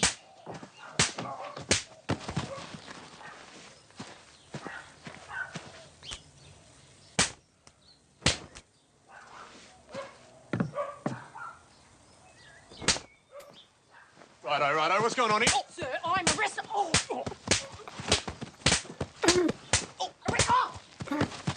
Me to every conspiracist. It's theoretically possible, yeah, but they're like, you know what I mean, Shardsburg. These people don't know what the fuck they're talking about. evidence that conspiracy theorists usually rely on, what they call anomalies. An anomaly is anything that seems subjectively suspicious, improbable, or inexplicable. A glitch in the matrix. For example, the Apollo 11 press conference is constantly cited by moon landing hoaxers because the astronauts appear at times dejected and morose. Conspiracy theorists interpret this anomaly as proof that the astronauts are being forced to perpetrate a scam on the American people. Poor men, clearly under threat of death if they reveal the truth. We're that so they went nowhere near the stupid moon. as a I'm trying to be society. open-minded here, but their body language says they never went anywhere. I've seen people more hyped about a visit to the mall. Isn't it also possible that they were, I don't know, tired after flying to the moon? Because everyone on the internet is an expert body language analyst. So I am. Those guys were fucking tired. what do I know? In the summer of 2020, a conspiracy theory spread I on remember social this media one. claiming I that actually kind of fell for this one for a little bit. I was on TikTok at the time, so my mental capacity was a bit lower. I didn't fall for it, but I was like, oh, this could be real for a half a second. missing children were being trafficked by online furniture retailer Wayfair. The evidence for this conspiracy was an anomaly on Wayfair's website, where certain pillows and cabinets were listed for $10,000, an outrageously inflated price. Some of these items had names that just so happened to correspond to names of children who'd been reported missing. People on Twitter started wondering, wasn't it possible these children were being sold into depraved sexual slavery and trafficked inside of pillows and cabinets? A lot of people jumped to that conclusion without stopping to consider alternative explanations. Like maybe the fact that someone fucked up on coding, maybe the fact that the names of cabinets of a company on the other side of the world does not necessarily have anything to do with the names of missing people in a country. Like, there's 7 billion people on the planet. Do you think that there's no chance of a name coincidence ever happening? For example, It is always maybe there was an Ohio. error on the Ohio just needs to be smited at this point. website. Maybe the products 8 were billion named now, by yeah. SEO optimization algorithms looking for frequently searched names. Almost certainly, by the way. That would be the answer. Like, for example, maybe there was an error on the website. Maybe the products were named by SEO optimization. This is how algorithms companies looking often for name their frequently names. Searched names. Or maybe giving human names to products is just a fairly common marketing practice. The Stephanie upholstered armchair. The Vanna tufted sofa. This one's not even on Wayfair. Adelia is at Home Depot. But these are named via SEO optimization now. Everything's done by AI these days. Back then, okay, someone may have put that down, but it's not like we weren't also doing SEO optimization, what, 2 years ago? 3 years ago that was? God, this goes all the way to the top. Don't worry, Adelia. We'll break you out of your velvet prison. The Wayfair missing children did later turn up. JD by the Vance way. getting, One 18-year-old girl went live on Facebook to reassure the public that she was fine and not, in fact, being sex trafficked inside of a cabinet. Yeah, back to like The 2010s. conspiracy theorists in the chat were not relieved. In fact, they were No, because they can never be. Because if you prove their conspiracy wrong, then you're now the opposition. You are part of the conspiracy. You want to hide it. annoyed that their investigation was being debunked. One woman commented, "Put her ass back in the cabinet." For a more convincing What? example of the argument from anomalies, let's look at Loose Change, the 2005 documentary that defined the 9/11 truther movement. Loose Change is essentially just a big list of 9/11 anomalies, including some that actually are pretty, well, anomalous, like the discovery of a hijacker's passport at Ground Zero. 7 different black boxes, made from the most resilient materials known to man, were all completely destroyed beyond repair. Yet, a passport, made from a fragile material known as paper, managed to fly through a 2,000-degree explosion and land undamaged blocks away. Where the And you're right, Shufu, for those who say you aren't smart enough to understand a conspiracy. I'm wondering if maybe the impact of an explosion might have possibly had a force come before the fire, because, you know, when you have a detonation, there is a wave of force that escapes from that detonation. Before the actual fire, before the shrapnel, comes the sound wave, the force wave. Now, let's say this is immediately as exploding, that force wave pushes this out entirely. It's now flying off the top of a fucking skyscraper and falling down through the sky as everything in the skyscraper burns because it was pushed out. It's a light piece of paper. It's not like this. These shits aren't that's not an unlikely thing that could happen. That doesn't even sound anomalous to me. the FBI Ignore conveniently physics, found that's it, woke and gay, thereby yeah. incriminating Saddam al-Sakami and al-Qaeda for the attacks. Who writes this stuff? Isn't it weird that a passport would survive a 2,000-degree explosion? Like, yeah, it is extremely What's up, weird. How do Cheeseburger we Merv? explain that? Well, my I have explanation grown quite a bit since you last checked in. Good to see you, though. Visora, jet fuel melts steel beams. How could paper possibly survive jet fuel? By not ever coming in contact with the jet fuel nor the fire. 'Cause physics.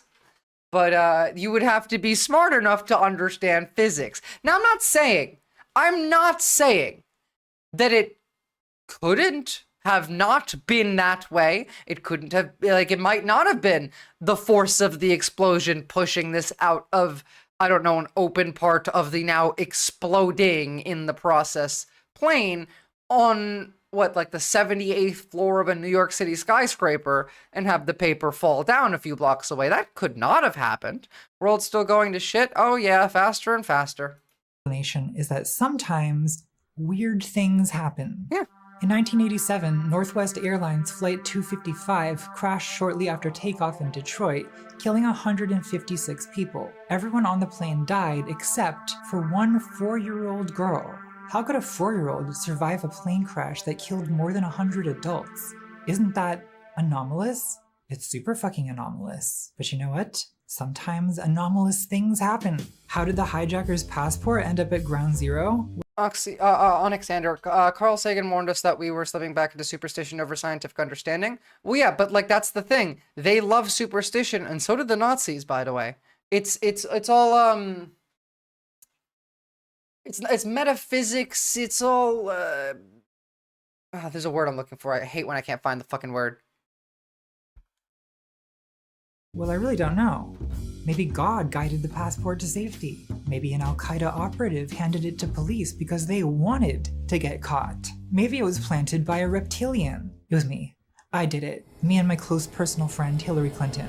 None of this is plausible. But what you guys don't know is I actually am Hillary Clinton. Is it more plausible that the Bush administration planted such a weird piece of ultimately superfluous evidence in the course of orchestrating this secret controlled demolition of the tallest buildings in New York City? Literally what you just sent me, the Jewish Bolshevism link, Lord Fluffy Art, that's cultural Marxism today. Literally everything that is included in that link, that Nazi conspiracy, is just cultural Marxism today. Knew it. That's why you were laughing at your own tweet. Yeah, exactly. It was a good tweet. And that no one involved in any stage of that process has leaked anything about it for over 2 decades. God, am I really debating 9/11 truthers online? Have I really learned nothing? I still haven't found the word that I'm looking for. It's not metaphysical. It's not. It's. Fuck, I've used this term like a billion times. 3 years. The thing about anomalies is that they never really amount to any kind of substantive evidence that a conspiracy occurred. When they say cultural Marxism, that's what they're referring to today. Republicans. That's what they mean when they say cultural Marxism. They just expand that and add in queer people into it, but it's the same concept. The argument from anomalies is often just a series of statements beginning, "Isn't it weird? Isn't it It used to be called, yeah, now you get it, yeah. It used to be called, cultural Bolshevism. That cabinets on Wayfair are listed for $10,000? Oh my god, that's really anomalous. Isn't it weird that Sirius, the hero dog of 9/11, was photographed with Bill Clinton exactly 1 year before the attack? Yes, it's weird. People are really stuck on that. What the fuck are we talking about? Proven that a weird thing happened. But that's all you've proven. It's a style of argument based entirely on innuendo, conjecture, and asking leading questions designed to push the audience to a speculative conclusion. Which has always been the History point. Channel show Ancient Aliens, where the phrase, "Is it possible?" occurs with comical frequency. Is it possible that Bigfoot is actually an extraterrestrial? Is it possible the moon is not only hollow, but an artificial structure? Is it possible that the story of the Minotaur is based on actual events? Is it possible that the octopus didn't originate on Earth? That one I think is actually possible.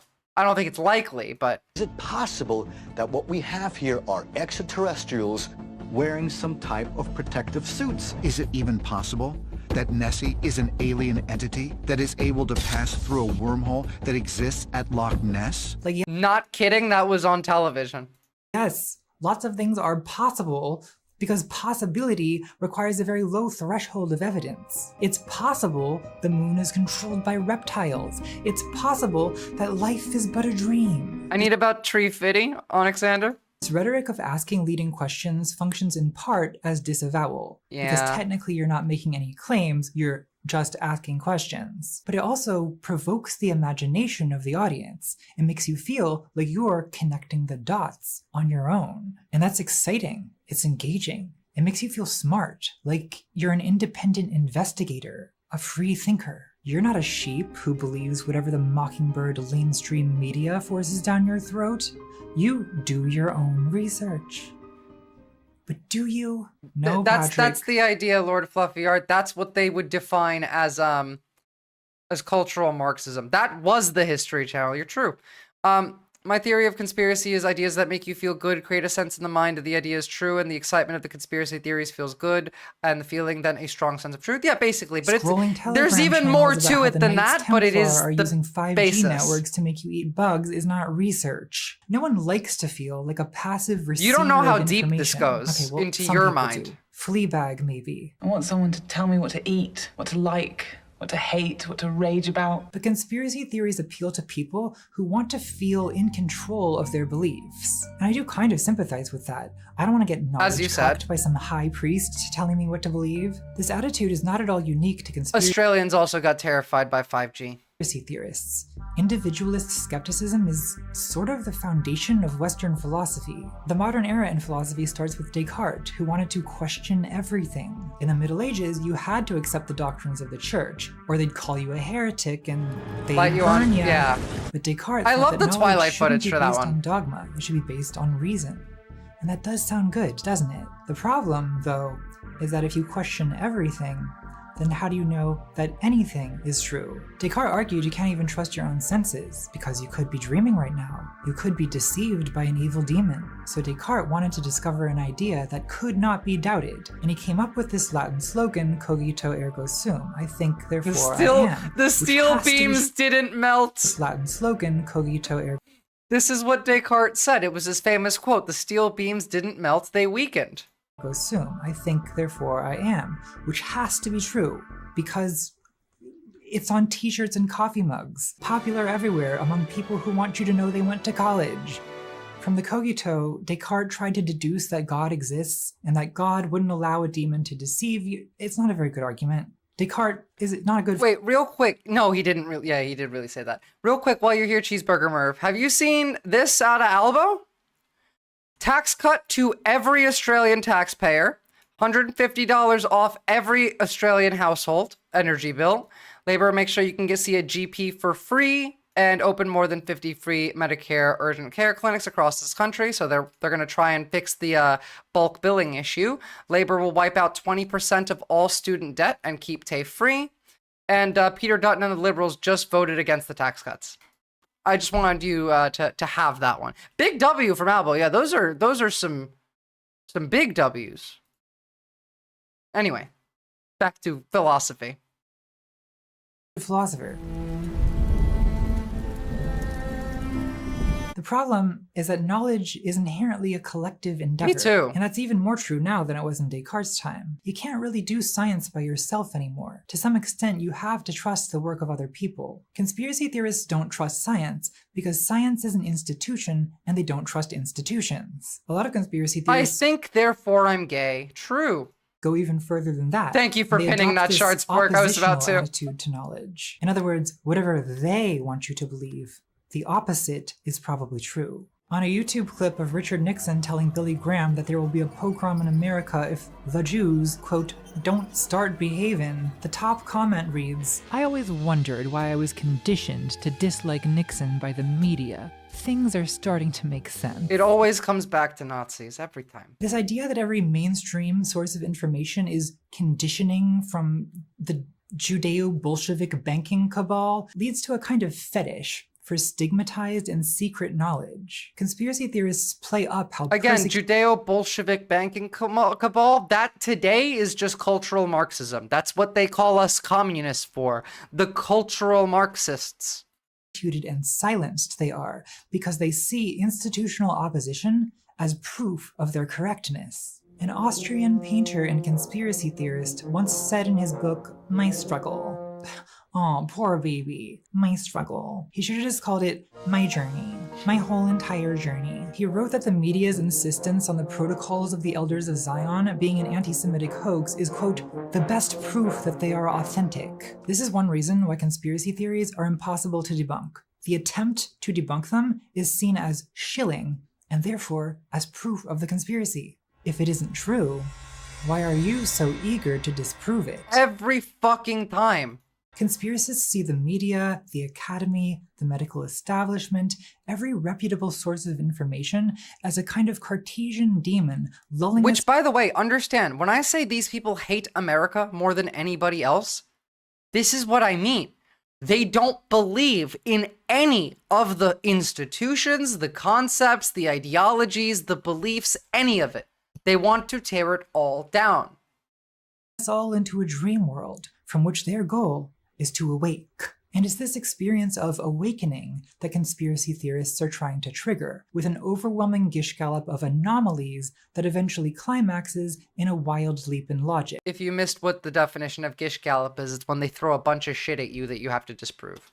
The most egregious example of this, possibly ever, is the Dutch conspiracy theorist Janet Ossebaard's 10-part Well, they think that they're not in reality. They think they need to awaken to real reality. They think all of this is fake.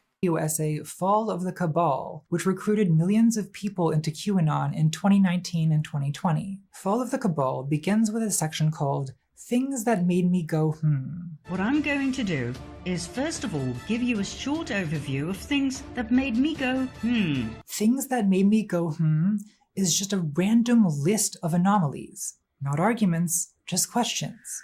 Isn't it weird? Isn't it weird that the Vatican's audience hall is full of references to reptilians? Did you know the Vatican's telescope is called Lucifer? And since when does the Pope make the sign of the devil? 9/11. Rock and roll? Well, that's really anomalous. Are you aware of the fact that children cartoons contain subliminal messages of sex and violence? Confirmation Why? bias is killing us. I was watching a Vosh stream the other day, and he said something, and it stuck with me, and I haven't been able to not think about it. And it was about crop rotations. And he said, we're genuinely gonna starve to death because someone's gonna say, ha ha, Jimmy thinks the fucking beans need to take turns while they grow. And it killed me.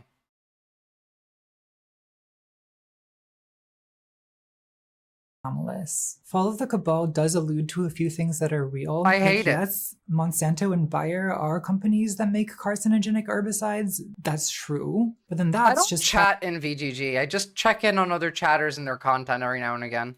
casually mixed in with, blood libel. Do you realize Screamers, that not these chatters. foreskins are actually sold? That it's a trade? What's next? What? Drinking baby blood?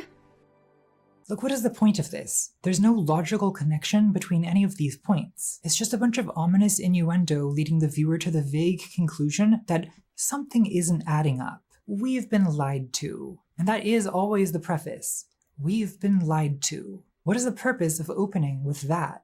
Well, if you can make your audience feel like everything they've ever been told is a lie, like science is fake, like school is indoctrination, the news is propaganda, the so-called fact checkers are dangerous. What do you believe then? Nothing. Because there's nothing left. The so-called fact checkers are dangerous. It leaves the audience in a very vulnerable position. Because now... I mean, the church is part of all of this. It's the same thing. It's the same conspiracy. Have nowhere to turn for reliable information. Because you've convinced them not to trust anyone. And now, they don't know what to believe. And if you're a propagandist, that's exactly where you want them. Because most people are uncomfortable with doubt and uncertainty. It leaves you open to alternative explanations, even bad ones. Because any explanation feels better than none. And that's why they want to break down your beliefs on everything. That's where the awakening comes from, is when you have nothing left to believe. Unironically, this is shock doctrine, but applied instead of financially, applied psychologically. It is break everything in your mind, break your connection to the world, the people around you, the things that you believe, your past, your future, break all of it until there's nothing left and you have nothing to point to so that we can fill it. That's the goal. This is the critical moment when you make the logical leap into hyperspace.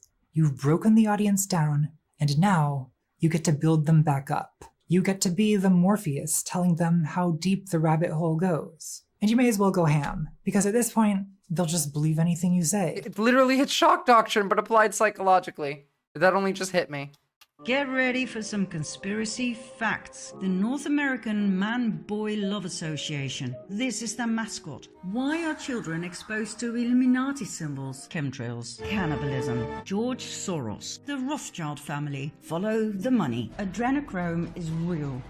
It is the ultimate drug. The same If you didn't know what adrenochrome was, lucky you. It was the conspiracy that Hillary Clinton and some other top Democrats were siphoning the adrenochrome, which is a hormone, from the pituitary glands of children that they kidnapped and then injecting it into themselves to stay young and powerful forever. Church of Satan Chelsea Clinton is so fond of. If ultimate drug, the same Church of Satan Chelsea Clinton is so fond of. If you can really jump from one timeline to another parallel one, you can time travel. I have grown. Sorry, you don't get any. To fully trust Don, master of all masters. He is a genius, a 5D chess player, a man with a huge heart. Q is not a cult. Contra, care to The share most insidious that thing mask? about this form of indoctrination is that, to the people susceptible to it, it feels like critical thinking. They think they're connecting the dots. That point when she said it hit me because I keep, like, my whole thing is critical thinking. They think they are critical thinking. Did you see the Socceroos absolutely destroy Xi Jinping? No, sorry, I don't watch sports. Trump cannot play chess, no. Asking questions the sheeple can't handle. They noticed the anomalies, they followed the money, no one told them what to think, except you kind of did tell them what to think. You just did it in a way that made them feel like it was their idea. And when people feel like something is their idea, they internalize it as part of their identity. They become possessive of it. Where they once may have been open to skepticism, protective. they'll now be on guard against it, ready to dismiss it reflexively as shilling. So the point of the argument from anomalies is not to support a conclusion with evidence. The point is to trigger a crisis of belief that primes the audience for a kind of conversion experience. A shock to your system, which primes you for them to create a new one. It genuinely is. I'm never going to unsee it. An initiation into the cult of mystery, of secret alternative knowledge. And that conversion experience Alternative is called knowledge, hey. the awakening. Going down the rabbit hole. What's going down the rabbit hole, eh? Crypto, transgender agenda, crisis actors, ET human cloning. Well, the conversion experience is they want to break your attachment to reality, to the systems of reality, to the ideology that you hold, to your history, to your memories, to the people around you. Break your attachment to reality so that they can convert you to their reality. Dark Fleet, reptilians, fucking fasting, yoga, psychic healing, past life regression, psychokinesis, star seeds. Like, this is some woke Tumblr shit. Bosnian pyramid scholar berm. Oh, sorry, I muted. It's called The Awakening. Going down the rabbit hole. Taking the red pill.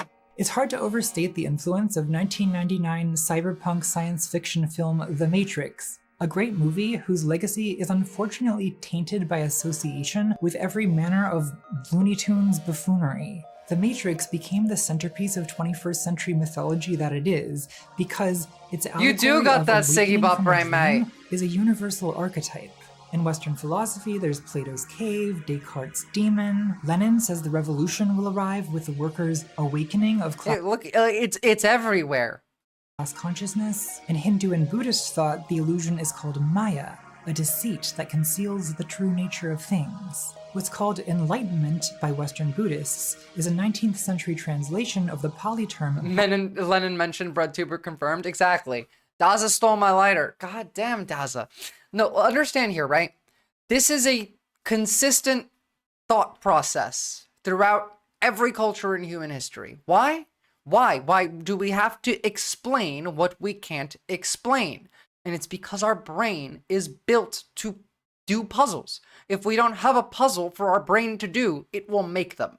Remember, if some of you were, almost certainly some of you were here, when we watched that documentary from Jim Stewartson on QAnon a couple months ago, and how it functions very similarly to a VR game where you're solving puzzles. And they found that when you're in the VR game and you run out of puzzles to solve, you'll still keep looking for them and make new ones for yourself. Bodhi, which is more literally translated as awakening. So the enlightenment and awakening is the idea that we've attached to succeeding in that, breaking through, but that doesn't happen. because there will always be more that we don't know. Humans have the best pattern recognition among all animals. That's why we do silly shit like conspiracy theories. Yeah. Matrix can mean What's up at the slot? whatever you want it to mean. The directors of the movie now claim that it's an allegory for transgender awakening. But whatever your interpretation, taking the red pill is to awake from a dream world. It's a revelation that explains the feeling you've had all your life that something is vaguely wrong. You don't know what it is, but it's there, like a splinter in your mind. By taking the red pill, Neo undergoes a rite of passage, symbolically dying in the dream world to be reborn Is this in the Chappelle desert. Roan's new outfit mine? I mean, I don't really know what Chappelle Roan wears, but this is just like shorts, a t-shirt, and technically this is a dress, but it's a shitty dress that had the button pop, so now I can't actually wear it as a dress, and so I have that instead as a jacket. Takes red pill. Oh shit, I'm a woman. This wasn't what I thought. That's what it is. That's why every single one of these right-wingers is so whingy. No, I'm kidding. Bosch moment right there. My OCD screaming in my ear 24/7, but that's the thing is, like, they will break that.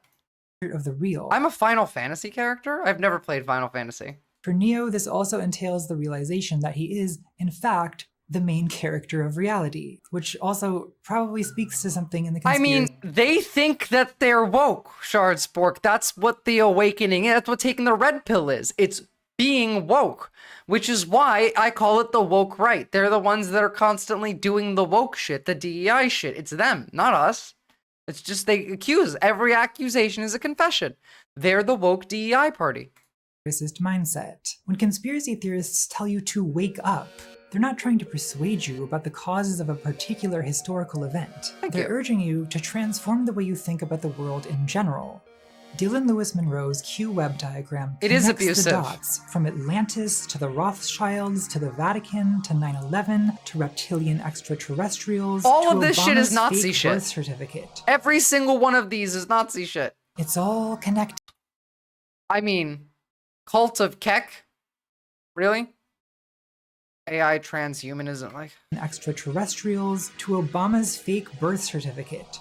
It's all connected. Yes, she's In a Cuba, reptilian. The Western pyramidal hierarchy has been replaced with a mesmerizing Eastern tangle, which the authors of Conspirituality compare to a Buddhist mandala meant to guide the viewer to awakening. I do like that depiction, conspirituality, because that does really describe, God, I hate when my hair gets stuck in my glasses, what these people actually believe.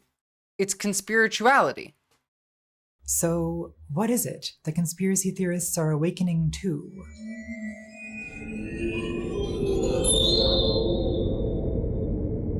Back at Watergate. Wake up. Part 3. Conspiracism. So wake up to what? Well, like every convert, conspiracists... We're not going to get to finish this one today, but I do want to get through most of this part of the segment.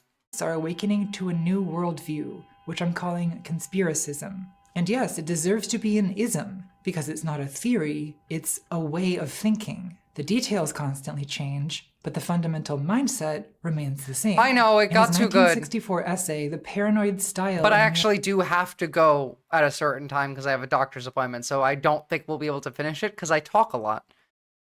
American politics, historian Richard Hofstadter said that conspiracist thinking was not unique to his own era of hysteria about looming one-world communist government. He tracked its roots all the way back to the founding of the United States, when there was a panic about the Bavarian Illuminati infiltrating the Freemasons and plotting to replace Christianity with Jacobinical atheism. In 1798, Timothy Dwight, president We of were always conspiracists. Yale University, said, quote, "Shall our sons become the disciples of Voltaire and the dragoons of Marat? Or our daughters the concubines of the Illuminati?" The concubines of the Illuminati.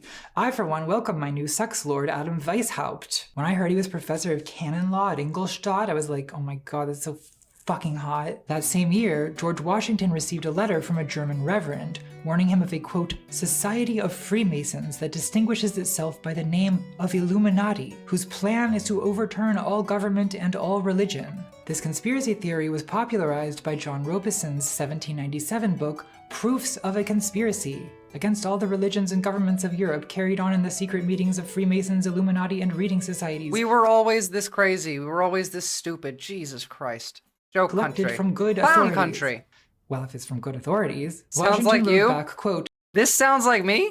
collected from good authorities on in the secret meetings of Freemasons. You know what? It does sound like me. Authorities. Washington wrote back, Maybe quote, I am the have left's heard Alex much of the Jones. nefarious and dangerous plan and doctrines of the Illuminati. But he assured the minister that the Freemasons in America were not involved. So, conspiracism has existed for a long time. Illuminati conspiracy nonsense crossed George Washington's desk, but we could go back even further than that. In the year 64, there were Hold on, conspiracy-wise, you think if we made maps like this, it could do a thing? If we just someone who's good at map making, just make a map where all of Russia is replaced as Greenland, and then spam this to the State Department.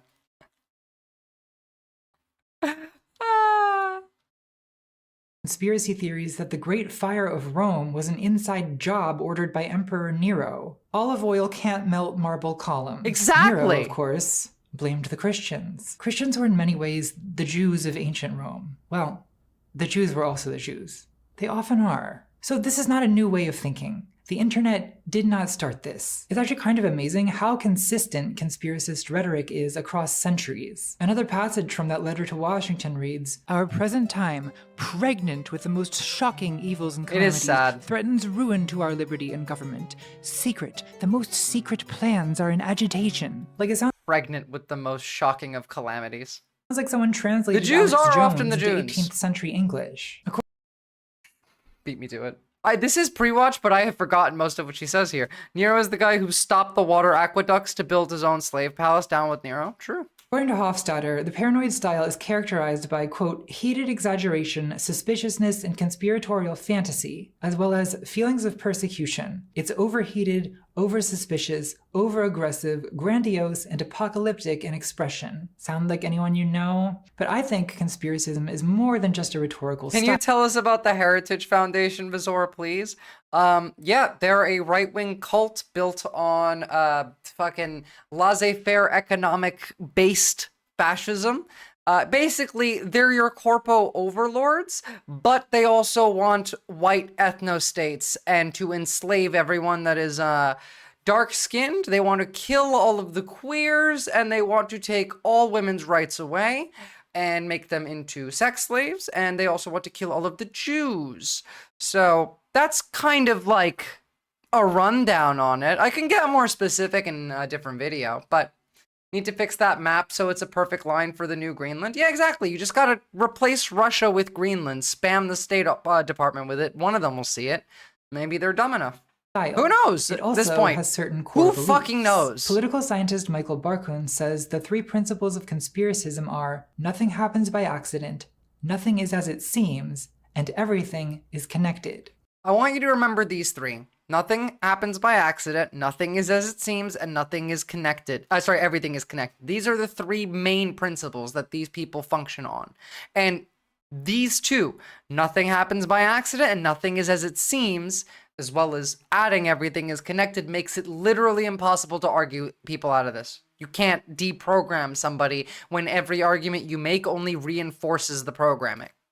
I agree, but I want to use a slightly different definition because I do my own research. I'll call the 3 principles of conspiracism intentionalism, dualism, and symbolism.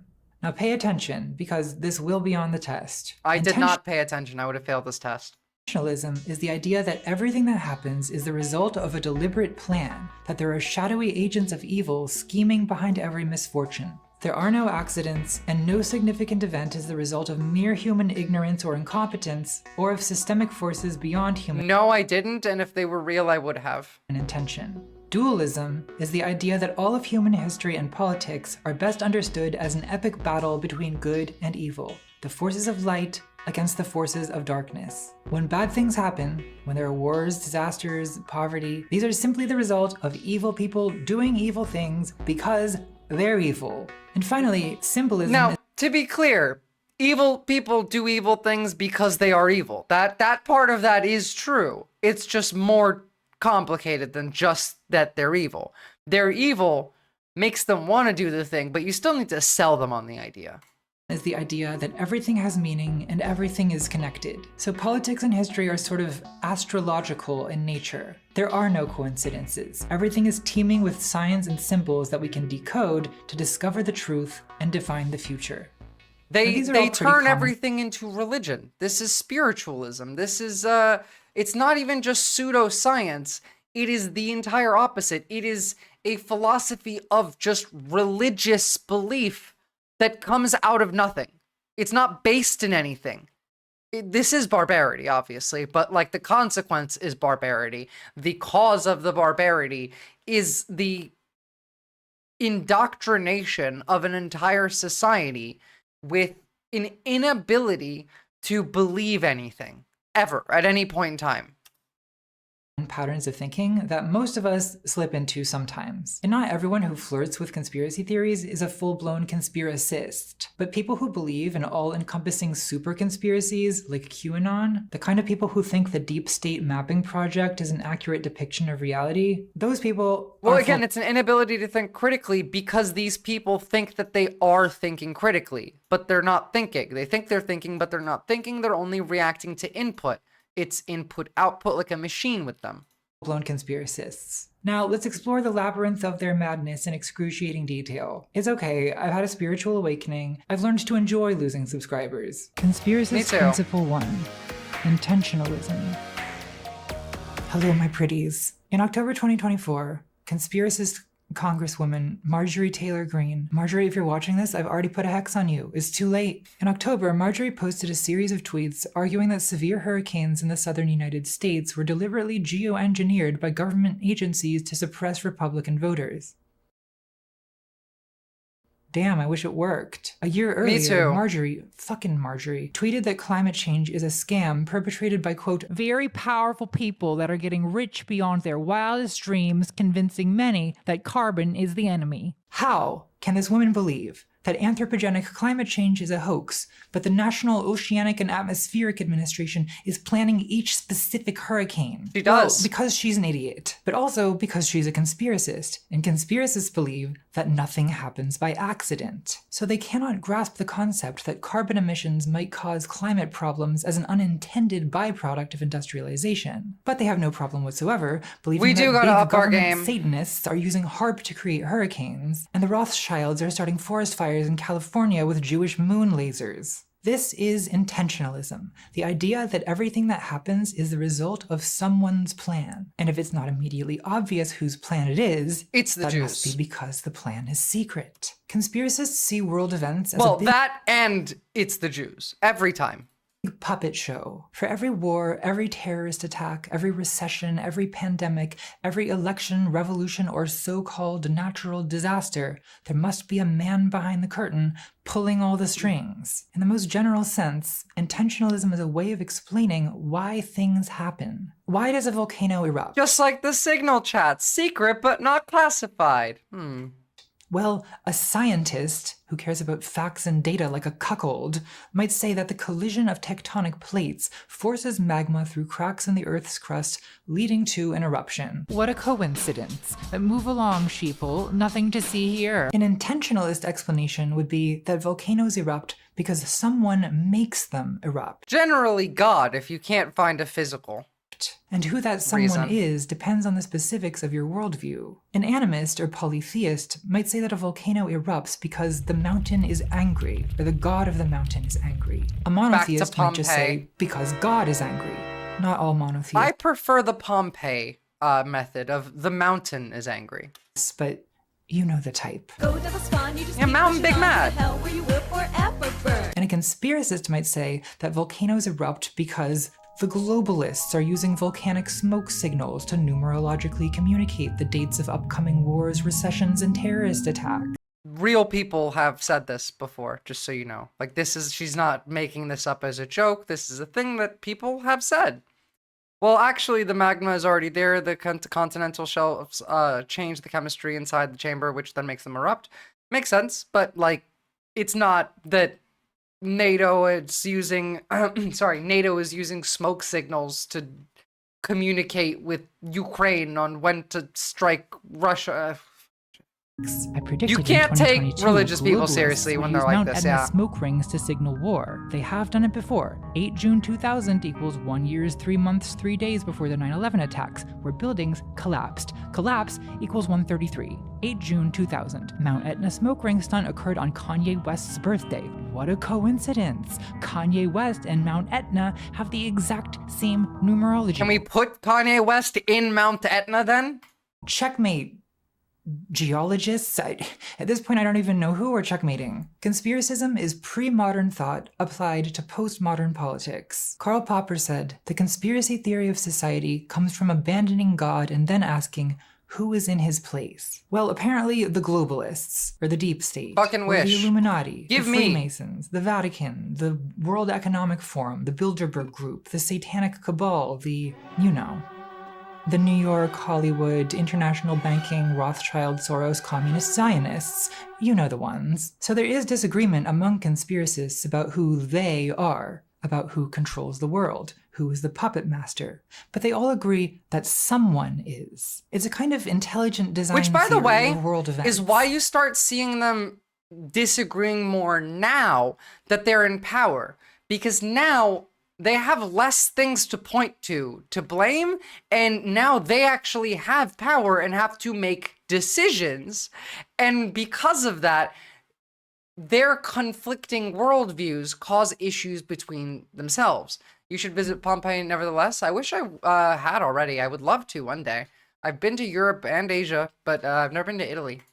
Conspiracism is to politics, economics, and apparently meteorology what creationism is to biology. And it's motivated by a lot of the same anxieties and misunderstandings. Like creationists will say, well, if God didn't create mankind in his own image, then I suppose it's just a random accident that one day monkeys gave birth to Meemaw. Okay, but that's not Trump is actually a Soros plant to tank Jeb Bush from continuing the Bush dynasty. That's true, 100%.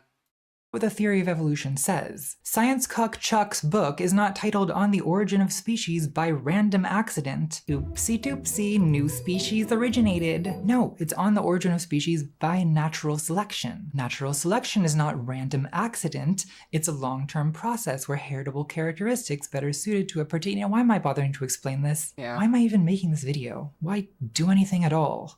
I get that feeling a lot, by the way, of the like, why is it even worth explaining this? I know none of you are listening type thing when there's like 3 trolls in here or right-wingers that I'm trying to make a point to, and I just feel like, oh, why am I'm just talking to a wall right now. It's for the pleasure of rolling the boulder up the mountain once again. One must imagine Sisyphus happy. Okay, well, don't tell me what to imagine. Look, the point is, evolution doesn't need a plan. I mean, you could argue that evolution is God's plan, and okay, seems like a weird plan, but it's not weirder than ordering Abraham to sacrifice his kid and saying, just kidding, at the last moment. It was just a prank, bro. Father almost sacrificed his son. Prank gone wrong. Hilarious. Liked and subscribed. Now, things get a little more complicated with history and politics, because obviously a lot of things that happen in politics are the result of someone's deliberate plan. Whether or not you believe in 9/11 conspiracy theories, I think we all agree that someone decided to fly planes into those buildings, or holograms, or whatever it is you people think happened. Russia invaded Ukraine, presumably because Vlad Putin made a plan. Not a good plan, clearly, but technically some kind of plan. And the invasion of Ukraine is typical of the way actual plans tend to play out. 1, it's a plan of a single faction, not of some unitary global elite. And 2, the plan is marked by human frailty. It's haphazard, it's improvisational, it unfolds in ways the planners didn't anticipate. Nothing you plan ever works out the way you planned. When have you ever, any of you, planned to do an activity that involved other people and it ever went exactly the way you imagined? Not how conspiracists understand plans. In his best-selling crackpot ravings, Behold a Pale Horse, conspiracist William Cooper describes his intentionalist view of history. Quote, "A grand game of chess is being played on a level that we can barely imagine, and we are the pawns." I'm telling you, this is not true because the people in charge, the wealthy, the elite, the capital class, the 1%, the bourgeoisie, are not smart enough to do that. Because being wealthy and being powerful does not equate to being intelligent. In fact, it often equates to being less intelligent. Best laid plans of mice and men, yeah.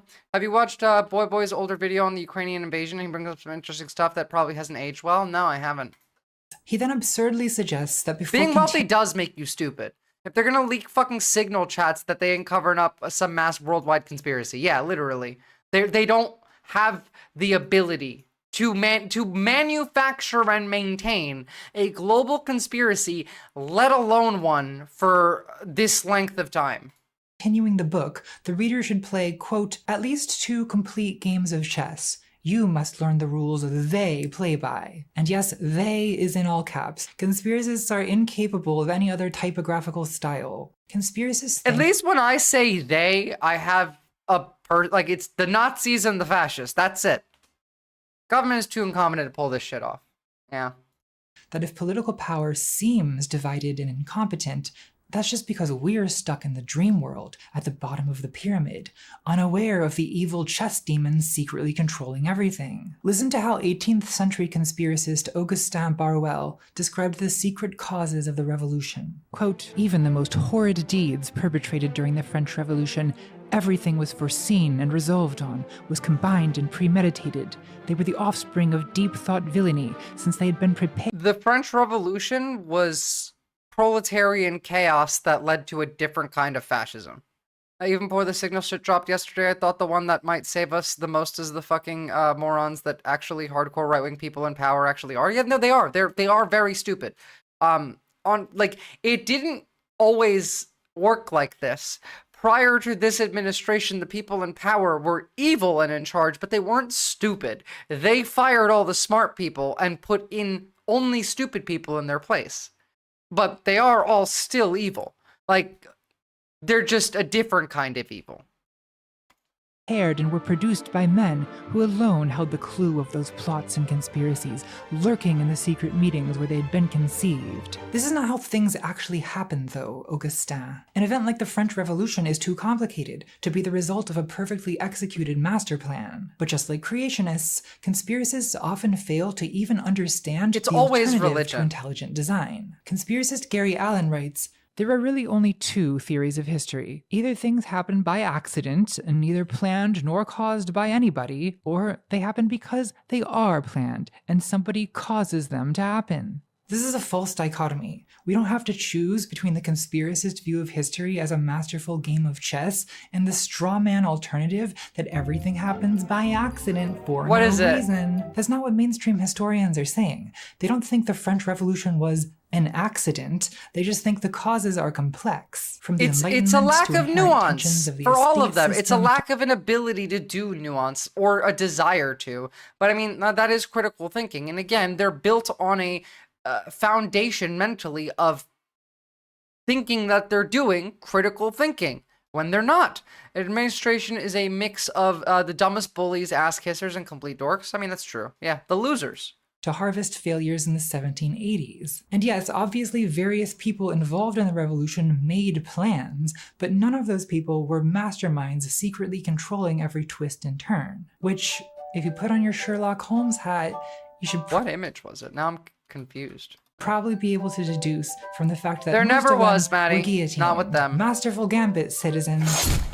Intentionalism especially runs rampant in the way people talk about the economy, a topic where most people are a little conspiracist. You know, why did the price of eggs go up? It must be because the president turned up the big red inflation dial on his desk. Not that the president has no control over the economy. You know, he can appoint the Federal Reserve Chair, he can propose taxes, tariffs, wars, that sort of thing. But a lot of times, blaming the president for the price of gas and eggs makes about as much sense as sacrificing the king because the river flooded. No, I agree with you, Maddie Holmes. And I agree with Contra as well. It was kind of, it was a guy holding another guy on top of a guy pretending to be a horse, basically. Corn Cob, no, I haven't. I honestly don't listen to, like, new music very much, and I don't often check that channel, but I will give it a look after stream.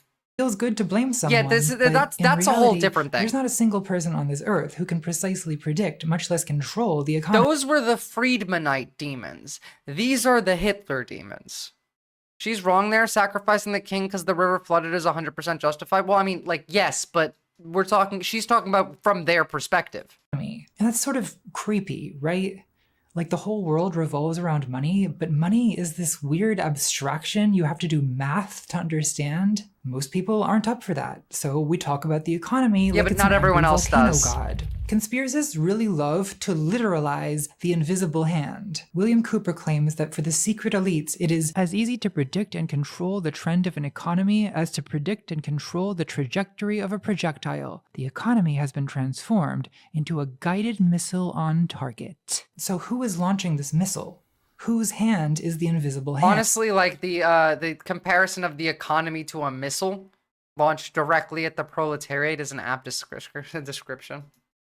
Well, conspiracists usually say that it's the international banking cabal, or the Rothschild-controlled central banks, or a bunch of other words that basically mean Jews. Again, more on that later. To actually understand the economy, you would have to use scientific, systematic thinking, not animistic, intentional. Hence why none of them know how money works either. Conspiracy thinking. In a way, every systematic theorist, from Milton Friedman to Karl Marx, is closer to being correct than literally every conspiracy theorist. And yet, even the most systematic thinkers still rely on intentionalist metaphors to communicate their ideas. When Adam Smith wanted to describe how the preference for doing business at home leads merchants pursuing their self-interest to also unintentionally promote the good of their country, he said, "They're led by an invisible hand." When Karl Marx wanted to describe the extraction of surplus value from the working class, he said, "Capital is dead labor that acts like a vampire. It comes to life when it drinks living labor, and the more living labor it drinks, the more it comes to life." I think you quoted this on stream once, Captain Buggy. I remember reading that out. An invisible hand that guides us. Vampires drinking blood. These are She never will. anthropomorphic She never metaphors will. that describe an unintentional pattern as if it were an intentional action. So why use these metaphors? Well, because this is how humans think. We make sense of the world by imagining it as a reflection of ourselves. We see the earth as a mother and the sun as a father. We imagine an economy with hands, capital with fangs, and the universe itself with a mind like our own but greater, which we call God. I don't think it's stupid to think this way. I just think it's human. Humans think humanishly. So some level of intentionalism is probably inevitable. We sort of can't help it. It's one reason why conspiracy explanations of events are so appealing, and it's compounded by a few other motives. Motive one is the denial of chaos. I'm sorry, I know we're like 3 subsections deep. Unlike better YouTubers, I have not succeeded at organizing this video into an internet-friendly... Yeah, I'm waiting for you to wrap the subsection up. ...numbered list. It's scary to become an adult and to realize that, in fact, your parents don't know what they're doing, and no one knows what they're doing. No one ever did. There really are no grown-ups, not in the way you thought when you were a kid. It's unnerving to think that no one is steering the ship. So even if the deep state puppeteers are evil, it's maybe reassuring to think that at least someone, somewhere is in control. Someone is daddy. You know, it's like daddy arrived and he's taking his belt off. Motive 2 is the Republicans with their fucking daddy metaphor. Everything is, they have to say it. Remember Tucker Carlson? That was disturbing. Of collective action. Why would Augustin Barruel want to think that the French Revolution was an Illuminati master plan? Well, because he was a Catholic monarchist. So it was ideologically more convenient for him to think secret societies planned the revolution. Did you not see Tucker Carlson with the daddy clip? Except that it wasn't any sense Daddy of comes the home? people. It's like the American conservatives in the 1950s who could not imagine why anyone... It's at the end of this video, I'll show would you choose though. to be a communist, so they assumed it must be water fluoridation and Manchurian brainwashing. Or like the conservatives today, who see every progressive social movement, from LGBT rights to Antifa to Black Lives Matter, as top-down plots perpetrated by Soros-funded crisis actors on behalf of the globo-homo woke agenda. Motive 3 is proportionality bias, the tendency... This one. There has to be a point at which Dad comes home. And he's pissed. Dad is pissed. He's not vengeful. He loves his children. Disobedient as they may be, he loves them. Because they're his children, they live in his house. Everyone hates this clip. But he's very disappointed in their behavior. And he's gonna have to let them know. He's gonna have to get to your room right now and think about what you did. And when Dad gets home, you know what he says? You've been a bad girl. Did Putin call him gay? I know he made fun of him for an hour in that interview, but I don't remember him calling him gay. That'd be very funny. To assume that major events. I mean, to be fair, this is the gayest presidential administration we've ever had.